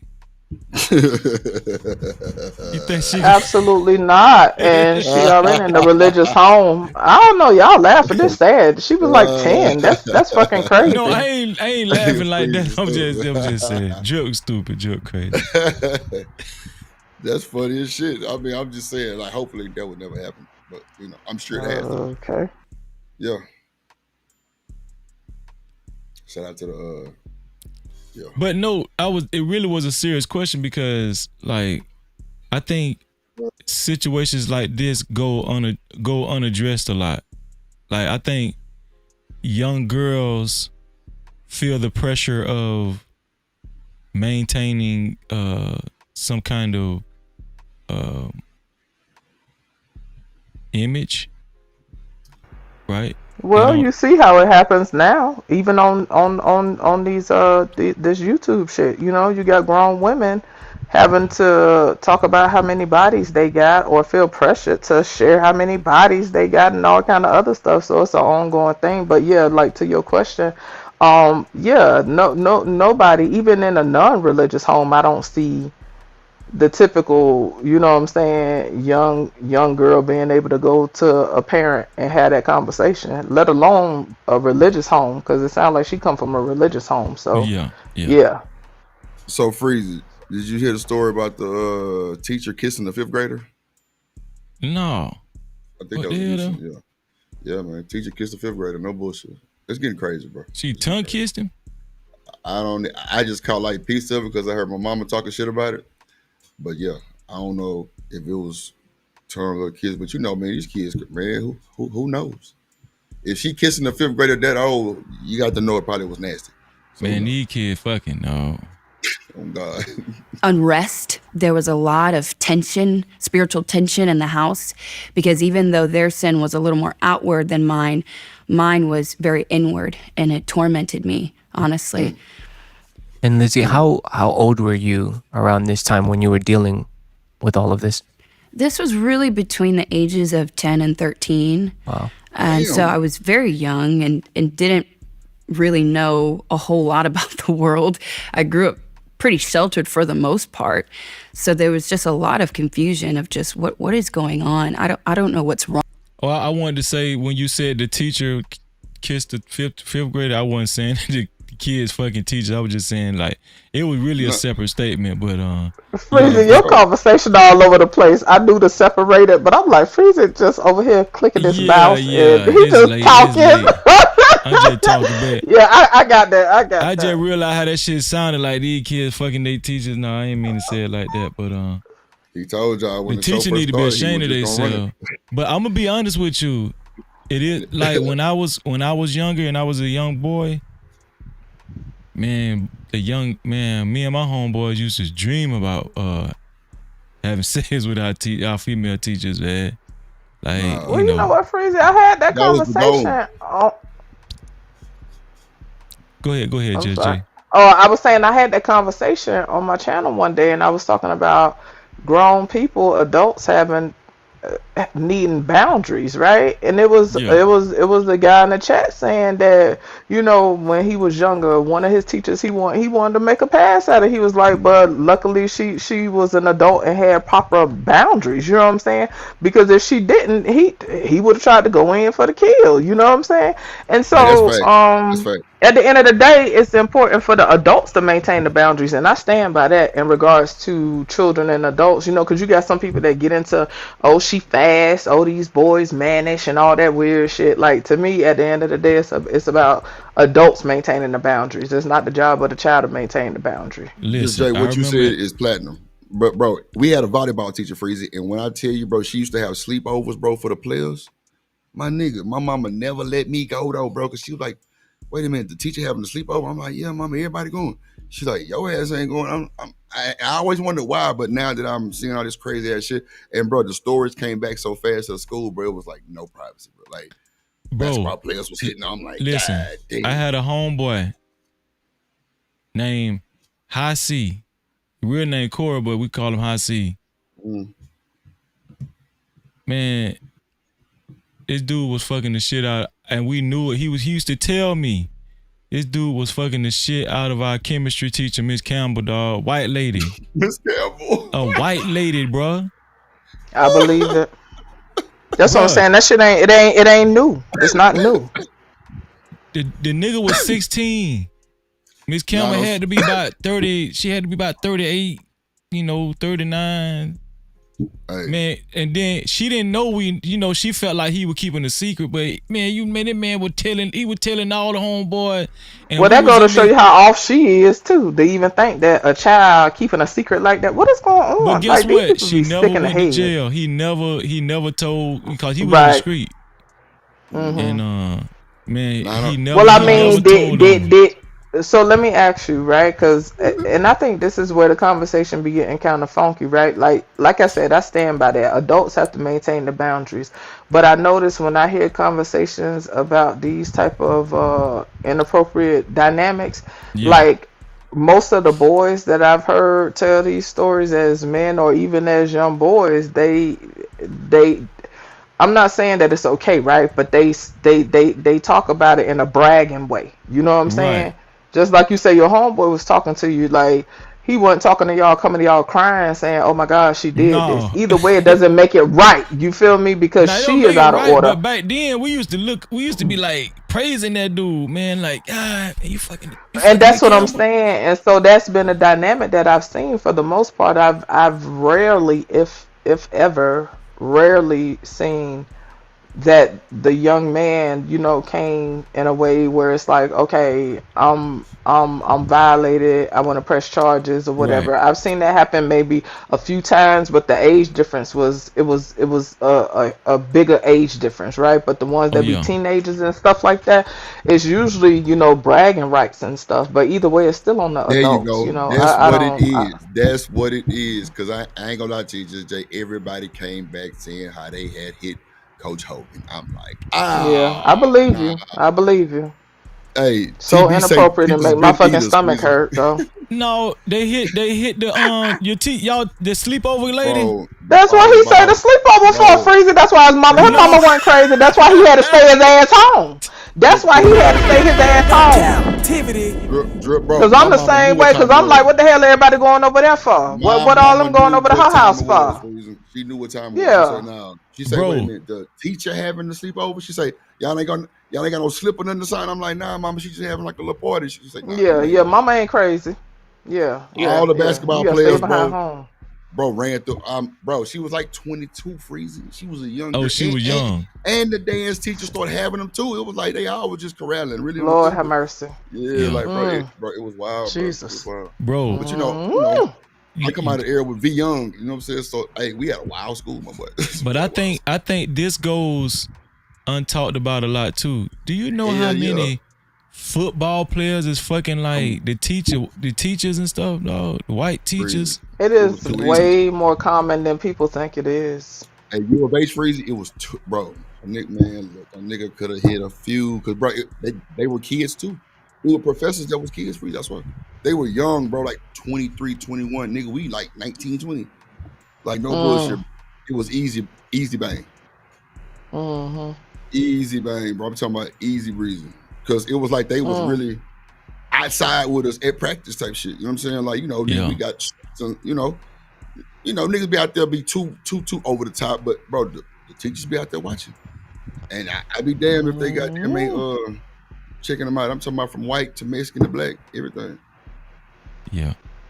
And see, a lot of like, especially if you grew up in the hood, see, we used to pass around our daddies, or our uncles, Playboy magazines and exactly the hustle all that shit, the corn magazines and stuff. Goddamn, Debbie Does Dallas, boy, shit. But think about it, if it was like that then, think about it, y'all. If it was like that then, how bad do y'all think it is now with these smartphones? That's what I'm saying, Freezy. It is crazy because they have access to stuff. Like it scares me to no end, and it's saddening because all they got to do is get to swiping. I'm talking about elementary school; they already swiping. They whacking off in the bathroom in school. Yeah, it's crazy. So look, Freezy, Sexy Red new video, bro. They got taking Aiden bathroom Ross breaks just to beating get the that shit pressure in the off, bathroom, bro.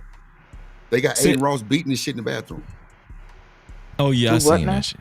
Come on, bro. He said bro, Aiden Ross. Aiden Ross was beating off, and I think it was I don't even know them people. people. I don't even know them people. Image, that's crazy. My bad. But like what Just Jay was saying, these kids. Well, actually, I think I said it, but I don't want to put that on Just Jay. But no, yeah, they asking. You know, back then we was asking the teacher. You know, can we go to the bathroom to go piss? We, you know, every now and then we might meet. You know, we might meet a little girl. You know, she might know to go at 11 o'clock.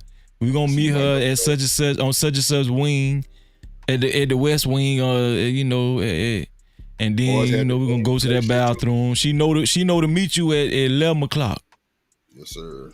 But now these kids, they ain't even meet no girl. They going to the bathroom with their smartphone just to get that pressure off there. Just they going to rub one out here looking at their phone like.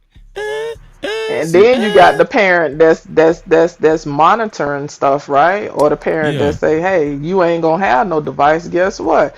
They friends got devices, and they all huddled up in the bathroom looking at all kinds of stuff, you know. And so I ain't never been a parent that thought that I could keep my child away from everything, right? But I definitely believe in keeping things at bay for as long as possible, you know, until they able to process certain information, you know, because when people get a hold of stuff super young, they have a hard time processing and understanding all that information, you know what I'm saying? So, you know, eventually it's gonna happen, but you know, you ain't trying to expose your kids too soon. You got it. Okay, let me ask both of y'all a question. In your opinion, being that we talking about what the kids are exposed to now with the smartphones as far as hypersexuality and the corn and all that kind of stuff. Right. Do you think the grapes will rise going forward, or do you think it'll be less grapes going forward, being that these kids are more exposed sexually to these things on their smartphones and everything? Man, I'm gonna answer your question with a question, then I'm gonna answer both of them. So that means all these man, Freeze, you know, I don't be wanting to get out of character on your show, but all these niggas claiming these spaces and they hate women. What category of porn they watch? Since y'all hate women so much, you know what I'm saying? I don't know. That just popped up, bro. Like them niggas probably watching some more weird ass shit. Yeah, they probably watch He-Man woman haters, goddamn anime. Yeah, there you go. Some cartoon type shit. Because I used some cartoon. That's how they made a whole category for these people. Okay. Hold on, just Jay. What you got? Hold on. So, what's the niggas that be like? You know, I don't want to call them Simp Nation, bro.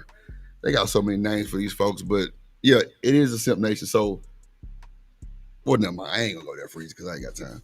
But yeah, bro. Do you think grapes will rise going forward in the future, or will it decrease, being that they got so much exposure to corn on their cell phone?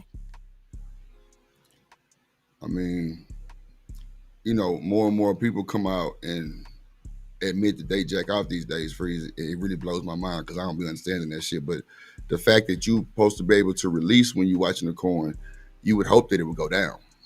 But you know, it's a crazy world. That was a good question, wasn't it? Yeah, good question. Because I mean, like, it's like a catch, but it's like you would think. But you know what though? A lying ass nigga probably would say the opposite because he ain't gonna admit that he didn't win and, you know, got his rocks off type shit. So yeah, you know, I feel you. What you think, Just Jay? I think that I'm gonna stay on my soapbox in regards to meaningful human connections, and we are starving in the world of meaningful human connections. And so if you include the incels and all these other terms, if you include all these different people, right? These are a bunch of people with frustrations, you know what I'm saying? And them frustrations is they not being alleviated. So, and then we also in a more hedonistic time. So I only personally see deviancy increasing. That's scary, man. Damn. See, that's why I was saying like it can go really both ways. Yeah, you're right, JJ. That's it, because fantasizing can like lead into like a whole mental crazy world. Just the whole, you see what old girl said. She had a hard time like not daydreaming about it, like just fantasizing all the fucking time. And her as a kid, she don't know how to separate all that, so she become obsessive about it, feel me? right? Like, And she's in a religious home, so this is sin, this is wrong. So the more you try to push it away, the more it's gonna be prevalent in your mind. You know what I'm saying? So she don't know how to combat all that, and so you got grown people out here with all their frustrations. Some of them be on the dark web. Some of these weird fellas, they get on the dark web and get together and talk about plans of harming those of the opposite sex. And I'm talking about, listen, y'all, this shit run deep out here. And so you got all these weird people out here full of frustrations, right?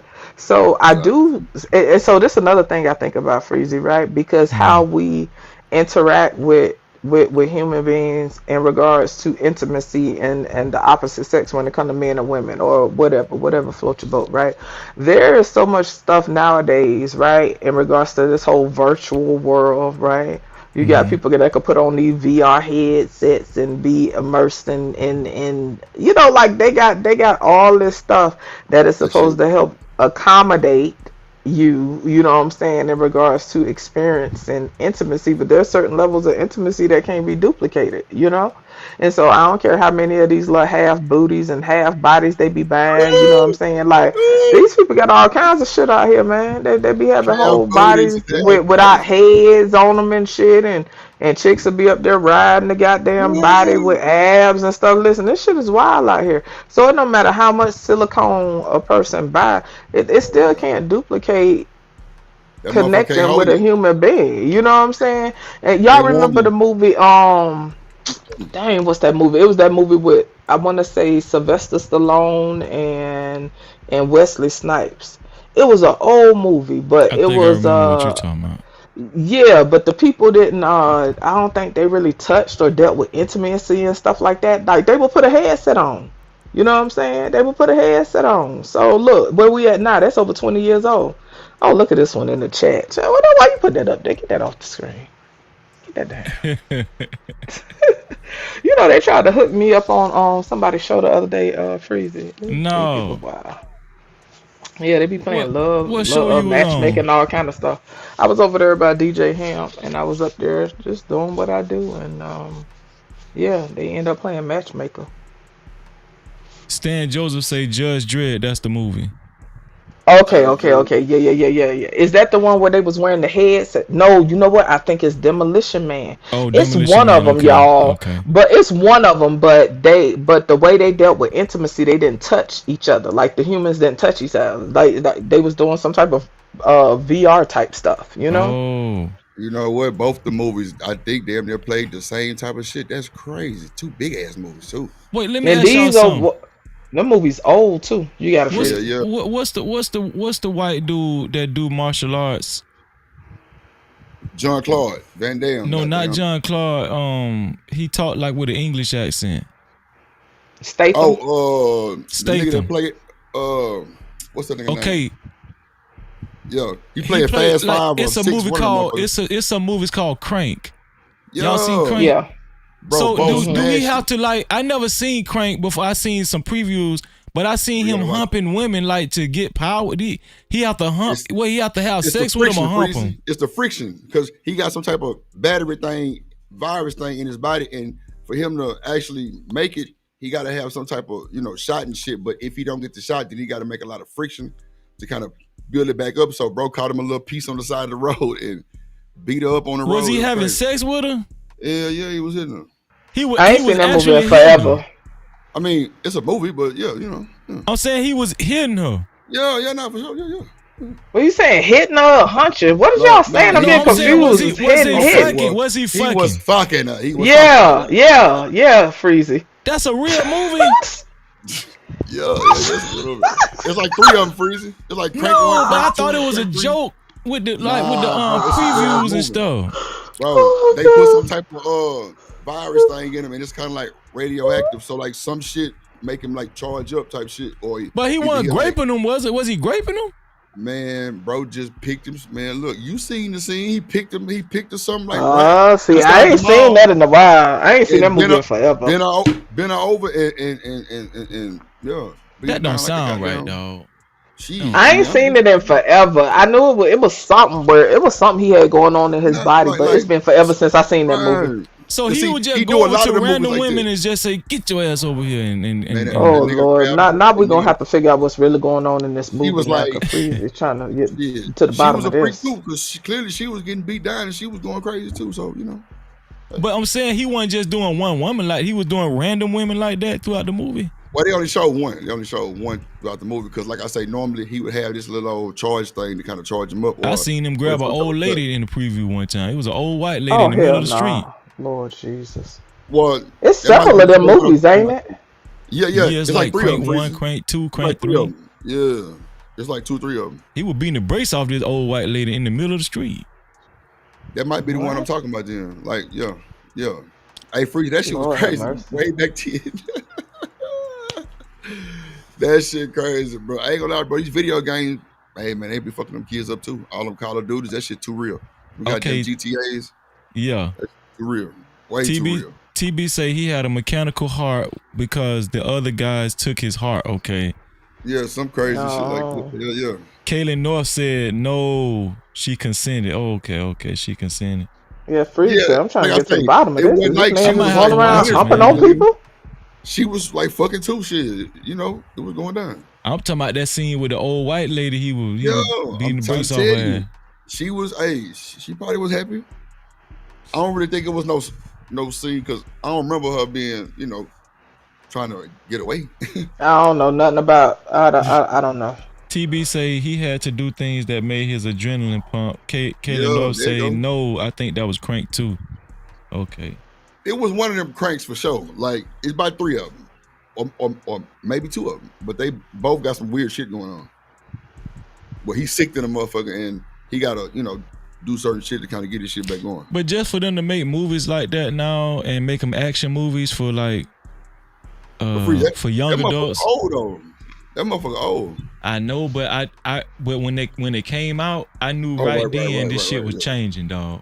Yeah. This shit ain't like Rambo back in the day here. Rambo. Hell no. This shit ain't like Rambo no more. No Cap-tivity. This ain't no 16 in Rambo. Goddamn, Enter the Dragon. Goddamn John Predator. None of that. Predator. But I can't lie, y'all. I used to love some Rambo, and then when I got grown, I was full grown when I realized that nigga was crazy as shit and had PTSD. Like I didn't know the nigga was off. Rambo went all the way there. Yeah, he was. Come on. I had no idea. Rambo was a hero in my mind. When he came up out that water with that knife in his mouth and stuff, I'd be like, yay! Then when I got older, I said, oh, this nigga actually crazy. He's crazy. You gonna kill him. Yeah, you got to go. Halloween nigga was Rambo. I ain't lying. Patience my little headband on. She be crazy, boy. Drip. Yeah. Drip was Rambo for Halloween. You was Rambo Drip? Yeah. Back in the day, about Rambo like a motherfucker. I used to love me some Rambo. I'm talking about sword. I have a sword, goddamn shit. I'm talking about what? No, it wasn't even a sword. It was like the little knife the nigga had. I'm talking about, first out of Toys R Us. Rambo got me, yeah, Drip Rambo. Shout out to Toys R Us. I'm trying to tell you. Y'all remember Linus Play World? Come on, man. Drip a 80s baby shit. Yeah, I remember Linus Play World. Yeah, I remember that. Yeah. That motherfucking Rambo was hard. And then, like you say, Predator, that shit got better and better. Predator always scared me. I ain't even gonna lie, y'all. Predator used to scare the bad shit out of me. Yeah. Yeah, I know he wasn't aggressive, but I ain't know he was off is all I'm saying. He was a hero in my mind. I just didn't know he was mentally off. I'm gonna tell y'all one movie I probably never watch again. That shit scared the shit out of me when I was little. Why I'm laughing? I'm sorry. It ain't even a horror movie. It's just that movie creeped the fuck out of me. Like, even to this day, that shit creepy. I don't know. Do it involve clowns? No, it's called Okay. Serpent and the Rainbow. Oh yeah, listen. You talking about listen, Linda.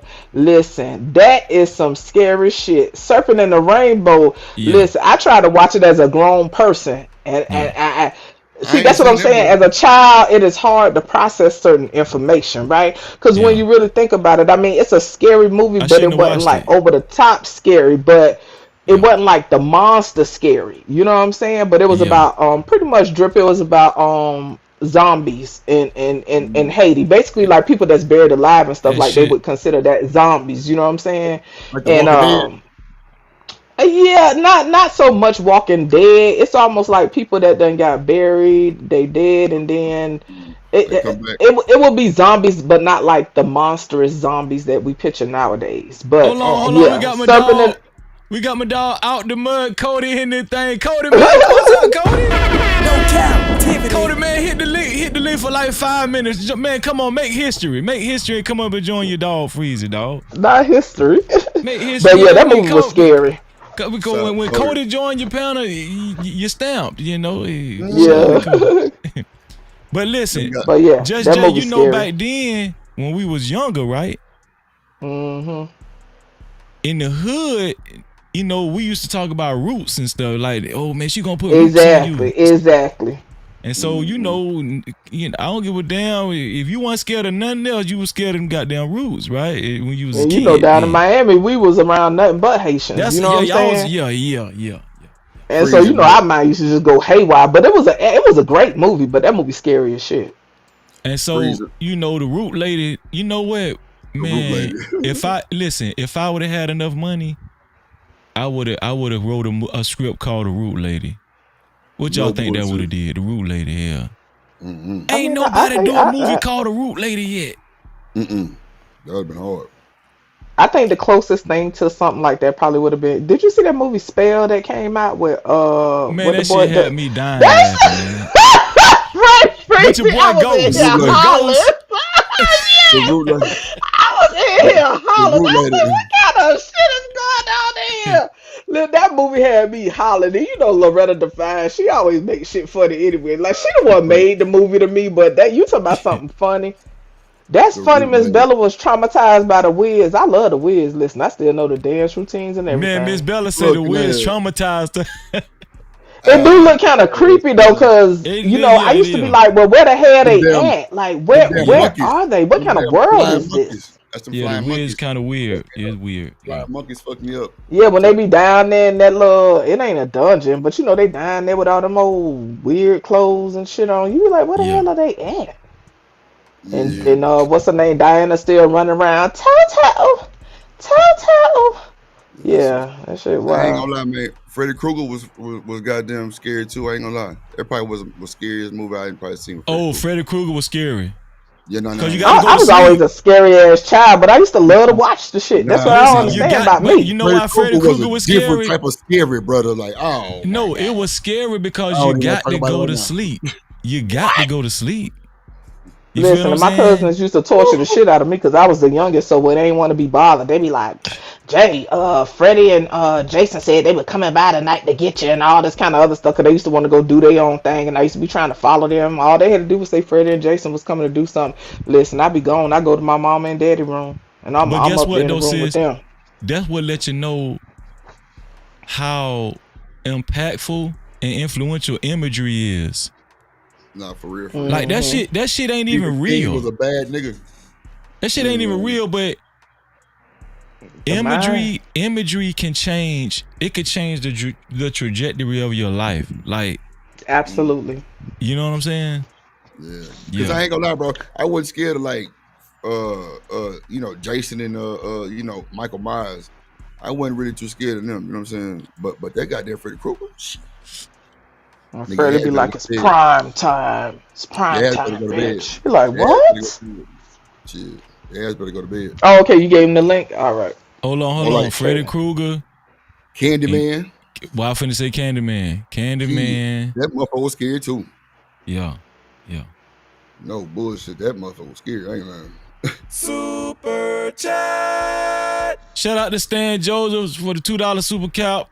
Stan say The Wiz was based on New York City graffiti Peps equals Bronx. What's Pep? What Peps mean? What that mean, y'all? I don't know. I guess that's the graffiti and stuff that was all Oh, because okay. you know, like down when I was talking about in the area where it's all dark and stuff or whatever. Yeah. Oh, okay. Gotcha. No Cap-tivity. Shout out to Stan Joseph, man. I appreciate that, Stan. I appreciate that. Hit that like button. But Like okay, so since we talking about movies, on a lighter note, right? Fuck Serpent and the Rainbow. They can't touch me now. But anyway. You gonna watch it tomorrow? Man, I ain't watching that shit ever again. Hey, I ain't watching that shit no more. Crazy to the motherfucker, bro. What? I ain't watching that shit no more. Okay, what's up, next level? What's y'all favorite movie of all time? How about that? Let's talk about that. I don't have favorites. I don't know. It's too many to pick. Willie Beeman. Goddamn.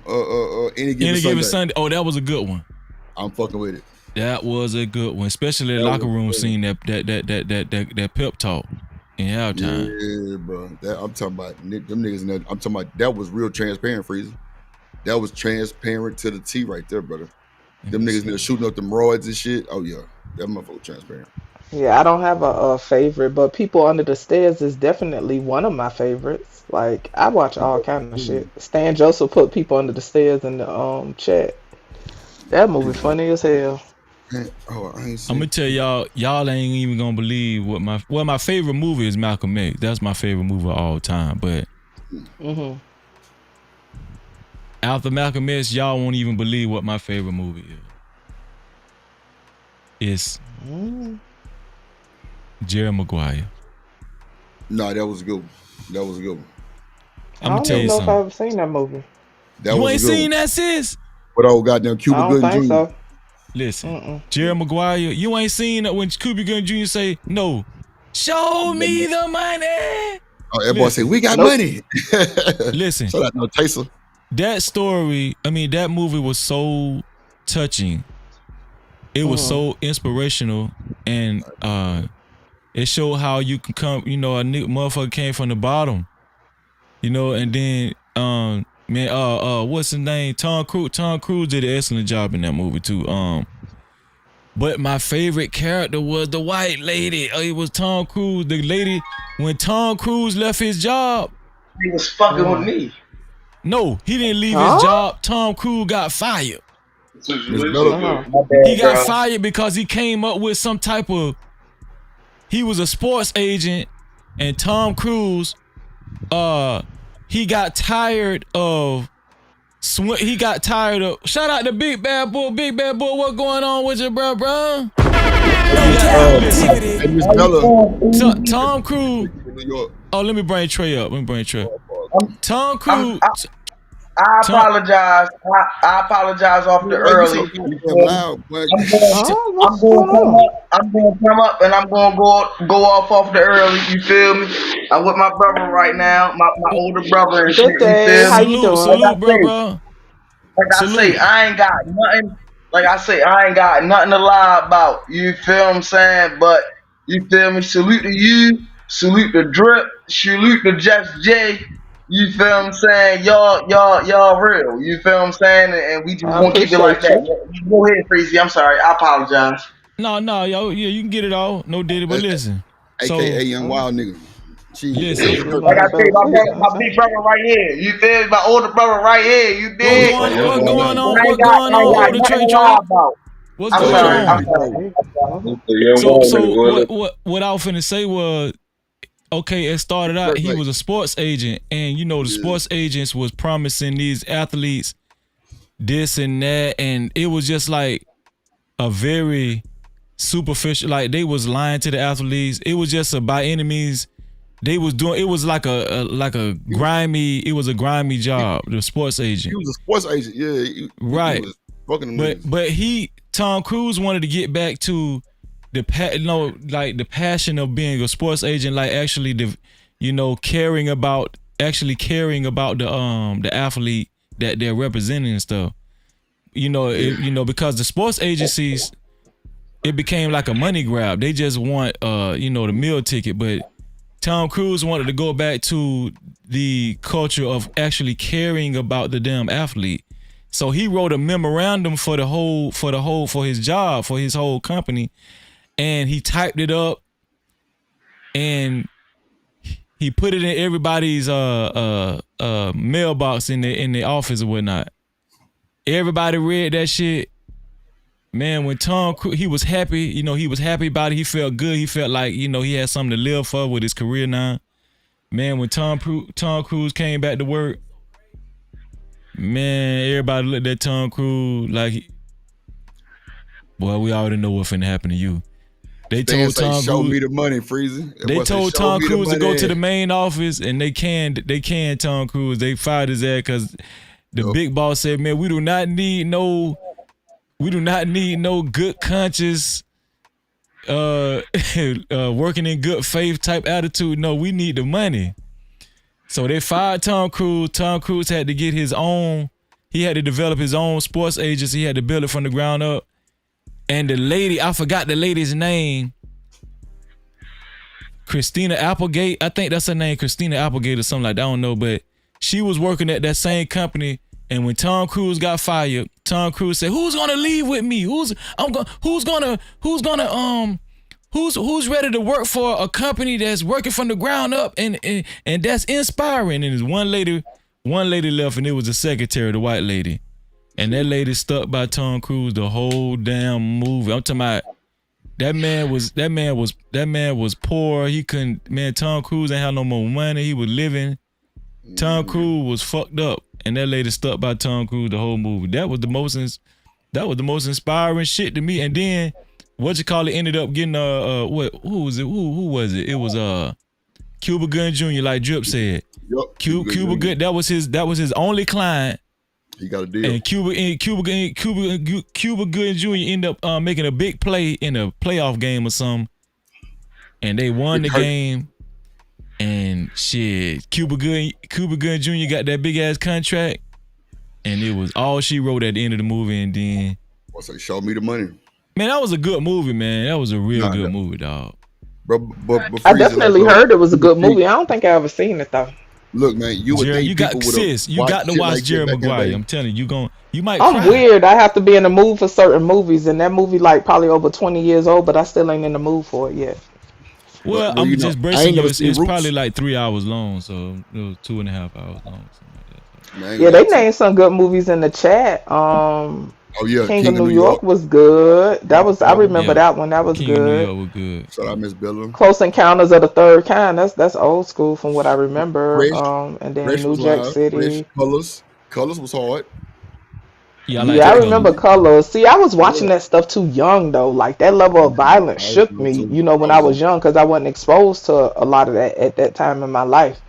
That movie had me shook. It was like, wow, this is really how people living out here. But my mom used to have to tell us to cover our eyes up on some of the parts. I ain't lying, that shit was crazy. But Colors was what they were fucking.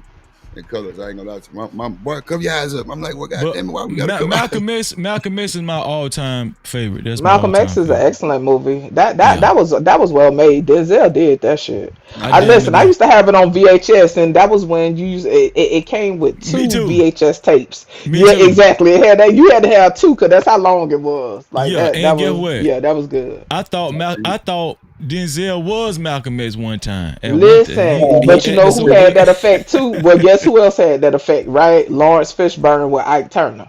In my mind, that was Ike Turner. No, for real. Lawrence Fishburne did that. Was Ike for a long time, no bullshit. Exactly. Y'all old as hell. Hell no. Y'all Hey, boy, go get the dirt bike. Go get the dirt bike. You got me fucked up, Drip. Go get the dirt bike. Go get the dirt bike. And Fresh was a good movie too. Somebody mentioned Fresh in the chat. Yeah, that was about the chess player, right? Yeah, locked up. Hell yeah, Fresh. Man, listen, New York, Baltimore, salute, bro. Listen, Fresh, man, listen. If y'all ain't watched Fresh, y'all missing out, bro. Y'all missing the hell out, real shit. I learned everything I know off of Fresh, real shit. What about goddamn RoboCop? Y'all went into the RoboCops? No? Okay. Yeah, I love RoboCop. For whatever reason, when they went to whooping on him and ripping his arms off and shit, I be crying. Like, I can't take stuff like that. Like, the way they was whooping on that robot, I was in tears. Like, why are they tearing this man up? Listen, between him and, you remember that movie Short Circuit with Johnny Five Alive? Listen, when them game bangers had to told Johnny Five up, you somebody, I was crying. Oh my God. I was in tears. Like, no. So Johnny Five had his eyeball hanging out to my Johnny Five alive, man. I was in here crying. I'm like, oh, y'all done fucked up Johnny Five, man. It's crazy. Okay, Miss Bella gonna kill me because I ain't never watched Belly either. So you telling me, right? So you telling me, right? Seen Belly, sis? Right? Nope. Come on, sis. I'm gonna need you to watch Belly and Jerry Maguire too. I wasn't in the mood to watch it. Not Jerry Maguire. Forrest Gump was a good one too, though. Forrest Gump was good. Yeah, I like the Forrest Gump. It was good. Shout out to Mr. Youngblood. No Cap-tivity. Thin line between love and hate was good. With Martin but you said it though. Any Given Sunday, that was an excellent movie. I like Life was good too. Life with Eddie Murphy was good. Life is good. Listen, that is one of my favorites. That movie is so underrated. Even the soundtrack is underrated. Yes. That movie is so stinking good, and the fact that movie never won not a NAN award is crazy to me. That movie was so good. Life is a good movie. Miss Jill said Paid in Full. Paid in Full was very good too. I ain't watched Paid in Full either. Sis, what the hell you got? Sis, come on now. I'm the daddy. I have to be in the mood. I want in the mood for all that. I be want to watch that shit all the time. Okay, I'm finna sis, but you like Denzel, right, sis? Yeah, I like Denzel. Okay, everybody need to see this movie, and they don't talk about it a lot when it come to Denzel. Which one? But this movie was, to me, it was almost just as good as Malcolm X. It's called Hurricane. Y'all seen Hurricane? Yes, sir. Hurricane was excellent. Yes, sir. Man, Hurricane made me cry. I cried. Yeah, Hurricane was good. I ain't cried during Hurricane. Shit, I don't know. Denzel can't do a lot of wrong in my eyes. One of my favorite movies of his is Out of Time as well. Out of Time was that one was a good one. Out of Time was funny as hell to me. Hey, Karate Kid I cried during the joint where Jaden was young, like he was a young buck, like what was the Happiness? Yeah, Pursuit of Happiness. Yep. I cried during that. I think I have watched that. I just remember that afro that Will had. Hey, we got a echo, y'all. Yeah, Trey got an echo. Mute your shit. Menace to Society was hard too. Yeah, that was definitely. Listen, I'm trying to tell you, like for all the single baby. Listen, that's why I don't be understanding why these niggas be talking about the single baby mothers, right? Because if you was right, any real nigga know, any nigga who grew up with a single mother, watch that movie, The Pursuit of Happiness, and a motherfucking Girls Trip. And if you get pictures, you know. You know. Man, they just really letting me know. I'm gonna mute Trey for a second. They just really letting me know how many good movies in the chat that Denzel Washington played in. They said Training Day. Denzel can't do a lot of wrong in my eyes. I'm trying to tell you. Listen, sis, John Q. Yo, John Q was good. Glory. Hit after hit after hit after hit. What's the one? Man. I had a tear coming out my eye on Glory too when Denzel had that tear coming out his eye, tear coming out my eye at the same time. Look. 300 was a good movie too, though. 300 was a good movie too. 300. Oh yeah, I like the 300. Was a good movie. I like 300. I like 300. Even though we know there was a bunch of freaks. Them freaky ass niggas. Yeah, 300. No, you talking about the other one. You talking about Spartan. When you say with Gerard. Yeah, I think that was a Spartan. Yeah, with they little spray with they airbrush abs on. Yeah. But listen, 300 was based off. It's based off a story in the Bible about Gideon, where God commanded Gideon to downsize his army, to downsize the Israelites to only 300. And it was based off of it's actually a black history story. It was a black people. It was based off a black story. The people of Gideon. Yeah, Gideon. Yeah. So crackers in that motherfucker. But you know they do what they always do. They took the damn story. Right. You know. For sure. Look at all them Denzel bangers in the chat. Ricochet. Okay, Ricochet was the one when Denzel was trying to hunt down the serial killer, and the serial killer ended up catching Denzel and drugging him. And when he woke up, he was on the damn hospital bed, and he was I gotta rewatch that. Listen, Ricochet, he was strapped on the bed. The serial killer was John Guzman or John Guzman or whatever his name. But the serial killer used to wear lipstick and stuff and dress like a trans woman and kill people. So that's almost a damn crime game situation. Okay, but go ahead. He caught Denzel in the middle of the movie, drugged him, and when Denzel woke up, he was in this empty room. He was on the hospital bed, and Denzel was naked. Oh, that boy say no, he devil wasn't in the blue naked. dress. He wasn't naked. He still had his pants on. But the serial killer had a prostitute come in the room and have sex with Denzel, pull his pants down get on top of him and have sex with him. Now Denzel married and everything, but this the thing, back then AIDS was big. Like people was really scared of AIDS back then. They should be scared now, but for some reason they ain't. But listen, the serial killer told Denzel that the prostitute had HIV, and the prostitute went to giving Denzel a head. Denzel married now. He was trying not to get hard, but he done got hard, and the prostitute done sat on Denzel when to ride him. And Denzel done nutted and everything. The prostitute got off of Denzel. And Denzel thinking the whole time he had HIV. But I think towards the end of the movie, he tested negative or some shit like that. That's crazy. I remember the movie, but I ain't seen it in forever. Man, that shit was and it's crazy. funny when you watch movies for me, when I watch movies when I'm younger versus when I'm older, and then I actually understand storylines and plots, I be like, well, damn, that's what the hell that was about. And then sometimes I be wondering, well, how the hell was I watching a movie like that? Devil in the blue dress, Freezy. Wow. I don't think I seen Devil in the Blue Dress. How you on? That's Denzel. I gotta watch that one. I gotta watch that one now. It's on somewhere. Nah, you know what's good, Freezy, for real? Kevin Hart and Wesley Snipes got a series called True Story. Bro, that whole hard. Okay, no. Freezy. I'm finna do you one better. It's a movie with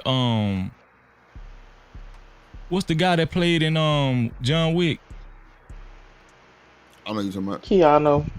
Yeah. Keanu Reeves. He played in a movie called Constantine. Y'all seen that? Constantine is good. Constantine is very good, and it's a little deep. It's deep, You have to pay attention. You gotta pay attention to Constantine. I'm gonna watch this. Constantine, pretty good. I like Constantine. Constantine along the same lines of that other one. What's the name of that other movie with that bald head dude? And Demons. Well, not the Angels and Demons one, but it was another one where this dude, he was an angel, but he was fighting vampires or something. But it had like this little angelic storyline to it. What was the name of that movie? Oh, we got narratives and dialogue in the chat. What going on, bro? Hey, Quappy, how you doing? What's going on, Quappy? UFO Kamikaze 1. What going on, UFO? Deja Vu was good too. Shout out Six and them motherfuckers. What you said, sis? Somebody mentioned Deja Vu. Philadelphia was a great movie. When the whole HIV/AIDS thing came out, that was a pretty big movie. I enjoyed that Philadelphia, one. yeah. Mighty Quinn, Bone Collector. Listen, man. Listen. Banger after banger when it come to that man. I had show 6 come in earlier, but I didn't get a chance to shout out to 6. Passenger 57, man. Passenger 57. I gotta see. Denzel made so much stuff. I gotta watch a lot of that stuff, man. What's it called? The Prophecy? Joseph Gomez said The Prophecy. Yeah, Prophecy hard too. Maybe. I don't know. Don't get me the line. American Gangster.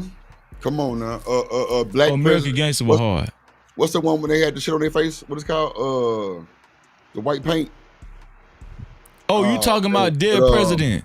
Dead Presidents. That was another good one, bro. Dead President was awesome. Yes, sir. It was awesome. Dead Presidents was good as a motherfucker. What's y'all favorite gangster movie of all time? Probably Menace to Society for me. Or he's like Boys. Nah, Menace Society was a little bit raunchier than Boys in the Hood. Yeah. I'm talking about. Okay, I take that back. What's y'all favorite mafia movie? Mafia. Oh. I ain't really. Shit. I don't know. I can't. Are y'all big mafia heads? I'm a mafia movie really, guy. Yeah. See, I ain't really seen too much. Name them, and then I could tell you if I seen them or not. Okay. Somebody said Hoodlum. Hoodlum was like a black mafia movie. Okay, well, yeah, I seen Hoodlum. Hoodlum. Then you got Casino. American Gangster too. American Gangster was He's talking more like mafioso, like Italian mafia. Well, shit, they had the goddamn Italians in there after Bumpy Johnson. Casino, Scarface. Well, I don't know. Goodfellas, Untouchables. Yeah, all that stuff. What about I used to watch Goodfellas when I was younger. All the Godfathers. What about the Ocean's series? You know, like the Ocean 11 and all that, something like that, or no? I watched them, but you know, it make you think. I love Ocean's 11 though. I love the whole franchise, but they. But did y'all see? Y'all seen Goodfellas?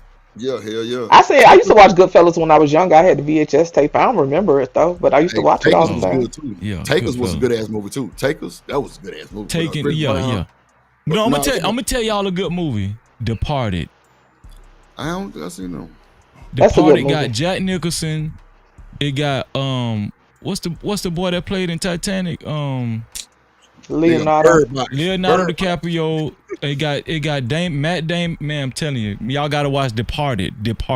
Okay, I'm getting confused. You was talking about mafia movies, right? And then just Departed. Bird Box was good too. This shit. Bird Box on Netflix. That shit. Hey, boy, that shit shook the world up when that shit. But Goodfellas is my most favorite mafia movie. Yeah, Goodfellas. Yeah. And then Casino is my second favorite. Yeah, I used to have that one on VHS, and my daddy used to watch westerns, so I used to love that movie Silverado.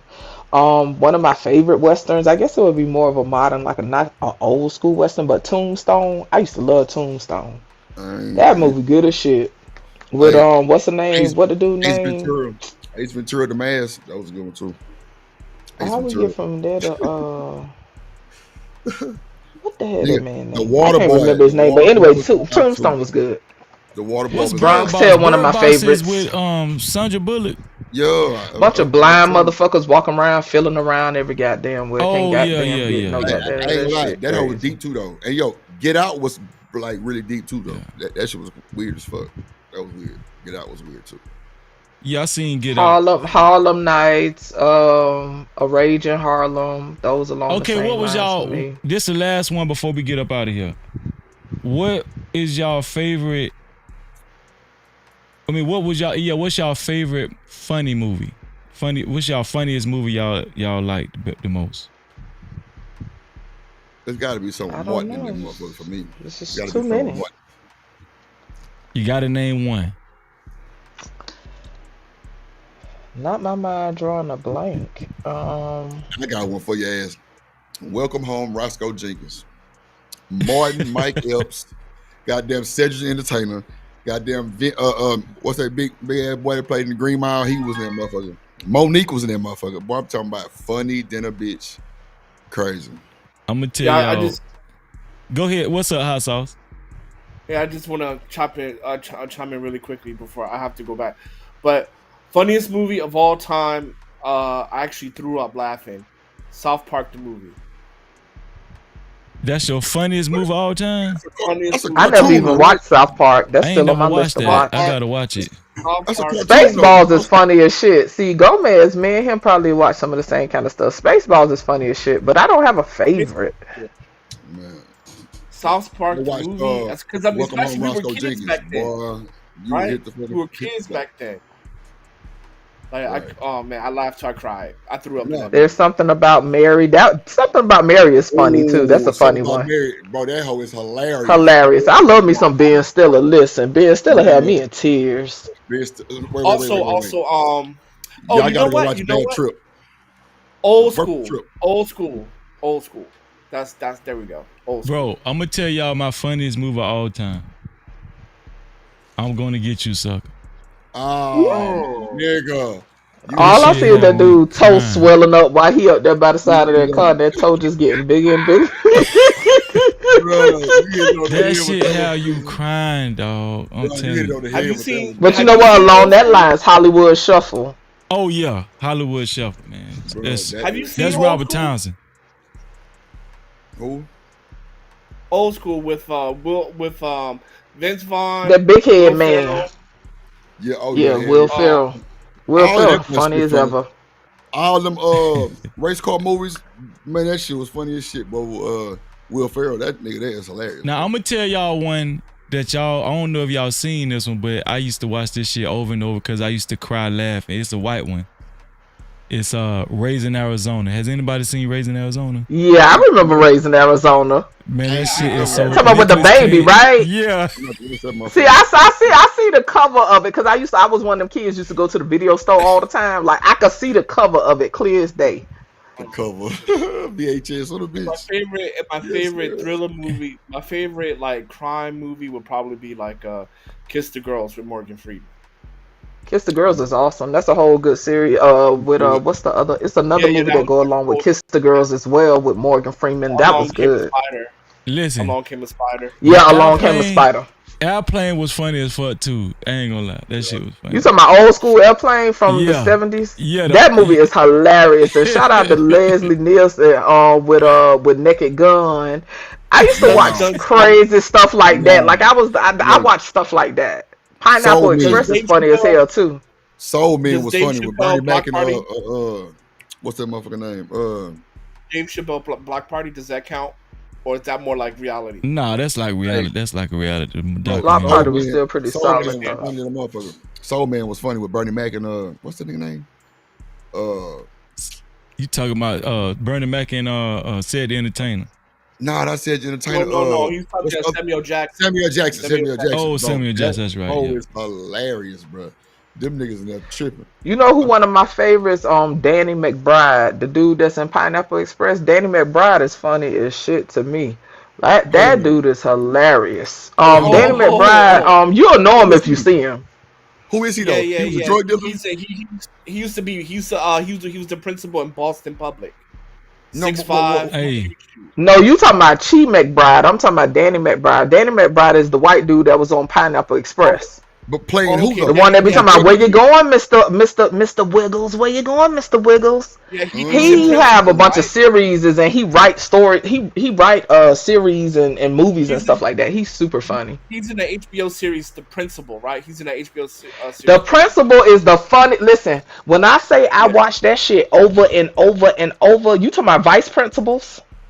Yeah. It's called Vice Principals on HBO. When I say I could watch that shit over and over, you talking about something funny? I could watch anything with Danny McBride in it. That motherfucker is hilarious to me. Listen, okay, you know what you gotta watch though, Freezy? It's a show called Eastbound and Down that Danny McBride did. It's on HBO and it's old though, but you talking about funny?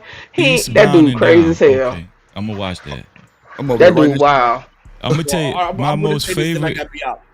Go ahead. The best TV series ever, The Wire. The best drug dealer movie, New Jack City. Okay, yeah. I said Snowfall. New Jack City. The best comedy for me probably would be if we can't count Dave Chappelle, then it'll be Old School, and then the classic slasher movie, Nightmare on Elm Street, #1. I told you that shit scared me. That Freddy scared the Krueger, shit out of me. scary dinner motherfucker. Yes, sir. That shit scared the shit out of me.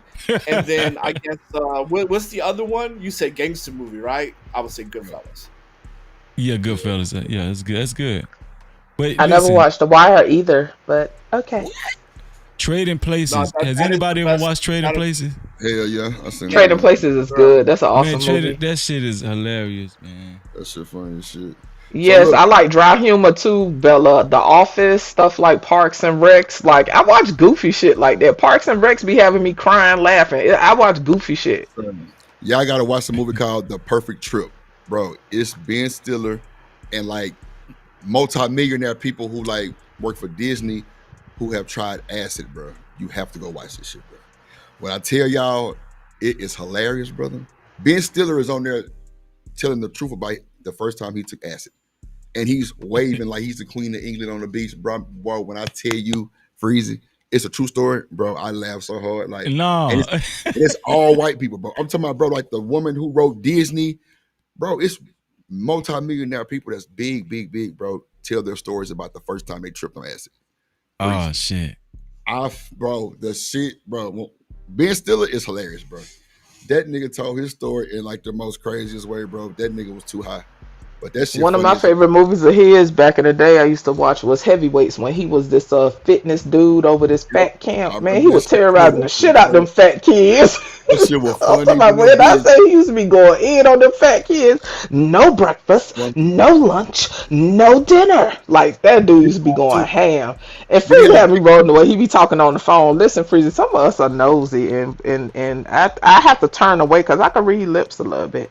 But who else? Somebody said Meet the Parents. So what we already did, Trading Places. The others. Somebody said The Gift. Like that. Oh, dude. I'm sorry, do what? Huh? Did he have one called Kickball or some shit like that? Dodgeball. Dodgeball. You talking about Dodgeball?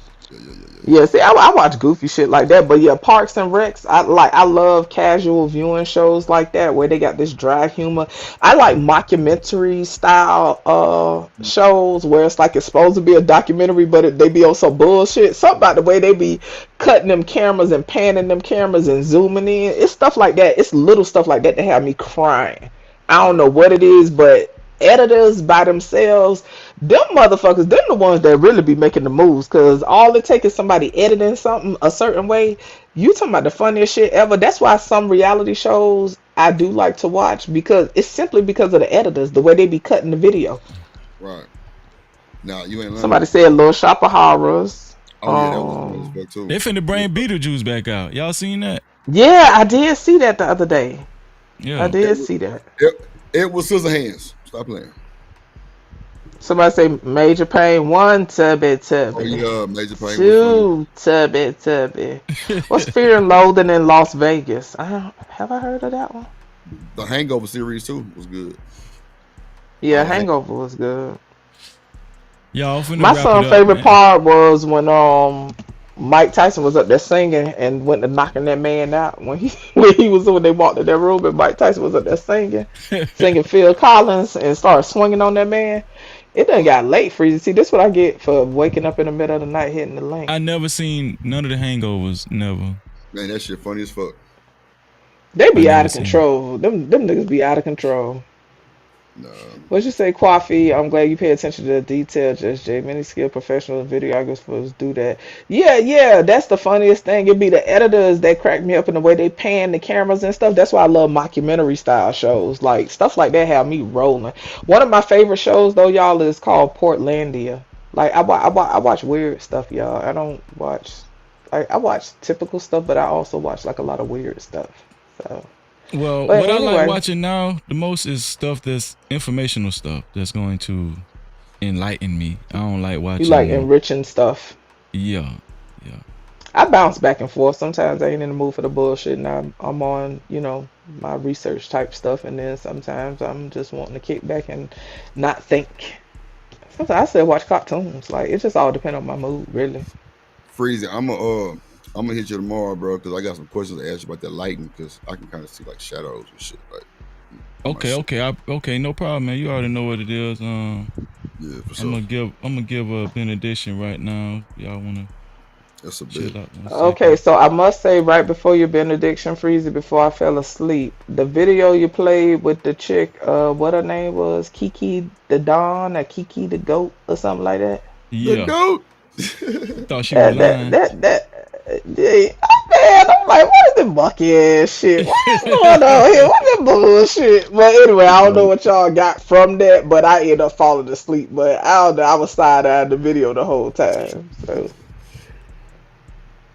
Yeah, you respect Beyonce, but you finna make a whole song. You respect Beyonce, but you finna make a whole song talking about how her nigga was trying to slide. Like, what is going on? Like, yeah, child, I think she embellished that part. I think she. Yeah.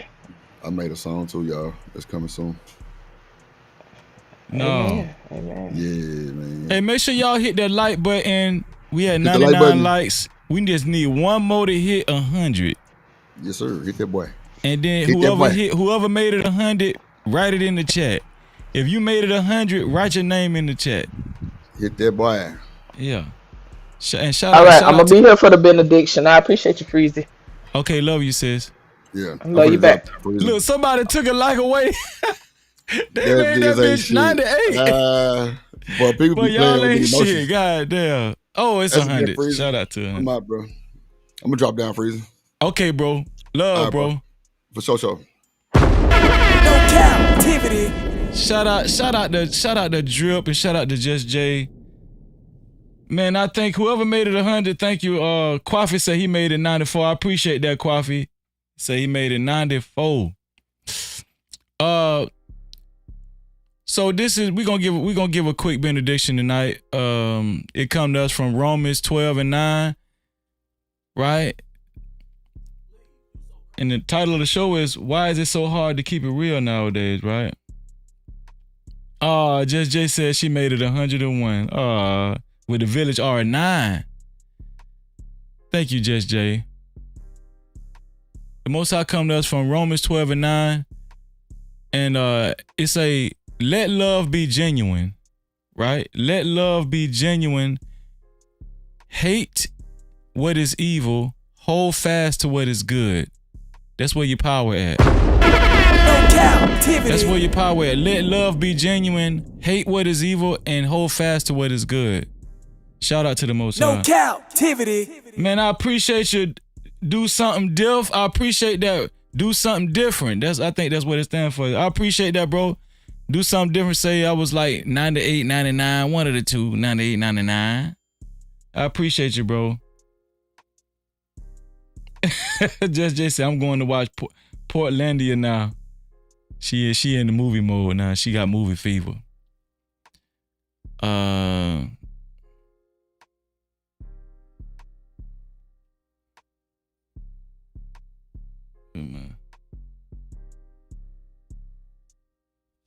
Shout out to everybody, man.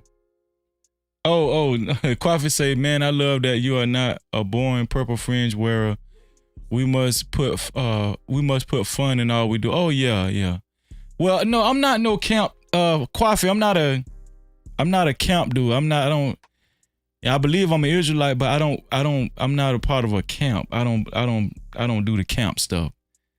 I don't do that stuff. But I mean, I don't knock them, but I don't believe in gangs. I believe all of us are brothers and sisters. Man. Do something different. Say, find out about you from Angry Man. Salute, brother. Really? Shout out to the Angry Man. Shout out to Do Something Different too, man. Shout out, man. Shout out to Angry Man.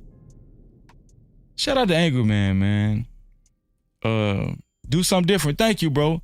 And I need you to stick around. It get greater later.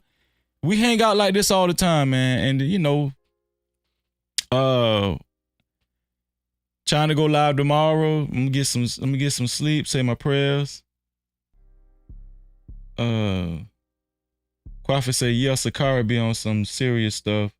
Met him out in the Bay and recorded him. Oh, okay.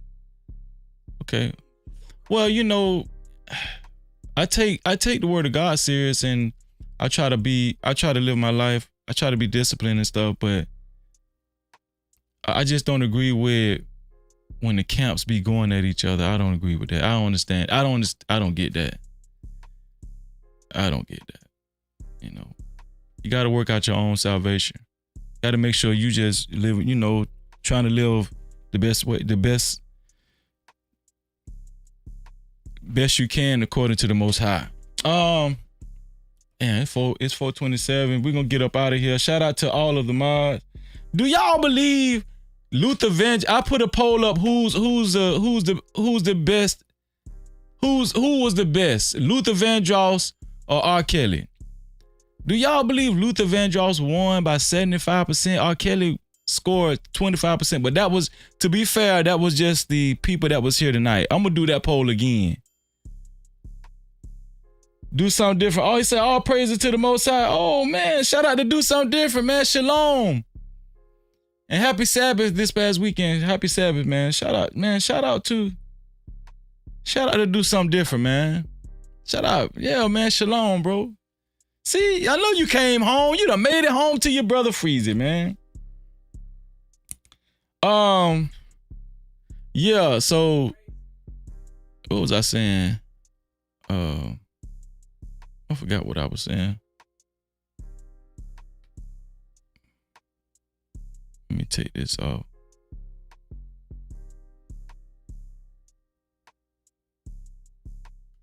Yeah, so I'm gonna try to go live tomorrow. And yeah, get ready later. Just stick around, do something different. Stick around, man. Stick around. But yeah, I don't.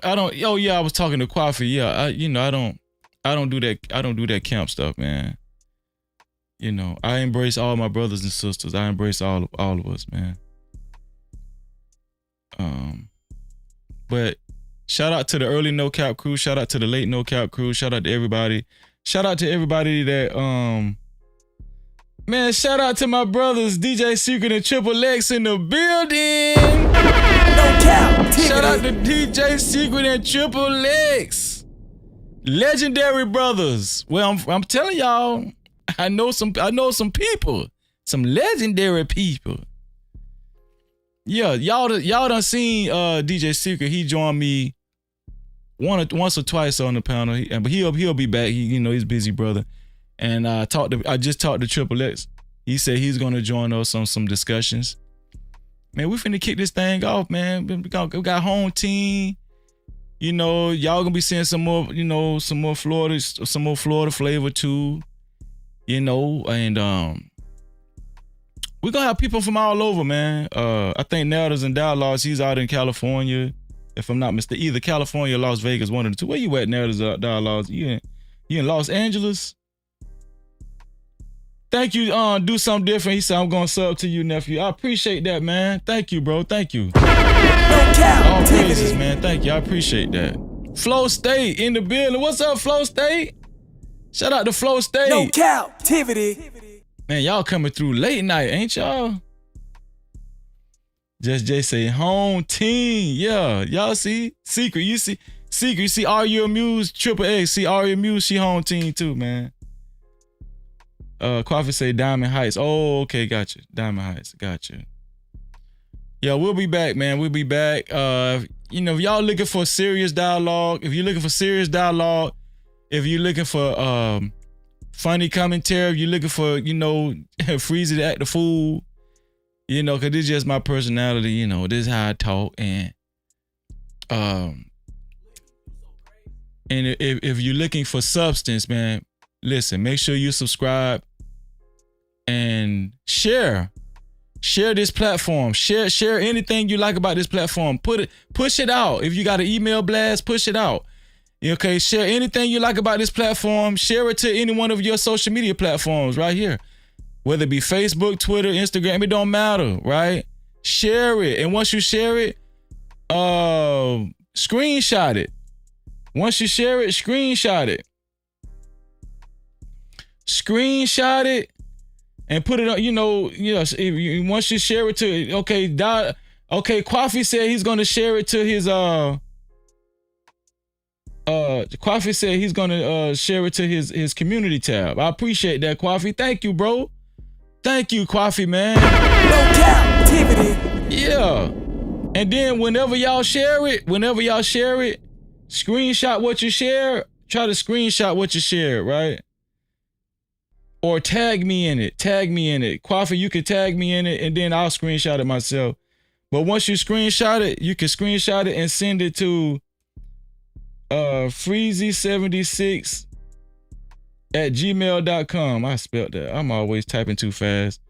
freezy76@gmail.com. There it is. Stan Joseph, I see you. He say Bay Areas, but Stan Joseph say, and I appreciate y'all in advance, man. Thank y'all. No Cap. You will be a part of the No Cap campaign after that. Thank you. Join the No Cap campaign. Let's push black quality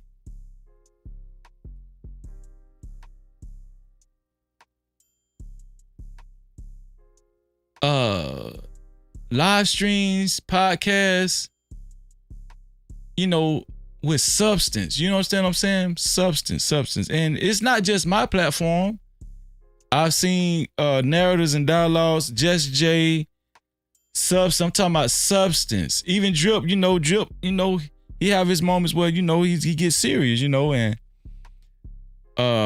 with substance though, Let's push that. Let's push it, man. And let's get serious about our craft, y'all. Let's get serious. All right? Okay, we're not just one-dimensional. We ain't just got to fight with one another. Let's get serious about our material, what we put out there. You know what I'm saying? Shout out to Stan Joseph. I seen your comment, Stan Joseph. Stan Joseph said he in the Bay Area, but Stan Joseph said he Opelika, Florida, raised. That's what I'm talking about. In this thing, man. Y'all tell home team to come over. This where it's at.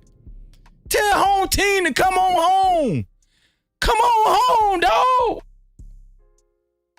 Come on home. Shout out to UFO. UFO say he subscribed. I appreciate that, UFO. Shout out to UFO Kamikaze one. And guess what? Guess who stepped up in this thing, man? World class. What's up, boy? Captivity. World class in this thing, boy. That's my brother, man. Long time. Day one brother, man. I appreciate that, Nardos. I appreciate that, Kwafi. Thank you, man. Thank y'all. Yo, man, this has been an excellent live stream. We've been on 5 hours and 30 minutes, 5 hours and 31 minutes. Is that just hit 5 hours and 31 minutes? Y'all know what I always tell y'all. We will be back tomorrow. I gotta look for some content. I just don't like to go live and just, we hung out a little bit, but if y'all rewind to the beginning of this live stream, you can see the structure. It's usually more structured the first 2 or 3 hours, and then I'll do a panel or some, either sooner or later during the live stream. And then, it's still structured during the panel. But tonight is Saturday night. Gram Spam, this was the Gram Spam edition. Gram Spam is usually impromptu. And then I have a couple of planned stories that I'm gonna talk about. But after that, we hang out, we talk, we have great conversation, man. Great conversation, man. Listen, make sure y'all get some sleep, man. Make sure y'all say y'all prayers, and let's stay in good spirits, and let's push our, we next up. We next. We are next. But we just gotta do the work. You know what I'm saying? We next, y'all. We gotta do the work. Y'all know what I always tell y'all. Thank you, Miss Bella. Miss Bella said night all. Exactly world class. Exactly world class. We next, man. We next. You gotta believe that. We next. Yeah, it's people that got more subscribers than us. It's people that do more numbers than us when we go live. But guess what? That don't mean that their live stream is better. Better believe that, man. It don't mean that. Don't let them people fool y'all. Don't let them fool you, man. You're getting the dope for cheap. Nah, you're getting the dope for cheap. But it's the same dope. They ain't caught on to the dope yet. This good dope over here. This good dope, but you just getting it for cheap. But wait till the whole hood get hold of this shit. The price gonna go up. I'm telling you. I'm sorry, y'all. I be thinking. I have flashbacks. But listen, man, I appreciate y'all. Love y'all. Y'all know what I always tell y'all. To free yourself, you must heal yourself. And until the next time, we out of here.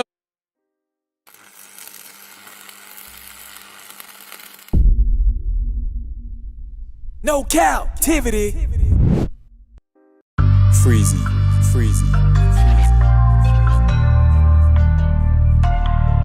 Oh, I forgot to tell y'all, shout out to everybody that gave super caps and cash caps. I can't go nowhere without acknowledging that. Shout out to AR Smitty, Haramba, TB, RBN Network, all Stan Joseph's, all 6 of his super caps. Shout out to Jess J for both of her cash caps. And shout out to On the Next Podcast. And once again, to free yourself, you must heal yourself. And until the next time, we out of here for real.